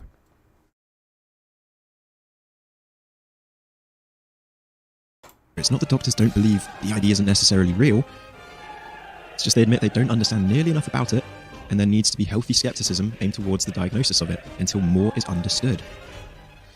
If hearing that upsets you, I'm sorry, but that is how science and society advances. If better people hadn't started questioning why, women got hysteria and how the best treatment for hysteria was getting a dildo and shoving it up her cunt, then your lives would be pretty fucking miserable right now. Imagine every time you were upset, your dad or your partner sent you to the doctors so that a doctor could shove a vibrator up you. That was the way things used to be. We need to have healthy skepticism, guys. I'm sorry, that's just a fact. Next fact, I love chicken. This next one is a little bit weird. First point is quite unsurprising. The video of mine that is performing by far the best in the series is the one with Nin and Nan making out in the thumbnail. What a surprise. Now I need to show you something. These are my normal analytics. Got a fairly even spread of guys to girls. At this point in making the series, I think I'd lost my mind. My viewership's basically always 18 to 24. Another one of my average videos, fairly even spread of guys to girls. Viewership 18 to 24. These next 4 are the Dissociadid series. 100% female for the first one, 96% for the second. This is what, I've said I've got so much more. I've always had a lot of evidence. This is why part of the reason why I'm really annoyed at this video, guys. I have many reasons for being very annoyed at this video, and part of it is I gathered so much evidence for so much shit. and didn't share it in this video. Like, I don't know. For me, this is an absolute failure of a video. Like, I can just let me just briefly show you. Like, on my computer, these are basically all PDFs. On SRA, Valerie Sinison, the Pottergate Center, First Person Plural, Dissociative Disorders, how they're formed, Trustees Report for fucking First Person Plural. I've got archives of shit from their fucking forums and stuff. I have fucking like several of the most incriminating cringe videos still. Fucking fragmented psyche spills, all some of this fucking Teampinata screenshots from their Instagram, various other shit, fucking various other shit. Like, yeah, but I'm probably gonna delete half of it. I need to go through it and see what's even relevant, because I feel like a lot of it is just vitriolic and stalkery and lame now. But I made sure that when it came to Teampinata, that, like, they can never come back. I will never let them come back. 96 for the third, and 100% again for the last one. Don't get me wrong, I ain't got any of, like, the actual, like, CP shit. I made sure I didn't get any fucking CP on there. I haven't got any of that fucking shit. But just the shit that proves the point that they're a degenerate freak. That's enough, right? I personally have no explanation for this. I know Brain? YouTube's not just recommending my content for women. That wouldn't make sense. Some of my other videos, more than 70% male viewership. I make gaming content and anime content. Talk about channels like r/I'm a total piece of shit. So, why does it seem like I am the only male invested in this? I mean, that's a lie. I've also seen Pierre XO and I'm Alex talk about this subject, sort of vaguely. They're both bisexual like me. This illness isn't a female-only issue, is it? It can't be, surely. That wouldn't make... I mean, it's theoretically possible, but... It's entirely possible and plausible, to an extent. Strike me as a little bit odd. These are my raw Google Analytics. But what's more plausible is that men with the ID would not get noticed, or just end up in jail. I don't know what it means, and I would love to have your theories. Hell yeah, Moondog. I love that. In the comments. As I'm saying, I just want to talk about the truth in this video, and these are the facts. What it means, I'm going to have to let you speculate on. So, as discussed before, I have PTSD. I know, Trip, and I've tried talking to some journalists about that even. You know, the problem with the problem with the battle against SRA here in the UK is it's kind of fallen apart. I was connected and in contact with a lot of those people on Twitter and stuff. And there's been some, like, crazy batshit infighting over the last year that's just torn apart the sort of anti-Satanic division here in the UK, which is a bit of a shame. But yeah, infighting and personal dramas within that group has literally torn apart the anti-SRA resistance here in the UK. Bipolar, fairly autistic, and I'm being tested for ADHD. Currently taking mood stabilizer daily called quetiapine or quetiapine, or I have no idea how to say it, and I'm going to start trialing a medication called Elvance this week. Now, I'm happy that I know these things for a certainty about myself, because I took the SDQ-20. This is the main diagnostic tool for determining whether or not somebody has dissociative identity disorder. And on Elvance, I'm a completely different person. Way improved. Some of the questions were really weird and personal, and going through it decidedly made me feel uncomfortable and anxious. And my score was a 50+, which according to the official source of this test, this indicates a very high number of somatoform dissociation symptoms and suggests a very high likelihood of dissociative disorder, in particular dissociative identity disorder. Now, I know I do not have DID. I answered the test as honestly as I possibly could. Yeah, Saf have fallen apart, mate. Very younger, not having a clue what was wrong with me. No idea why I was having these world-ending dissociative episodes. I would definitely think right now that I have DID. That's the sort of person I am. I've done this test, and the sort of little twat I was at school, if I'd been still at school, say when I did this, I'd have gone around and I've started telling people, I have DID. You know, I'd have used this as definitive proof. In a bit depth. People with mental illnesses can often be very susceptible to things like that. You may have noticed, wait, let me go back a sec. You'll see it says, do you see what it says? We recommend that you also complete the DES screening tool right below it. It's very similar. SDQ20 is the English version, basically, but they do both on the website. I did both. I do the SDQ. I have DID. That's the sort of person I. That's a great cut. You think right now? Just like just pause, chatting. Oh hey Pete, let's watch this video by Grandad's Lounge. I have DID. Wait a minute, what? That's the sort of person I am. Huh? I've done this test. And the sort of little twat I was at school, if I'd been still at school, say when I did this, I'd have gone around and I've started telling people, I have DID. You know, I'd have used this as definitive proof. People with mental illnesses can often be very susceptible to things like this, for one. They want to know what's wrong with them. I also took the DES test, the secondary test they use for determining whether or not you have a dissociative disorder, and my score was a 30 to 40. This suggests you have a high number of clinically significant dissociative symptoms and indicates a high likelihood of dissociative disorder. Now that is accurate. PTSD. I am just saying, personally, and I'm not devaluing anyone else's experiences, I'm not undermining your symptoms and I'm not undermining your condition. I am just saying from a personal place, I am happy that this is not something I learnt about or experienced or delved into several years ago. I am really, really happy about that. My life's difficult and screwed up enough as it is. In fact, this Twitter exchange that I'm showing you here, that was actually linked to me by somebody trying to disprove me, happened today. As a Trisha Paytas fan, I've had Dissociative fans tell me I'm worthless, to kill myself, that I deserve to die, just for supporting my favourite YouTuber. Dissociative responds, Sweetie, I'm so sorry to hear this. No one should ever have to hear anything like that, no matter what your personal opinions are. We've been very clear that we don't support hate and aren't okay with this. We get threats and comments like this daily, and understand how it feels. Same person 1 week ago. Oh, shit in the troll's mouth. I fucking love you!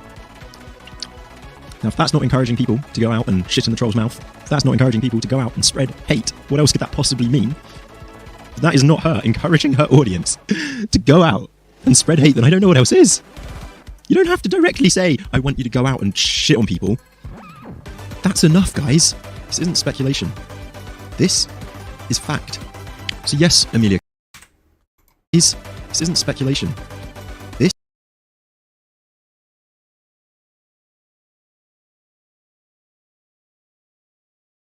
it is fact.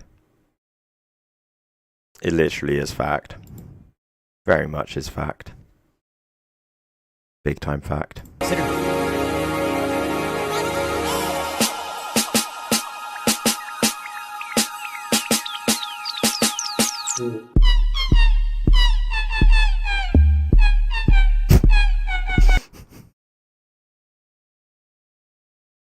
Out of context, Pete always. Hey, lesbians, sense. How do you have sex? You just like, what do? You just like constantly scissor? Like, how do lesbians like if genitals aren't bashing against each other? If you're fuck you, fuck you, fuck, fuck, fuck. One without the sound. Fucking typical. Fucking typical. What was this one? What's this? It can take an hour to complete it in a single run. It'd be 17 attempts. It's taken me a lot more than that, actually, but, that's because I suck. Well, fuck you. These are just mean. Fuck your mum. Self, my entire life. I think I'm a terrible fucking person.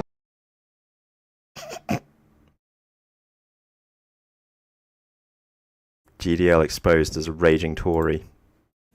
Labour, they want a world of sin and degeneracy, whereas the future that the Tories are trying to bring us is truly one of beauty and grace. So perfectly clipped. Hate you so much. Hate you so much. It's a shame that the IRA didn't kill the bitch. Oh fuck! No. Fucking hate you so much. The Conservative Party as a whole, like anything they say, everything they stand for is all lies. Everything they do makes people's lives active.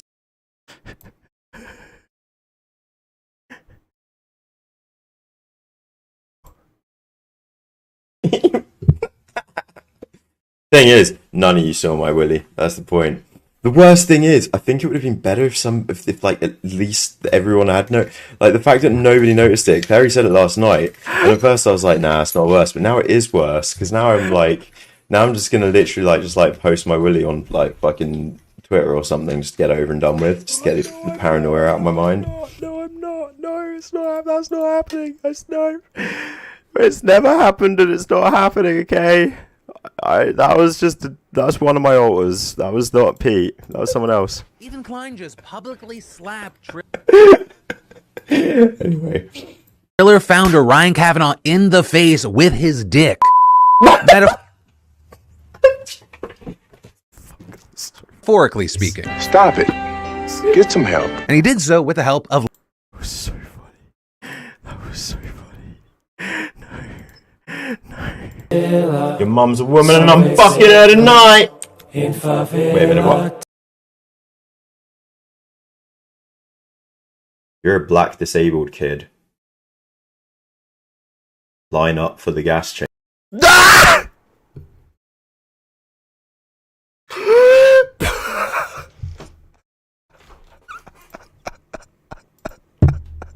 See? Stop it. Get some help. I'm happy. I hug trees. That's my vibe. Anyway, back to Pete. This is fact. So yes, Emilia Calzone. Both creators now may have addressed the issue in a very vague and pathetic way. They've literally addressed the issue as of today, 2.5, 3 weeks after the incident. Come on. That's not proof. Fact. Dissociadid has put out content that is incredibly harmful to the DID community. Incredibly I objected to that. Oh yeah, I did object to that. Incredibly demonizing. First, making a video like this. Yeah, it's weird, I know. So, those who aren't here regularly for the Twitch streams, think about what you're missing out on. Could then make a video like this. Not dramatising the issue or making it seem at all like you have a terrifying persecutor who might take over at any time and cause people harm. That's not at all what that seems like. Doesn't seem like you have a violent persecutor in you that might suddenly take over and stop you from having any control and you don't have any memories of it. Something that you explicitly said was the thing you most hated about people assuming about DID when you were talking to Anthony Padilla, that we're not all monsters, we're not just going to shift into a split switch into a monster. It's not what your TikTok says. It's not what your recent video says. Where you split mid-video into a new alter you've never spoken about that is like a demonic ghost cloud. This stuff isn't dramatising DID like Split, then I don't know what the fuck is. This is making it seem like something out of Fight Club. Don't mean, I'm not talking to you there. You're there for plenty of them anyway. I'm talking to YouTube right now. Fear not. To me, honestly. You don't know when Tyler Durden's going to come out and be all edgy and cool and take over. I say just embrace the new path you seem to be interested in, which is becoming a TikTok ethos. You've got the lip sync technique down. I got called sexist for this. And when I hear it coming out of my mouth, I can understand why people call me sexist for saying it, but I still don't think it's that sexist, to be honest. Unless you think the term ethot is sexist, like, in which case, fair enough. Like, you could say it's a slur, perhaps, but you could also just say it's a... Ethot was like a thing. It's become more and more of a slur. It's definitely become more and more of a slur.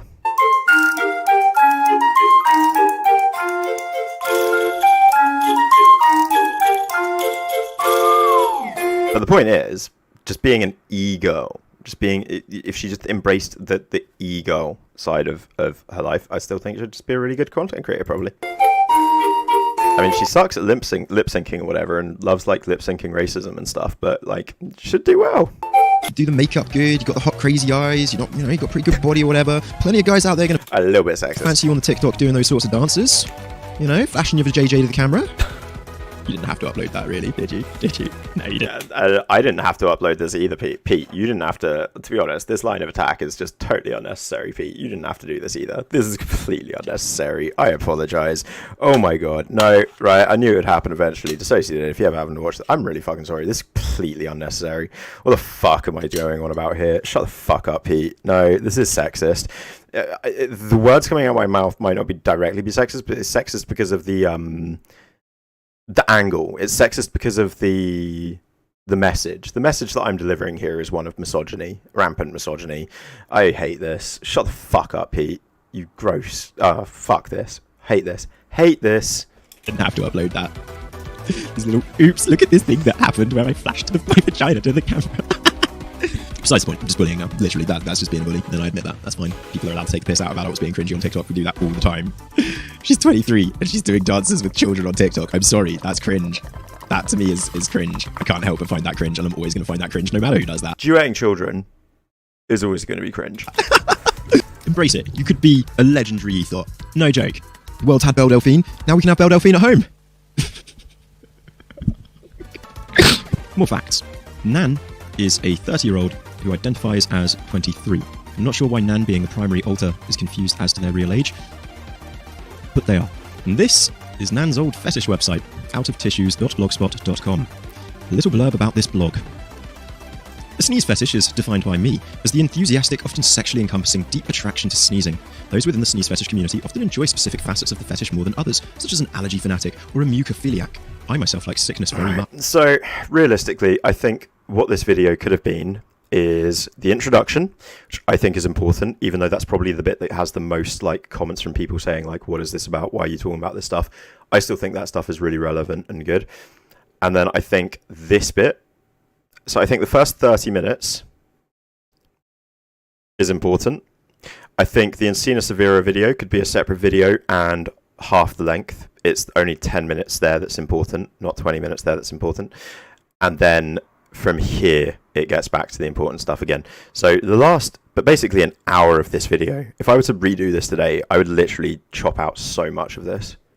And also, it doesn't need to be one.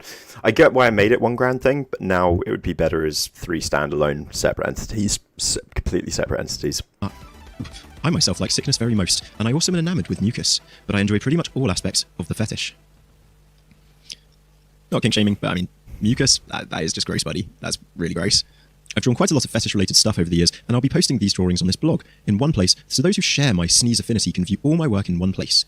Everything posted here was drawn by me. I love to draw, and I consider myself lucky to be able to draw my own porn, if you will. So if you wish to use any images on here, please give credit. Ahem. Enjoy. So this is admittedly his own porn. First image we come across is of a video game character called Genus, a 14-year-old boy. Sneezing, so as we now know this is Nan's idea of porn, a 14-year-old boy sneezing. Steven Universe characters, porn, sneezing. Steven Universe characters, children, porn. You know, I can show you this. Tails, sneezing. It's also porn. This drawing of an adult wolf. This is probably like, now on this website where this screenshot is from, there are far more explicit images next to it that are fucking disgusting. Actually fucking disgusting. Beyond belief, fucking disgusting. But this image gives you an idea of just how bad it is, because like if this is the least explicit image that was on this particular archive of theirs. The other images with very similar characters were of the there was a lot of the sneeze fetish, but Nan's only fetish, this is the thing, I shouldn't have, focusing on the sneeze fetish was important, but Nan had other fetishes too, such as, well, like, they were a zoophile. There's furry porn, and then there's straight up zoophilia, and Guro. There was Guro as well. So there was Guro, there was zoophilia, and there was this shit. Like, this is, the majority was sneeze fetish porn. I might believe them when they say the Guro stuff they drew was commissions for other people, but they were still happy drawing those commissions. I don't know. Sneezing all over. Somebody else explain Guro, I don't want to. Or a baby wolf. And their child, assumedly. Incestuous child porn, disguised through fur fetish. And sneezing. I can't make any jokes about this. All I can show you here is the facts. Because that's all people want from me, apparently. And I don't know how to joke about this anyway. An entire photo bucket. Zoophilia is bestiality, yeah. Yeah. Bestiality. Bestiality directly refers to the act. It's not. Bestiality directly refers to the act of sexual acts with animals. So zoophiles may not commit bestiality, but everyone that has ever committed bestiality is a zoophile. So I'd say most zoophiles will probably never hurt an animal in their life. I hope. I pray. Okay?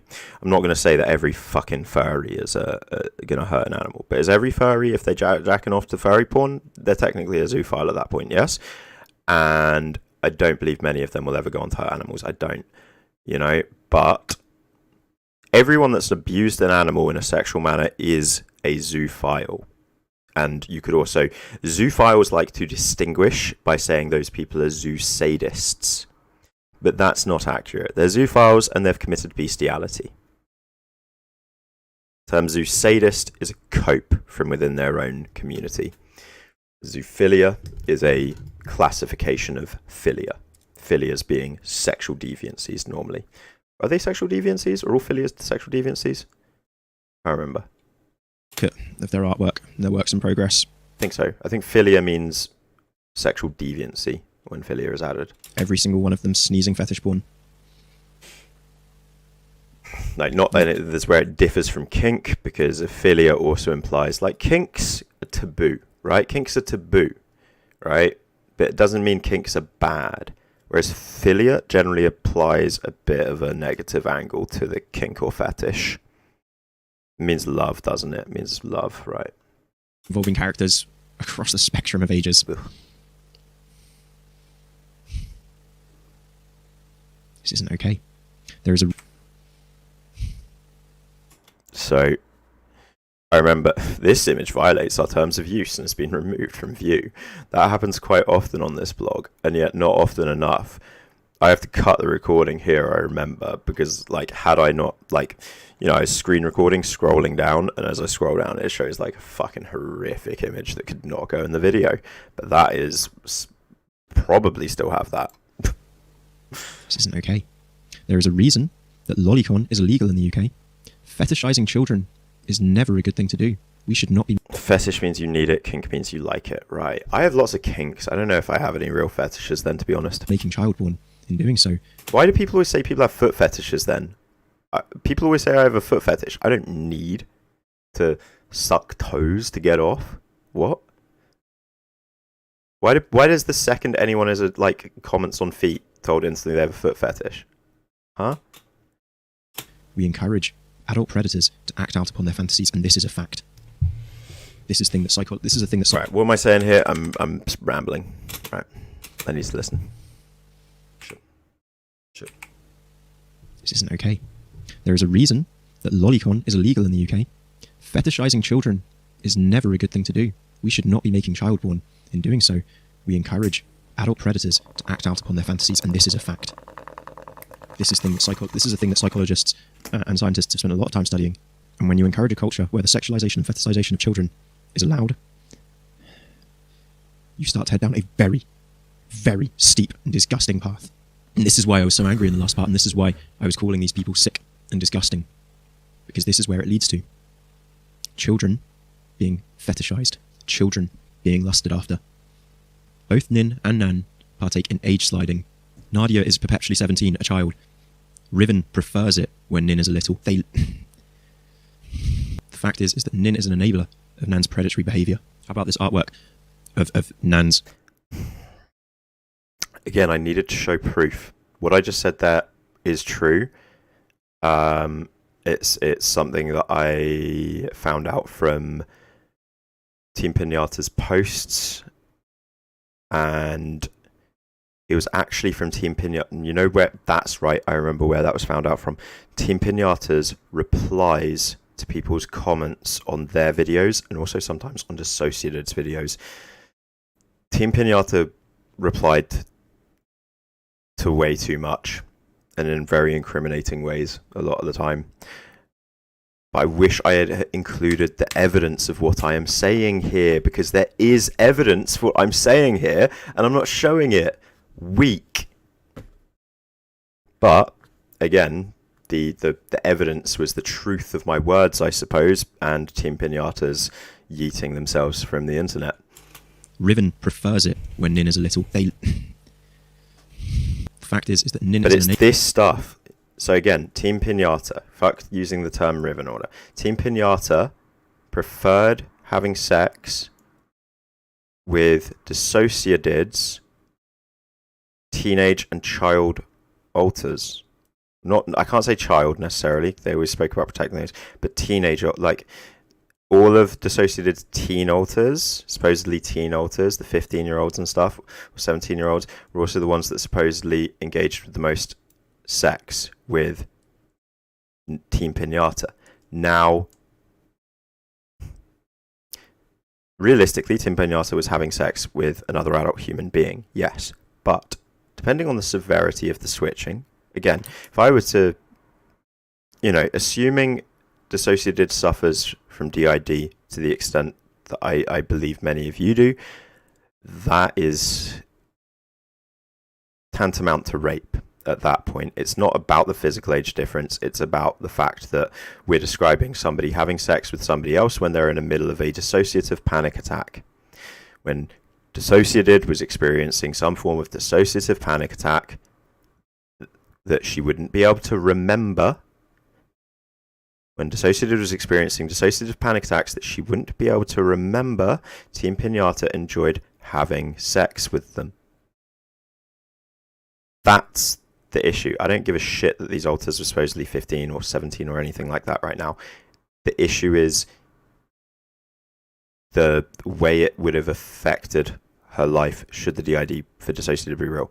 Now, assuming Dissociative doesn't have real DID or has iatrogenic DID, then it's effectively age play, and at that point it's kink, right? At that point it is kink, unless you're going to say every person engaging with age play with another adult is now a paedophile, which I don't think is right.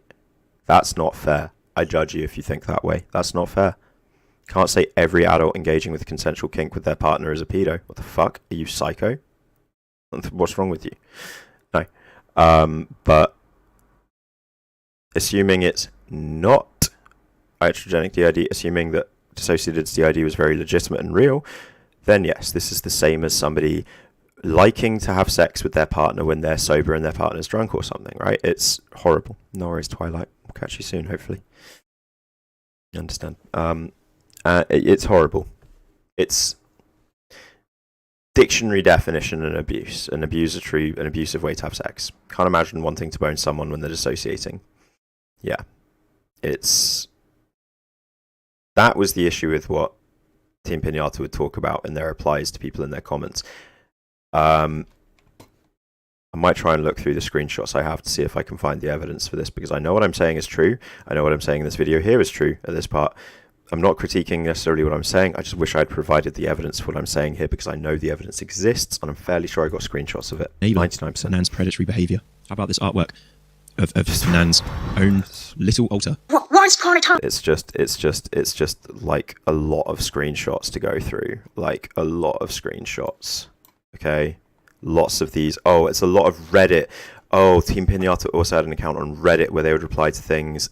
Like, there's a lot I need to go through. But also what I'm saying was also double confirmed. That I can potentially find now very quickly, actually. This was double confirmed by Teampinata's ex. This was independently revealed to me by Teampinata's ex. About their relationship and a similar thing occurring with them, basically. Because also the Teampinata's ex was also substantially younger than Teampinata, and Teampinata also had DID apparently, and although they don't think they have DID anymore, to be fair, and Teampinata would engage with them anyway when they were experiencing flashbacks of dissociation, is the point. I'm in a pseudo-European area place. There was a Geralt, and Geralt was a witcher, and witchers are cool, and he could cast the sign of Ard, and he could cast the sign of Igni. Jeremy, somebody who age slides but is normally around the age of 15, having one altar draw this altar and fetishizing it and then making a drama out of it on their own Instagram. They draw porn of their own child altars and put it on the internet. This is a fact. They draw porn because you must remember they have described that the sneezing fetish for them is a pornographic pursuit when they draw these images. They're drawing their own porn to jack off to, ejaculate to, come all over, cream their fucking pants over images of children sneezing. Thanks to these fucking cunts, I feel like I'm now on a register. This is what happens if you type in the words lolly in the UK and want to look up the laws regarding it, because I was interested, because I'm pretty sure drawing child pornography is illegal in the UK, and guess what? It is. So Nan, you're pretty lucky your visa got rejected, because if it hadn't, well, you could be looking at serious time behind bars in this country. So I've made my apologies, I've listened to your points, but please tell me, what can you possibly say to defend such clearly predatory behaviour? The amount of times on their Instagram, Nan has shown themselves having a cold, sneezing, talking about having a cold to their child audience. These kids not knowing that this pervert is talking about their favourite fetish.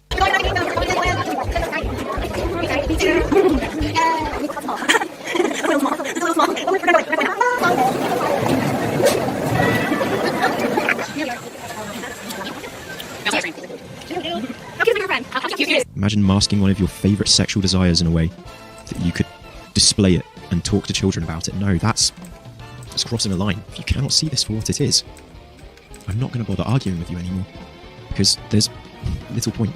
The facts speak for themselves, and Sina and Nan are guilty of behaviour that encourages the fetishization of children, that endangers children by encouraging the normalization of predatory behaviour. That is not something any self-proclaimed victim of trauma and abuse should ever do. How fucking dare they? That is disgusting, and that is why I am angry. If you don't fucking get that, then what's the point? And so, Dissociated and your fans, these are my issues. The hypocrisy, the irony, the toxicity of your fandom, you encouraging this sort of behaviour. Not denouncing it, as any real mental health advocate would do in an instant, but encouraging it and playing up to it. And most importantly, the fact that children can be affected by this, and children will, at its current rate, be harmed by this. Predatory behaviour of this nature only ever leads to one place. That's been proven. History has shown that time and time again. And so, Professor Dissociated, as you call yourself on Twitter, you educator without a degree, you teacher without anything to label yourself as a teacher other than a diagnosis that nobody even knows if it's real or not. If you can address these concerns, then I see a better future for all of us. But if these concerns of mine are just to be passed off and ignored under another wave of attack and smear, well, then I know exactly who I'm dealing with, don't I? We're very, very sorry. Unfortunately, online trouble has gotten to the point our immediate family was threatened to us, and we cannot put the body's family in danger for a YouTube channel. Hopefully all this hate will eventually leave, and we know there's not much we can do at this point, but it's best to erase our social media for now. Until things appear safer, I'm sorry we're on hiatus. We never wanted this to end this way. We've always done our best, and it's unfortunate this has turned into a monster. Apologies. Hopefully we'll be back in a month or so. Please take care, everyone. Jeremy/Nan. Still got these. Still got these. Teampinata. In the UK, 17 is legal. If Nadia were not legal, their relationship would not be okayed by the system. Also, their relationship wasn't sexual. Not that that really matters, but I feel it should be added. Oh, I need to look through these. Now, if it's true that somebody is threatening Teampinata's family, what the fuck is wrong with you? Hey, as the system you made the comment about shitting in the troll's mouth, you were literally trying to correlate apples and peanuts. I made the comment to make Dissociated laugh because of the cyberbullying that's going on. That's literally all it was. Also, watching your video, this sounds more like it belongs on conspiracy theories on Reddit. I am at 15 minutes 48 in the video, and at this point I'm waiting for the 5G causes coronavirus to be mentioned. We'll now continue watching and hoping my brain doesn't fall out my butthole. I actually love it when people strawman me. I really like it when people strawman me. You know what I mean? Because, yeah, something like that by their fans might have been liked or whatever, but I love it when people strawman me. Hey guys, me, well known for saying 5G causes coronavirus. Oh, it's so cute. 18 minutes 48 into this 2-hour video. And yeah, I'm done. How dare Dissociated have a TikTok where they enjoy the dancers lip syncing? That is why TikTok exists. Yeah, fair enough. But hey, thanks for didsplaining over it. Thanks for didsplaining over an entire community. Oh, I missed that so much. Volume. It's past 8. I fucking miss that so much. Oh my god. Like, sometimes you guys think I'm taking the piss probably, but no, mate. Didsplaining. I was didsplaining all over the community. Oh god, that just made me come a little bit in my pants. Anyway, just finished watching. Anyway, Rose System, they were defending me. There was some lovely system that were defending me. His feeling has become a lot more understandable. Did you get up to 20 minutes? Somebody saying, Frank Ben's psyche, if you don't see what's wrong with fetish drawing children sneezing, then you need to really step back and think about it. Just finished watching it. Video game characters and fetishizing children aren't the same thing at all. A sneezing fetish? Who actually cares? Watching the entire video, the guy is reaching so far to connect things, it's disgusting and made my brain cells try and jump ship. Here's the worst bit. I actually kind of agree because I wasn't providing all the evidence. God, I half agree with their criticism. If only their criticism hadn't also been so vitriolic and fucking brain dead by saying that I was didsplaining all over the community. Don't drink the Kool-Aid. As someone who knows both systems on a personal level and has extremely strong friendships with both, I can assure you that Nan isn't predatory in the slightest. That aged like fine wine, mate. Fine wine. And this dude trying to say they're pedophiles because of some artwork of video game and anime characters is pretty disgusting. No, they're a pedophile, you idiot. Also, I'm literally dead laughing at him saying Dissociative is making harmful content about DID because Nin was enjoying some TikTok dance trends. I mean, that wasn't what I was saying, but yeah, at points I was saying that as well. Some of my points were fucking brain dead. And then shows a video of her dancing alongside me. Our body is 33 and our best friend, body 24. Like, holy crap. I like, just say your age, not body. I'm fucking dumb. Last note, Dissociative doesn't call themselves Professor Did. Prof DX is short for professionally diagnosed. I was like, yeah, I'm sorry, I'm not down with your made-up Tumblr slang. Now explain why you're happy to defend a map. Oh, what the fuck's this shit? No, allow that noise. This isn't North Korea. We don't threaten somebody's families for an individual's actions, you fucking sick little twat. Oh, I think I'm talking to my own fans here, or something. To end this way. We've always done our best, and it's unfortunate that this has turned into a monster. Apologies, hopefully we'll be back. Oh, I'm talking to my fans, I'm talking to Kiwi Farms, I'm talking to another platform as well, website that I don't name. In a month or so, please take care, everyone. Jeremy/Nan. Now, if it's true that somebody is threatening... I'd forgotten about a certain website. There was a website I'd forgotten about, guys, because everyone keeps talking about fucking Kiwi Farms. Everyone kept talking about fucking Kiwi Farms. And I'm sorry, guys, I'm getting more and more annoyed. Like, I know I sometimes back and forth on it a bit, but no, Kiwi Farms should still remain. I'm fucking fuming the more I think about it. And you guys don't know everything around the story to understand why I feel this way, but I will get you there, trust me. I always do, don't I? I will get you there. You'll see. You'll understand. Teampinata's family. What the fuck is wrong with you? This isn't... But, like, the reality is... I mean, I've never posted on Kiwi Farms. There's another forum that I once posted on, though, when I was also researching... Back when I was researching Dissociated. This is why I find it hilarious that everyone thought I got all my info from Kiwi Farms. And I've often said, I found out a lot of that info before Kiwi Farms found it out. I found out a lot of that shit before Kiwi Farms. That's not to say I didn't find it from another forum, though. North Korea. We don't threaten somebody's families for an individual's actions, you fucking sick little twat. What kind of a fucked up cunt can you be, threatening somebody's family? Jeez. Teampinata's family should have never been dragged into this, ever. But that wasn't Kiwi Farms. And I don't think that was any of my fans, to be honest, but I do know who that would have been. Fucking Christ. Disgusting. Actually disgusting. Now, as for the rest, my feelings on Teampinata honestly haven't changed. There's somebody that has drawn hundreds of... I've never named this website, and I'm not even sure I will name the website because I'm not huge, but the risk that I could send any troll to that website, I don't want to risk it. I'm not big enough, really, to risk, but even that 1% of 1%, I'm not risking. ...of images of a very strange fetish, many of which include minors and children. This is how they view Jeremy, you know, somebody who's as young as 10 at times. Area, place, there was a Geralt, and Geralt was a Witcher, and Witchers are cool. This is how Jeremy talks. And actually noticed this caption before, I think, because I got this video from TikTok before. Little Jeremy, about 12 at the time, made up a song on The Witcher Geralt. You know, before Reddit existed, before things like Reddit existed and were mainstream, forums were the majority of websites on the internet. Most websites online were forums, right? Image boards and forums. There's plenty of these old forums that still exist. Plenty. And their user bases have stayed on those forums for the last 10 years. And they've managed to keep the forums' names low, whilst the people on these forums are some of the most malicious, psychopathic, fucked up, narcissistic, weaselly cunts in existence. So a 10-year-old, a 12-year-old persona that he also draws what we know he describes as porn. In this image, I didn't read out the caption before, but I will this time. What the fuck, Seth? What are you doing drawing Jeremy sneezing? That's fucking weird, and so gross too. Could it be, do you like him? So that's what you get for sharing wild shit drawings on here without permission. This artwork is over, dude. I still don't know. I still find this... The weird part about this is, again, the involving fetish with a character, but then it also gets really even weirder when you understand that this character is an alter, and the layers of like weird self-incestuous pedophilia that go on with Teampinata is just something else to try and unpack. Like having a fantasy art war between his alters on his Instagram that ended up with him outing one of his alters as having a crush on his other than one of his 10-year-old authors. I mean, even she gave up on arguing it today.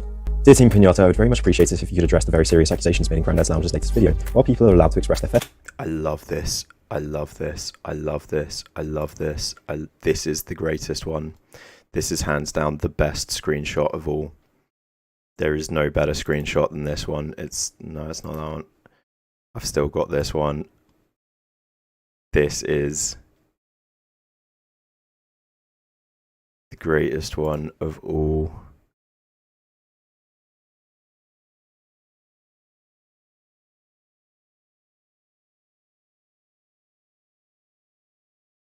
That I'm not going to find right now, am I? Where am I?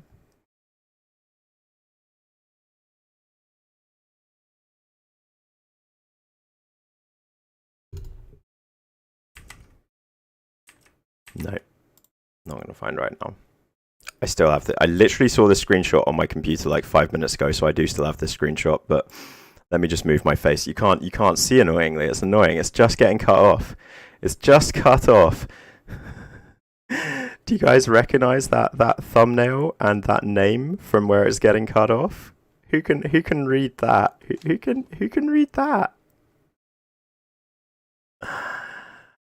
Oh, everything makes even more sense to me now.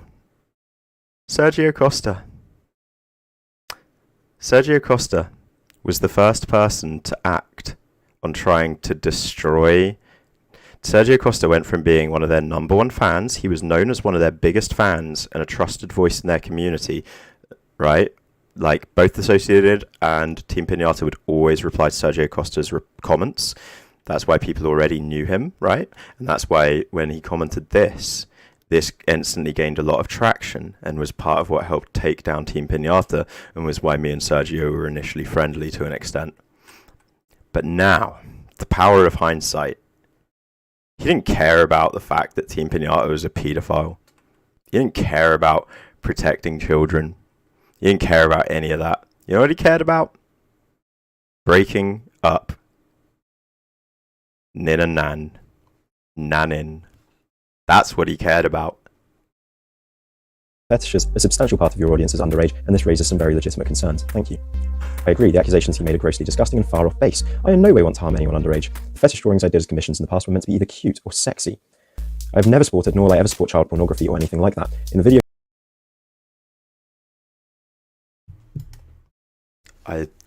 This is how you know Teampinata is a real pedo as well. Can I just say, this is how you know they're a true paedophile. This reply was so... Like, I had this part of me where I was like, you know, they're a creep, they draw pedo shit, but when I read this, I literally was like, oh no, they're a true pedophile, because they can't see it. The fetish drawings I did is, like, they're defending themselves, but they also still have this pride in their art, right? It's the pride and the lack of awareness. They're like, they're talking about drawings of underage children, and they're like, they were either meant to be cute or sexy. Dude, why are you trying to draw sexy underage children? Dude, why are you trying to draw sexy children? Dude, the fuck is wrong with you? Oh my god, you pedo scum. I love it. I fucking love it. It's so just oblivious, and what a cell phone. Incredible. Last were meant to be either cute or sexy. This was like, I truly felt a little bit like, you know, fucking... Why was I going to say Chris Tarrant? I've forgotten the twat's name. Fuck. Thingy, open up. I've never sported, nor will I ever sport child pornography or anything like that. In the video, he showed an old blog I had where I drew video game characters and cartoon characters, all aged up to legal ages for the sexy pictures I was commissioned. All aged up.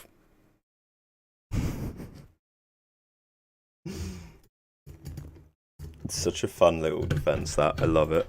So he never mentioned that any of them were commissions on the page. He literally said they were all for himself. For his own pleasure. He loves being able to draw his own porn. She loves being able to draw her own porn. I get very confused with this, I'm afraid.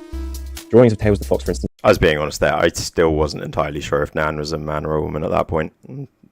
I'll give them one thing. They are very androgynous. It's not meant to be sexualized, even within... Nan is a fantastic example of non-binary. The fetish community. Just a shame they're a literal pedo. It's not true. Look at the poses you've drawn them in. Look at the way you've drawn them. That's just not true. You know that's not true. You're meant to be cute. Period. This is an image of Tails looking cute. This is what you drew. It's interpreted as Pete, trigger warnings. Sexy. That's very, very far off base. Think of catgirls, except you described it as fetish and porn. You described it as fetish porn. Think of catgirls. Sometimes catgirls are cute, sometimes they're drawn sexy. If someone has a thing for catgirls, that doesn't mean by default all catgirls are automatically sexy. No, because if they're an adult, they should only fancy adult catgirls, and if they saw fucking lolicon, they'd find it disgusting. Doesn't matter if they have ears or not, it's fucking lolicon and it's disgusting. Why am I having to explain this? Why am I having to explain this, really? Please, you need to take some courses on, you know, the signs to look out for with child grooming and stuff, the sort of courses you have to take when you are training to become a teacher. Because red flags, just boom, boom, boom. Red flags, eh? Is it red flags? It's red flags. Just like homosexual men don't find all men sexy, it's the same for affinities like my fetish. My system are survivors of years of CSA. I could never... Now this, right, true. People are sometimes like, I heard this, like there's a discussion about fetishes and kinks in public and whatever, and I heard somebody trying to make the argument that people with foot fetishes basically shouldn't, like during the summer, they need to be careful, because like, how can we trust them or whatever, because like they're seeing all these people in sandals and stuff, and it was like, no, how fucking dumb can you be? Obviously that's not how it's going to work, but,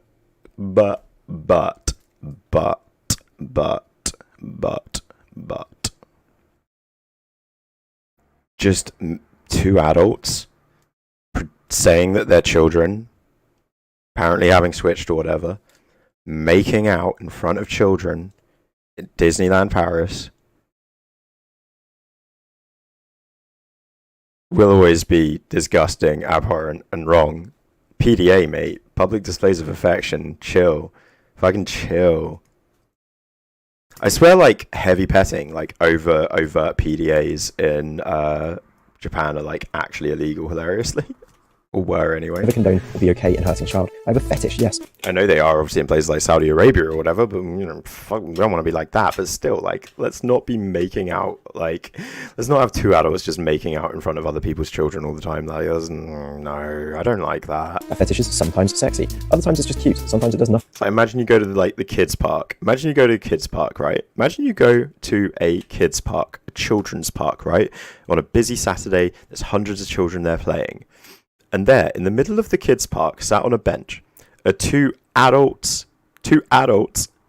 with their tongues down their throats. Even if it's obvious those two aren't pedos, they're making out with each other, they're paying no attention to anyone else there.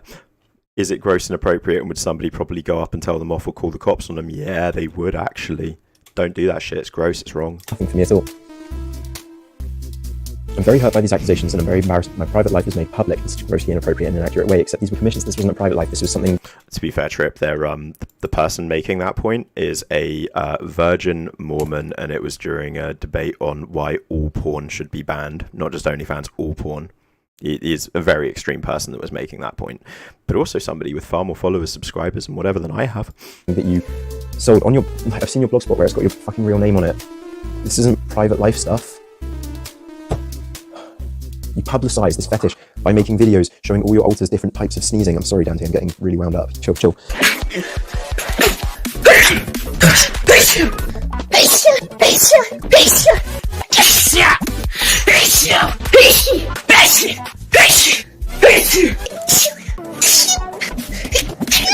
Boy, yes you are, yes you are. The things he accused of being child porn in his video was the adult characters of Steven Universe, a macro micro furry drawing, a drawing of adult Rainbow Bright. Can't age up children, that doesn't work that way. And drawings of Jeremy before he integrated when he was 26 and 27. There were some really disgusting assumptions made in that video. I'm not okay with it. You can choose to listen to me or to go with the accusation. Then there's another argument to be made about what styles are even appropriate for the drawing of pornography or hentai or whatever you want to call it, illustrated porn. I think it can be argued that there are some art styles where it's instantly sus and inappropriate. Okay, so, and I think it can be argued. I'm not sure I am arguing it. I just think it can be argued. No, I think it can be argued, and I think I probably would argue it too, actually. So take, for example, the style of chibi. Chibi is a Japanese word that means hyper or super deformed. It means, yeah, super deformed. SD or chibi. And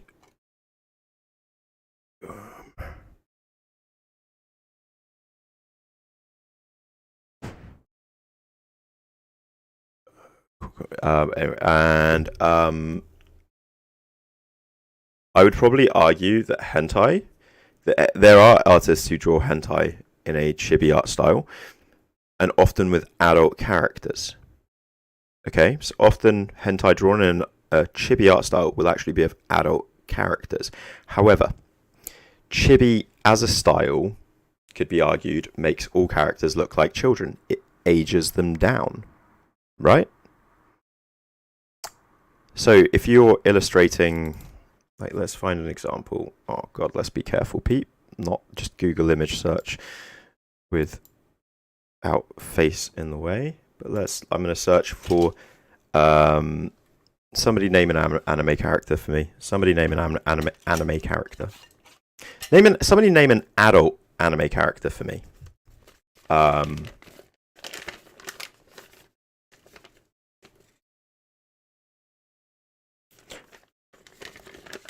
Yeah, I'm gonna let audience. You guys in chat do it. Oh fuck, my Brave browser isn't working at the moment. Been hacked. Where's my internet? No, internet's fine.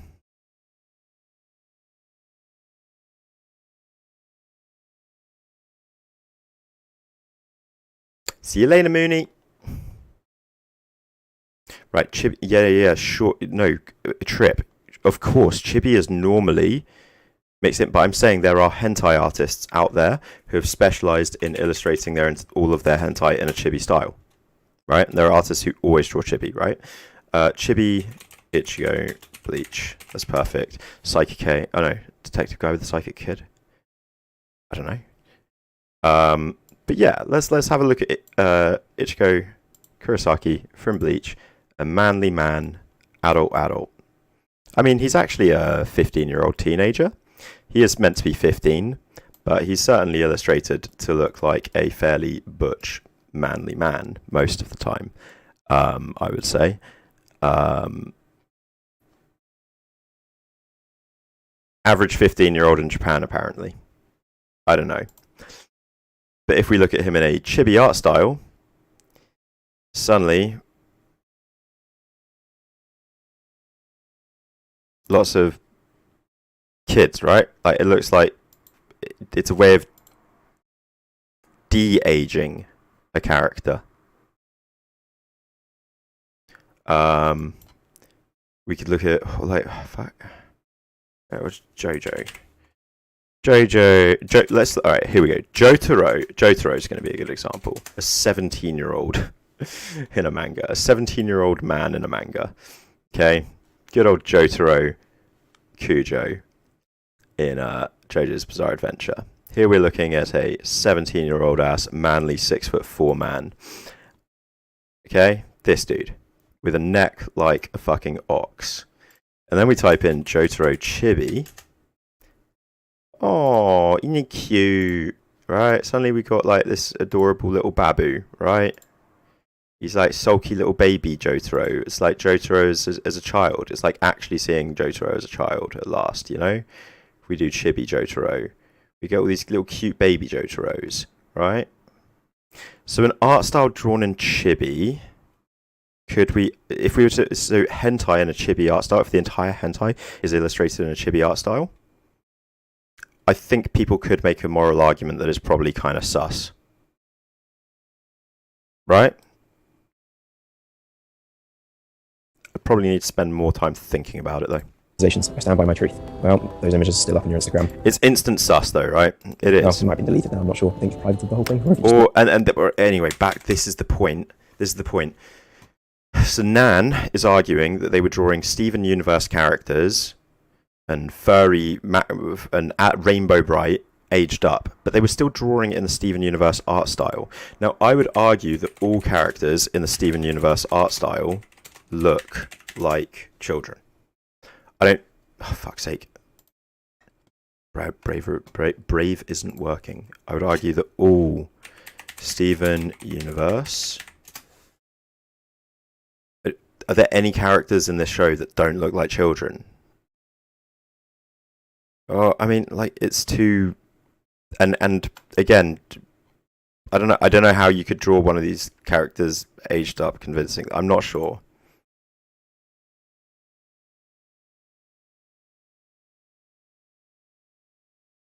It hits me as sus. Is all. I don't know. You can't age up children. It doesn't work that way. And drawings of Jeremy before he integrated when he was 26 and 27. There were some really disgusting assumptions made in that video. I'm not okay with it. You can choose to listen to me or to go with the accusations. I stand by my truth. Well, those images are still up on your Instagram. Well, it might have been deleted now, I'm not sure. I think you've privated the whole thing, or if you just blocked me. Don't know. So why does the blurb of your blog say I love to draw and consider myself lucky to be able to draw my own porn, if you will? So if you wish to use any images on here, please give credit. Ahem, enjoy, XD. Can't remember, buddy. What I've been doing is giving credit to you for your fantastic creations. You're genuinely quite a talented artist. It'd be nice if you didn't waste your talents on such disgusting pursuits. All I can say is the truth. I know not everyone will believe. I still like Teampinata is a phenomenally talented artist. Upsettingly so to a degree. Far more naturally talented and gifted at illustration than I will ever be. And it does genuinely upset and piss me off that. Like, what is up with all these fucking degenerate pervs that are better art than me? Fuck them. Believe me, I did draw those as commissions, and all underage characters were aged up for sexy pictures. It doesn't work that way, dude. No, they're still... You can't just mentally age up children. When you are mentally aging up children, huh? Age is a number, and the law needs that number to determine what things are and aren't right. You can't just pretend to have an age you don't have. You can't pretend other people have an age that they don't have. You can't say, no, Ossifer, it's fine, because in my head she was 18 when you're fucking a 12-year-old girl. I aged her up. Aged up for sexy pictures. Does this mean in your head that, like, fucking predators who are fapping off to somebody like Danielle Cohn and her sister, who are literally minors, but their dad is doing his best to age them up and make them look like adults? So because in some photos, like, people have genuinely been tricked. Danielle Cohn was 12 when she first hit the internet. Her dad told the internet that she was 18. I've literally seen paedophiles right fucking in the comments, and like fucking lots of other content creators have spoken about the Cohn sisters. It was like a wavy web surf or something. He was showing these comments, and they were like literally these fucking pedos like, yeah, but I found her, when I found her, you know, I thought she was 18, so, you know, it doesn't matter if I still fancy her. And this was like being written by like 30-year-old adults, and it's like, no, you fancied a 12-year-old, and now you found out she's 12, you're trying to defend yourself fancying a 12-year-old. That's all. Into thinking these are adults. You think that's okay? Because it's not. They're fucking children. Sorry, Dante. Sorry, I didn't mean to hit the table. It's okay. It's okay. It's okay. It's okay. Okay, this seems a bit disjointed. I was getting too heated and it upset Dante. He needed me to stop. He is not impressed. Right. Anyway, skip all the fluff. Nan eventually admits, looking back, I shouldn't have accepted those commissions no matter how innocent they seemed to me at the time. I meant no harm, I don't find it sexy, I can draw my own porn, but that stuff isn't anything with children. Except this again goes directly against what you've written before in the past. But... yes, I'm embarrassed, I never wanted my private preferences to be used like also, don't get me wrong, I genuinely feel sorry for some people out there. Like, for example, when Pornhub last year deleted more than 90% of the content on Pornhub. Why? Because it was illegal porn. Be that for exploitation, sex trafficking, or CP. There was a lot of CP on Pornhub. A lot of men in this world, I think, have probably, unfortunately, unwittingly jacked it to CP and will have had no way of knowing. It sucks. It's very unfortunate. I've discussed this. This is why I will never, ever jack it to a lot of Asian porn out there unless it's literally MILF. I will only jack it to Jav MILF porn. Like, because the second you're talking about Japanese porn as a whole, their laws are different, guys. Their laws are different. Don't go there. Don't go there. It's not okay over there. It shouldn't be anyway, but it's legal. Don't go there. Don't look. You don't want to. Because you don't know what you're looking at. Just because it has a disclaimer saying 18 plus doesn't mean it's true. OnlyFans, there was so much child porn on OnlyFans. There's child porn everywhere, and a lot of it's disguised as not being CP.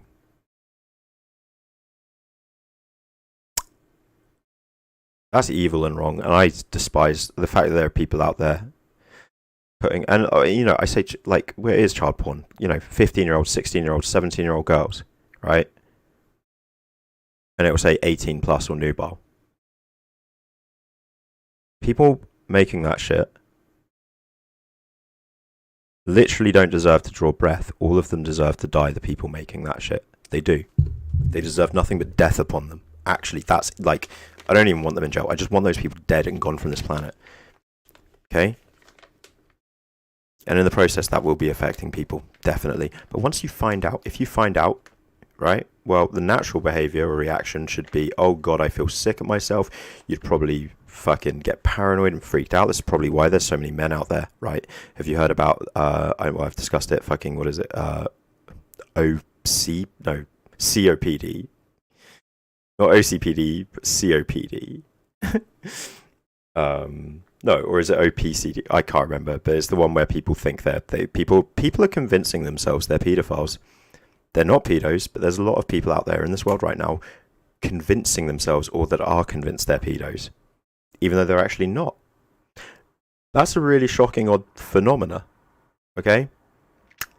And it is because of porn. I blame that entirely on porn and the people that are producing this sort of actually evil shit, truly evil shit. It's also different to what Nan is talking about here.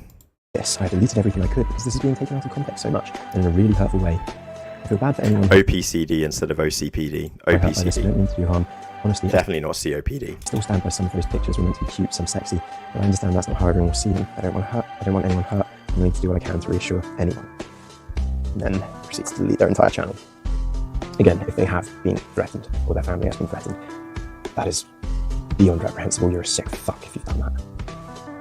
Don't know if the mic picked that up well enough, let me repeat that. If you've done that, you're a goddamn sick motherfucker. Cunt. But I refuse to let this deletion of this channel and this quite apparent deflection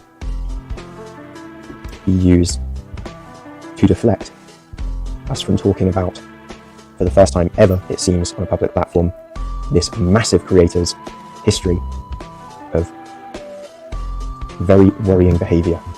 And a final apology from them. You're right, I shouldn't have labelled that porn ever. It wasn't okay. I regret it because some of the images were porn. I still shouldn't have labelled the vlog porn. I was wrong, but you did. Do you see this? Sorry. All of Teampinata's regrets were, I'm embarrassed. I never wanted my private preferences to be used like this.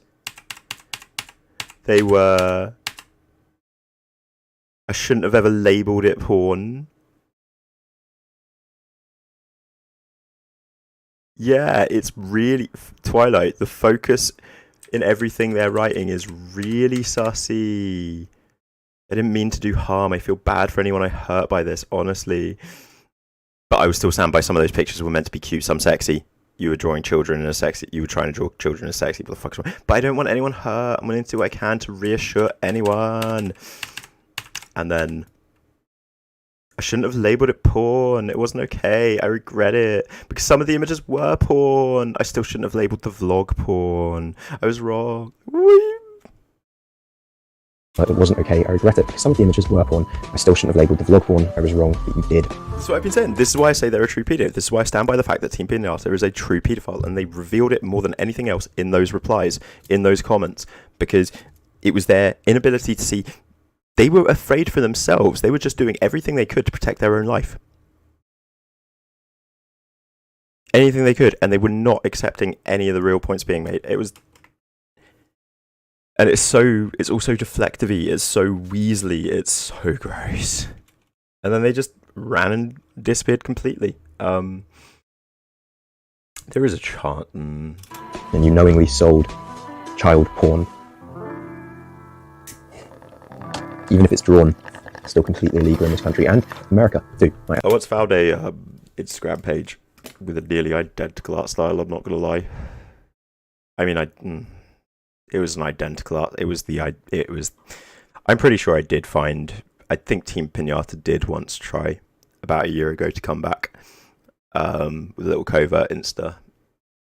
But I think they freaked themselves out because they couldn't be covert, if it makes sense. And there was already, like, the reason I found it is because there was a comment on it being like, on one of the images being like, this looks like Teampinata, and there was somebody else being like, is this Teampinata? And it's like,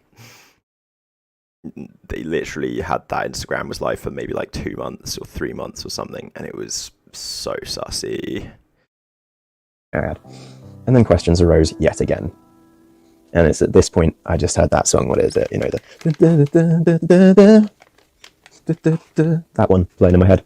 Just started ringing. Hope you're doing okay and staying safe even with everything going on. I had a question regarding How did I not do it's because I don't know the name of that fucking song is why. I wanted to do an edit where I put that song in and I didn't know the name of the song, and I still don't know the name of the song. It's normally accompanied by like memes of like, I think Joe Biden, or maybe it was Barack like dancing in space. Was it Trump dancing in space? I think it was accompanied by like an image of Trump dancing through space. I had a question regarding Nadia and Lacey. In the video that they did, it was shared that Nadia was 17 and Lacey was 19. I was wondering how underage relationships work in a system. I would think because Nadia is underage, even if the body is 18 plus, that would be an inappropriate relationship. Maybe it's different than I think, though. Would love some more explanation to that. Thanks for your time. Especially considering Nan is 30. In the UK, 17 is legal. If Nadia were not legal, their relationship would not be okay. And again, I don't give a fuck about that, because Dissociated is of legal age, blah, blah, blah. It's not about that, mate. It's about the exploitation and power difference. You liked having, also their relationship wasn't sexual, except it was, it was. Fuck off, wasn't it? There's videos of you two making out on a fucking channel and on your channel. By the system. Of Nadia and Riven or whatever, not just of Teampinata and Dissociated, of those two alters making out. So because it's legal in the UK, so what if you go to Peru or Japan?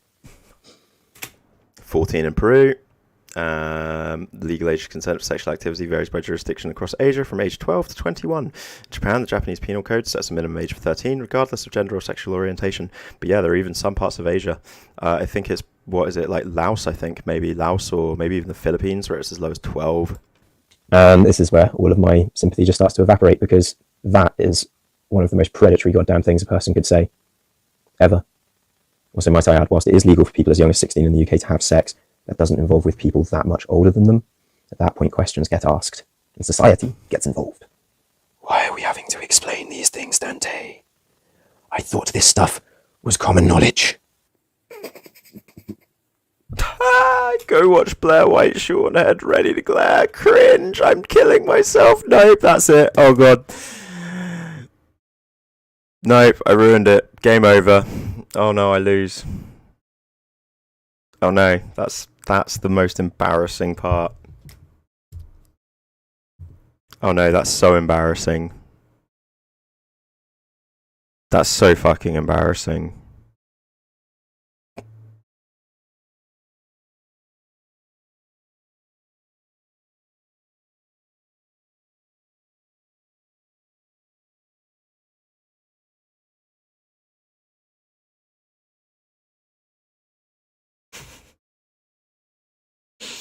That also aged like fine wine.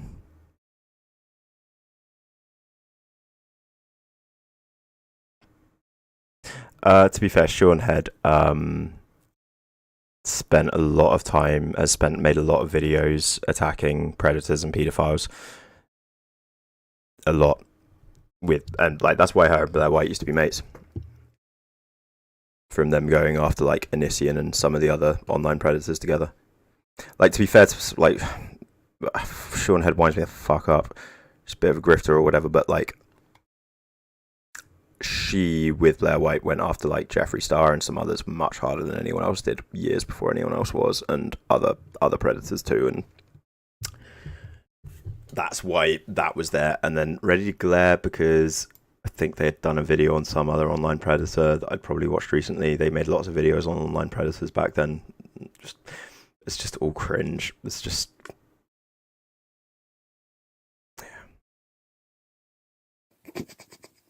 Yeah, when it comes to attacking predators, I've got to say Blair White is fantastic. She is still. She is.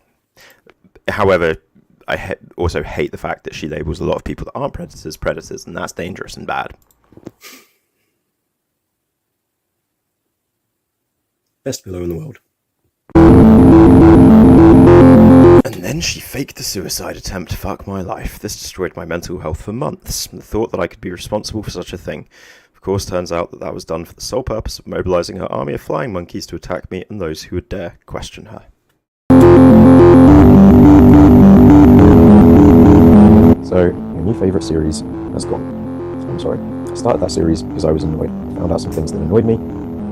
I'd been sitting on them for months and I wanted to talk about them. I had my own skepticisms and I thought it was only fair for me to talk about that stuff. I didn't know that in doing so, I would be emotionally blackmailed by literally hundreds of people telling me that I'm responsible for somebody else's suicide attempt. I didn't know that in doing so, I would have literally thousands of comments in these last few days. I never expected anything like this for my channel when I didn't want it for anything like this.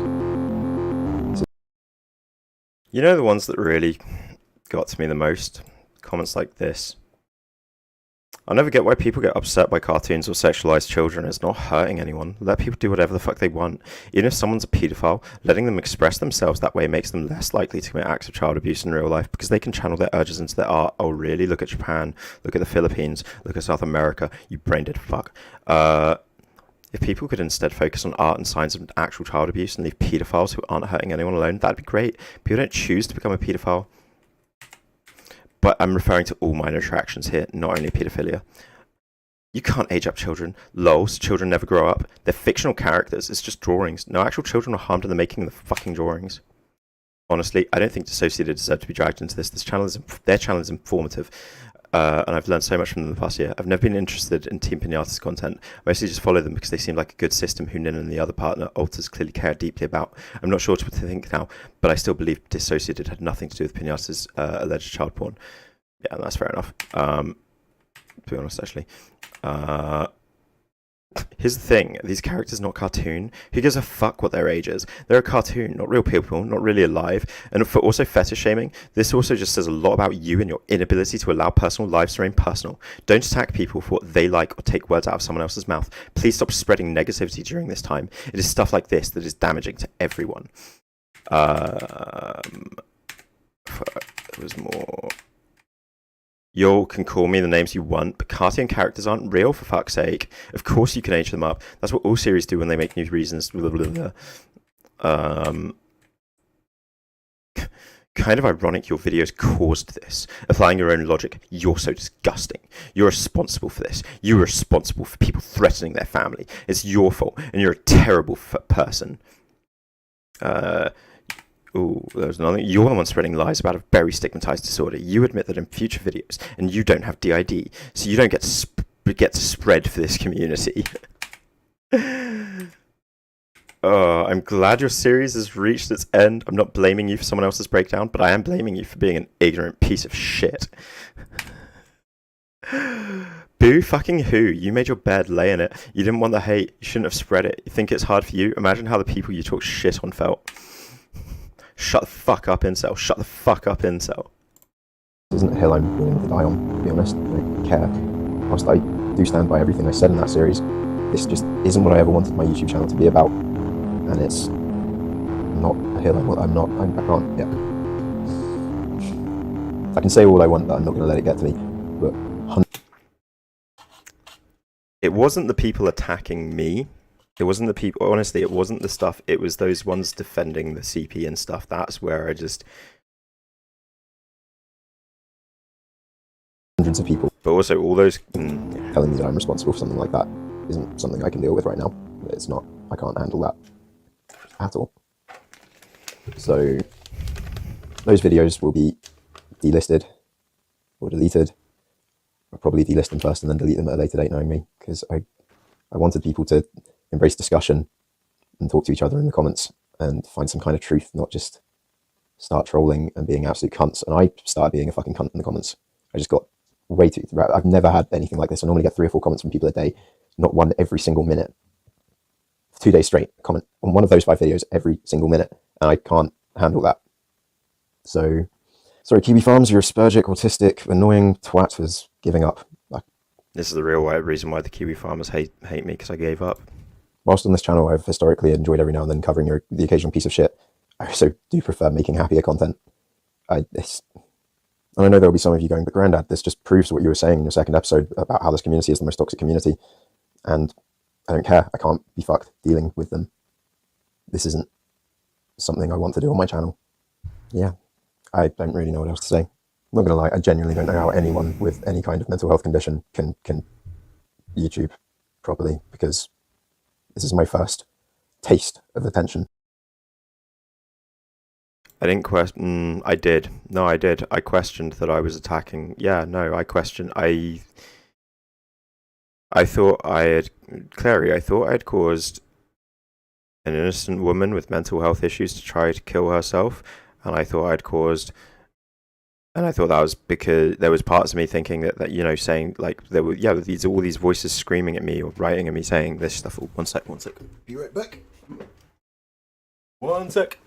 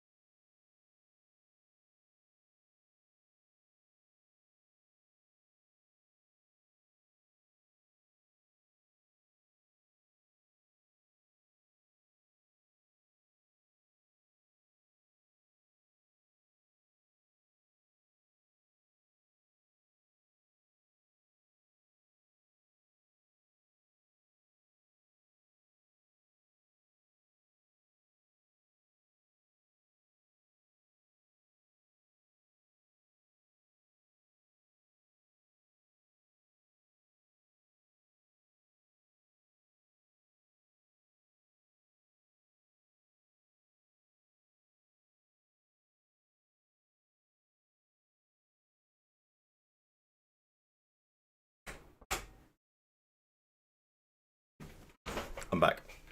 I should have left the video playing. I should have probably just left the video playing. What was I saying? Yeah, I started questioning myself. I started thinking that I'd caused a horrific thing to occur, basically, and yeah, I completely fucked with my mental health in every shape, way, and form. And kind of fucking hate it. I was there. You get all these people writing this stuff at you, and you're like, maybe they're right. But, you know, am I just blowing this out of proportion? And it's like, no, I'm not blowing out of proportion. Child porn is disgusting. What? But yeah, you get thousands of comments at you in that angle. I know. I fucked up by privating them in the past. I did. So honestly, had Nin not...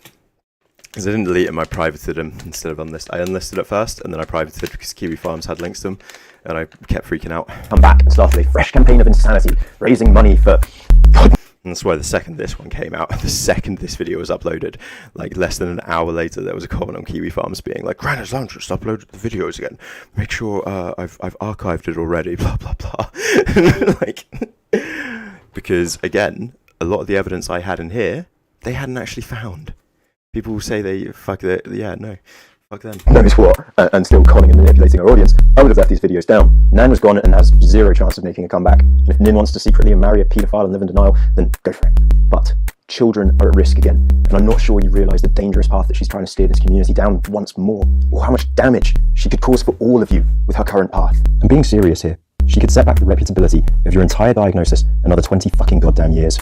Still kind of stand by this stuff, to be honest, in a way. I don't put it all on Dissociated anymore, though. I've since discovered the real reasons for it. You cannot have her. Which is the specialists, the Colin Rosses, Valerie Sinisons, Remy Acrones, Onno van der Harts, the SRA, Panic, the Quackanon, the... Being the face of your illness.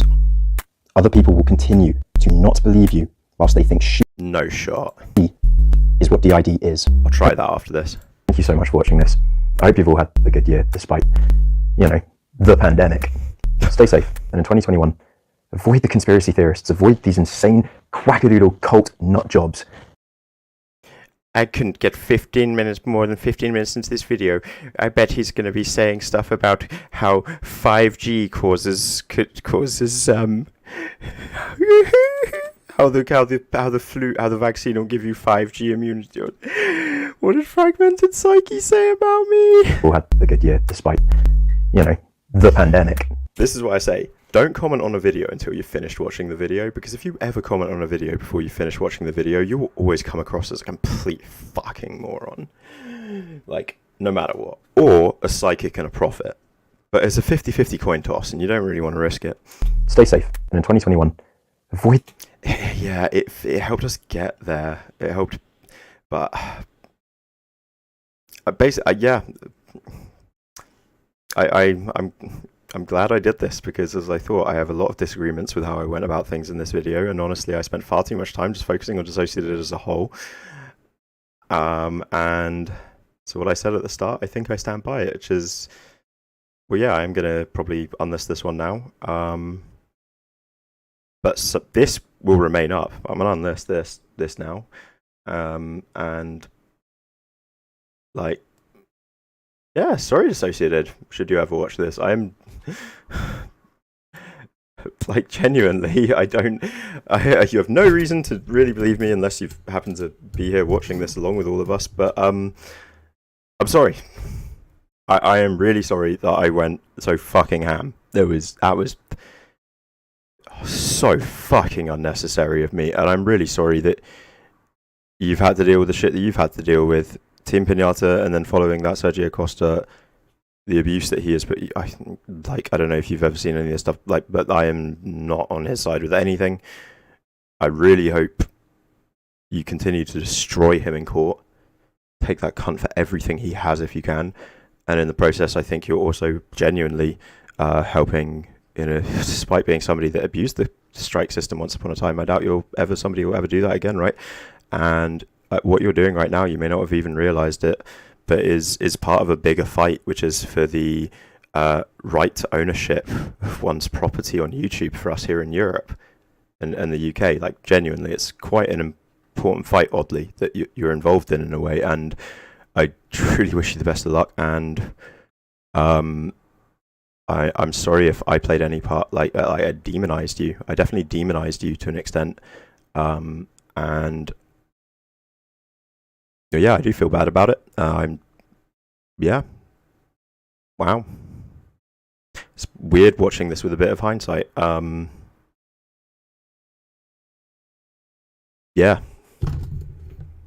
Like, basically, past Pete, chill the fuck out. And I'm sorry. I'm sorry. And I wish the best for you. I still stand by there are certain criticisms in here that I will still stand by, and I would definitely always probably make going forwards, but I don't stand by any of the way that I went about them, that's for certain, and a lot of the criticisms I don't stand by. And, I just honestly hope the best for your own career, and I hope you find some ability to move on from these last few years as well. These been a mental few years for many people, but yeah, I'm sorry. Wow, I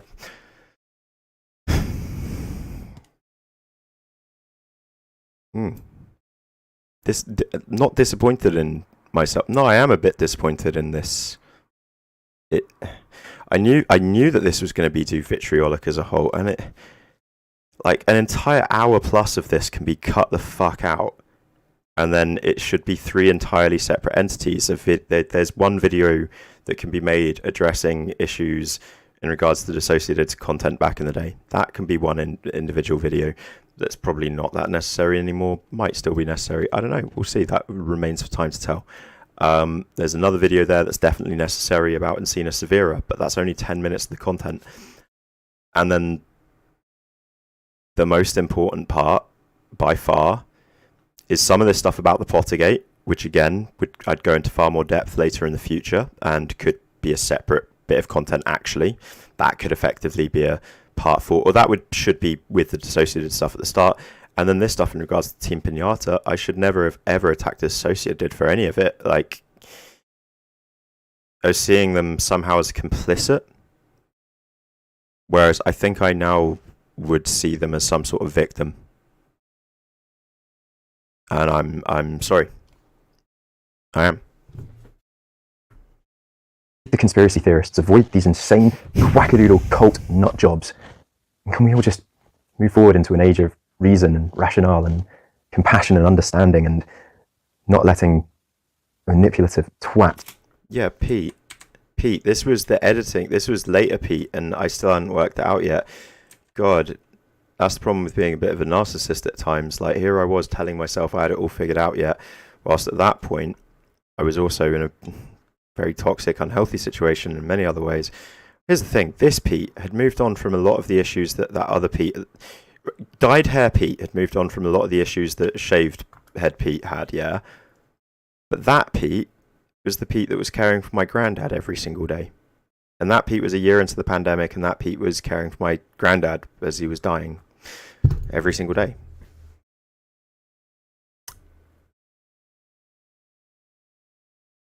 I was still in a really dark place. I was in a really dark place.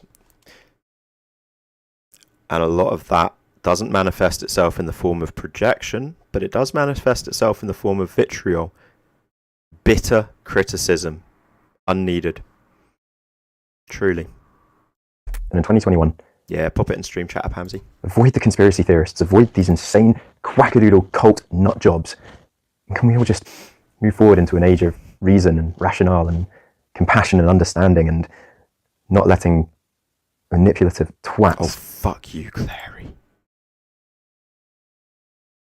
Also, fuck Google Brave for not working right now. All the world. This has been your always tired Pete from his Granddad's Lounge. Peace. Yeah, I was very depressed and mentally exhausted in many ways at that point in my life, whilst acting like I was absolutely fine and had it all together. Whereas now, I can be honest, I'm mentally exhausted, and still, I still have it, but I was in many ways, I was in a much worse place still then in regards to my own mental health, and none of that Pete was projecting, but he was being a vitriolic prick still in many ways, whilst trying to improve. It's interesting. You guys know I'm capable. This has been your always tired Pete from his Granddad's Lounge. Peace. You guys know I'm capable. You guys know I'm capable. What a ride.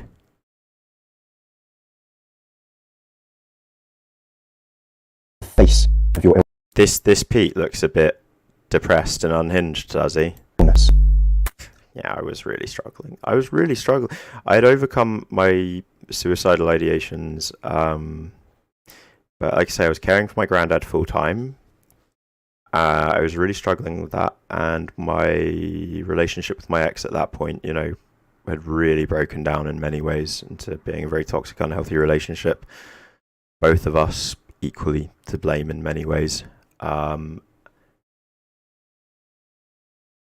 And yeah, other people will continue to not. Wasn't a happy Pete. Was not a happy Pete. Even it's odd. I'm in a difficult point in my life still at the moment, but it's not as bad as it was then, obviously, because I'm able to be far more relaxed and me. Looked like I was about to cry, right? I agree. I totally agree. I need to shut Brave completely quickly because it's fucking glitching up. Then reopen it. Hope it works now. Nope.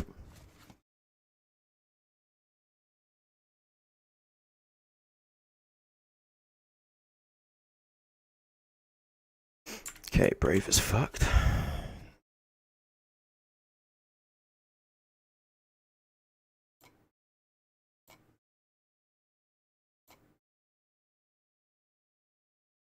Reopen.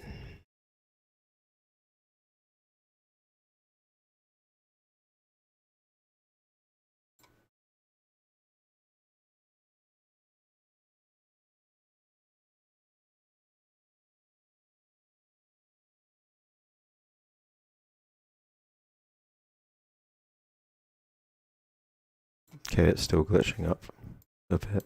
I'm not sure. I couldn't have done this a month ago, definitely. That's why I think I kept putting it on hold. I needed to be back at a good place.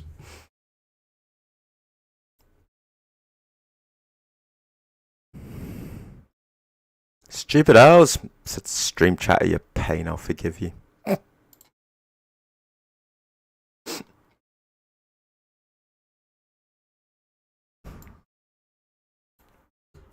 And so she's heading out. Oh my god, Becky, let's go. This girl is on Pfizer. This girl is on Pfizer. No more hand sanitizer.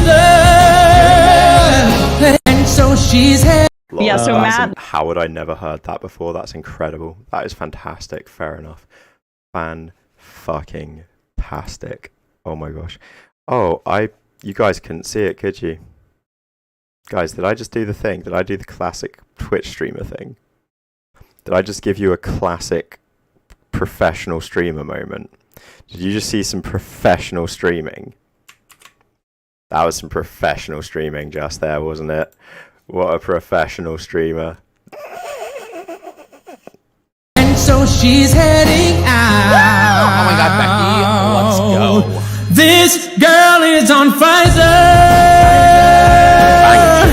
This girl is on Pfizer. Oh, yo, I only just realised that's you, Pamsy. I love it. No more hand sanitizer. And so she's heading out. Oh my god, Becky, let's go. Yeah, fair play. Always respect a bit of OC like that. You see, that doesn't count as self-promo. That just counts as fire OC. Love it. I actually love that. Hell yeah. A professional streamer moment there. Heck yeah. God, far too many links up right now. I have some stuff that I really still want to talk to you guys about. But I'm going to go to the toilet at last, because I know you guys are telling me to go to the loo. My brain has done that autism thing where I was like, I can't go to the toilet until I finish that segment. Of course, I started that segment at 4:30. And it's now, well, I started streaming actually. I started streaming at 42 minutes past 4. It's now 41 minutes past 9. So it's 5 hours, 4 hours and 59 minutes later.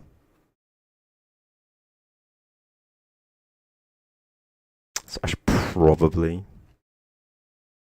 go to the toilet already.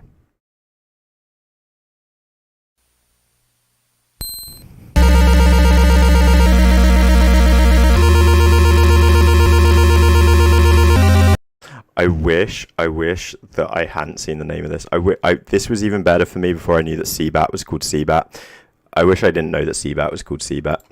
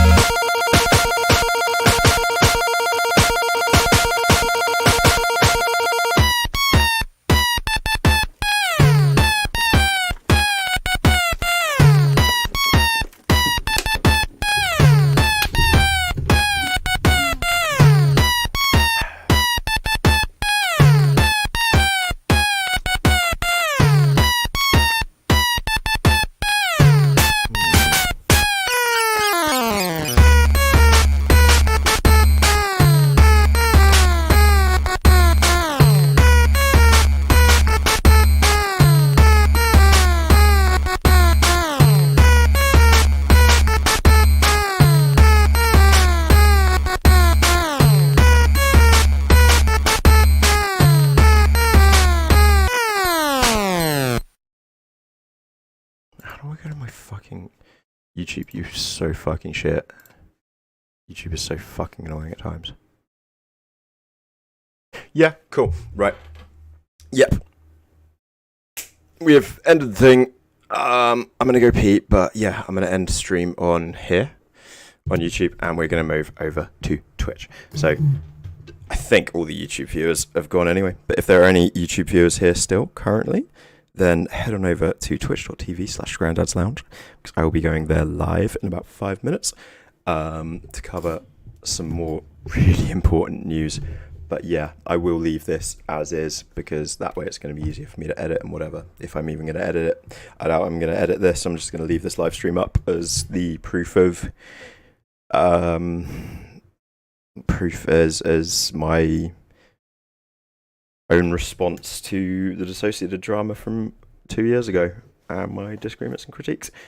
And then, no, there was one thing I wanted to do whilst we were still on YouTube. There's one thing actually I wanted to do whilst we were still on YouTube quickly. I wanted to see... Time for another of my classic cynically motivated... Shush. I wanted to see if...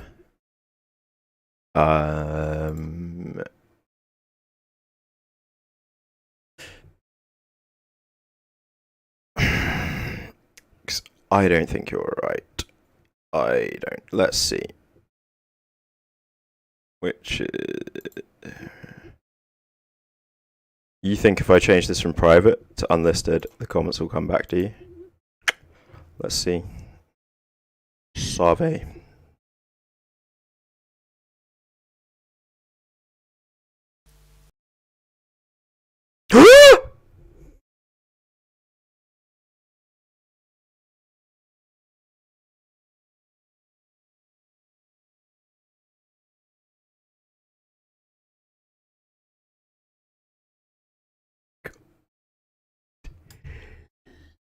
Yo. Yo. Yo.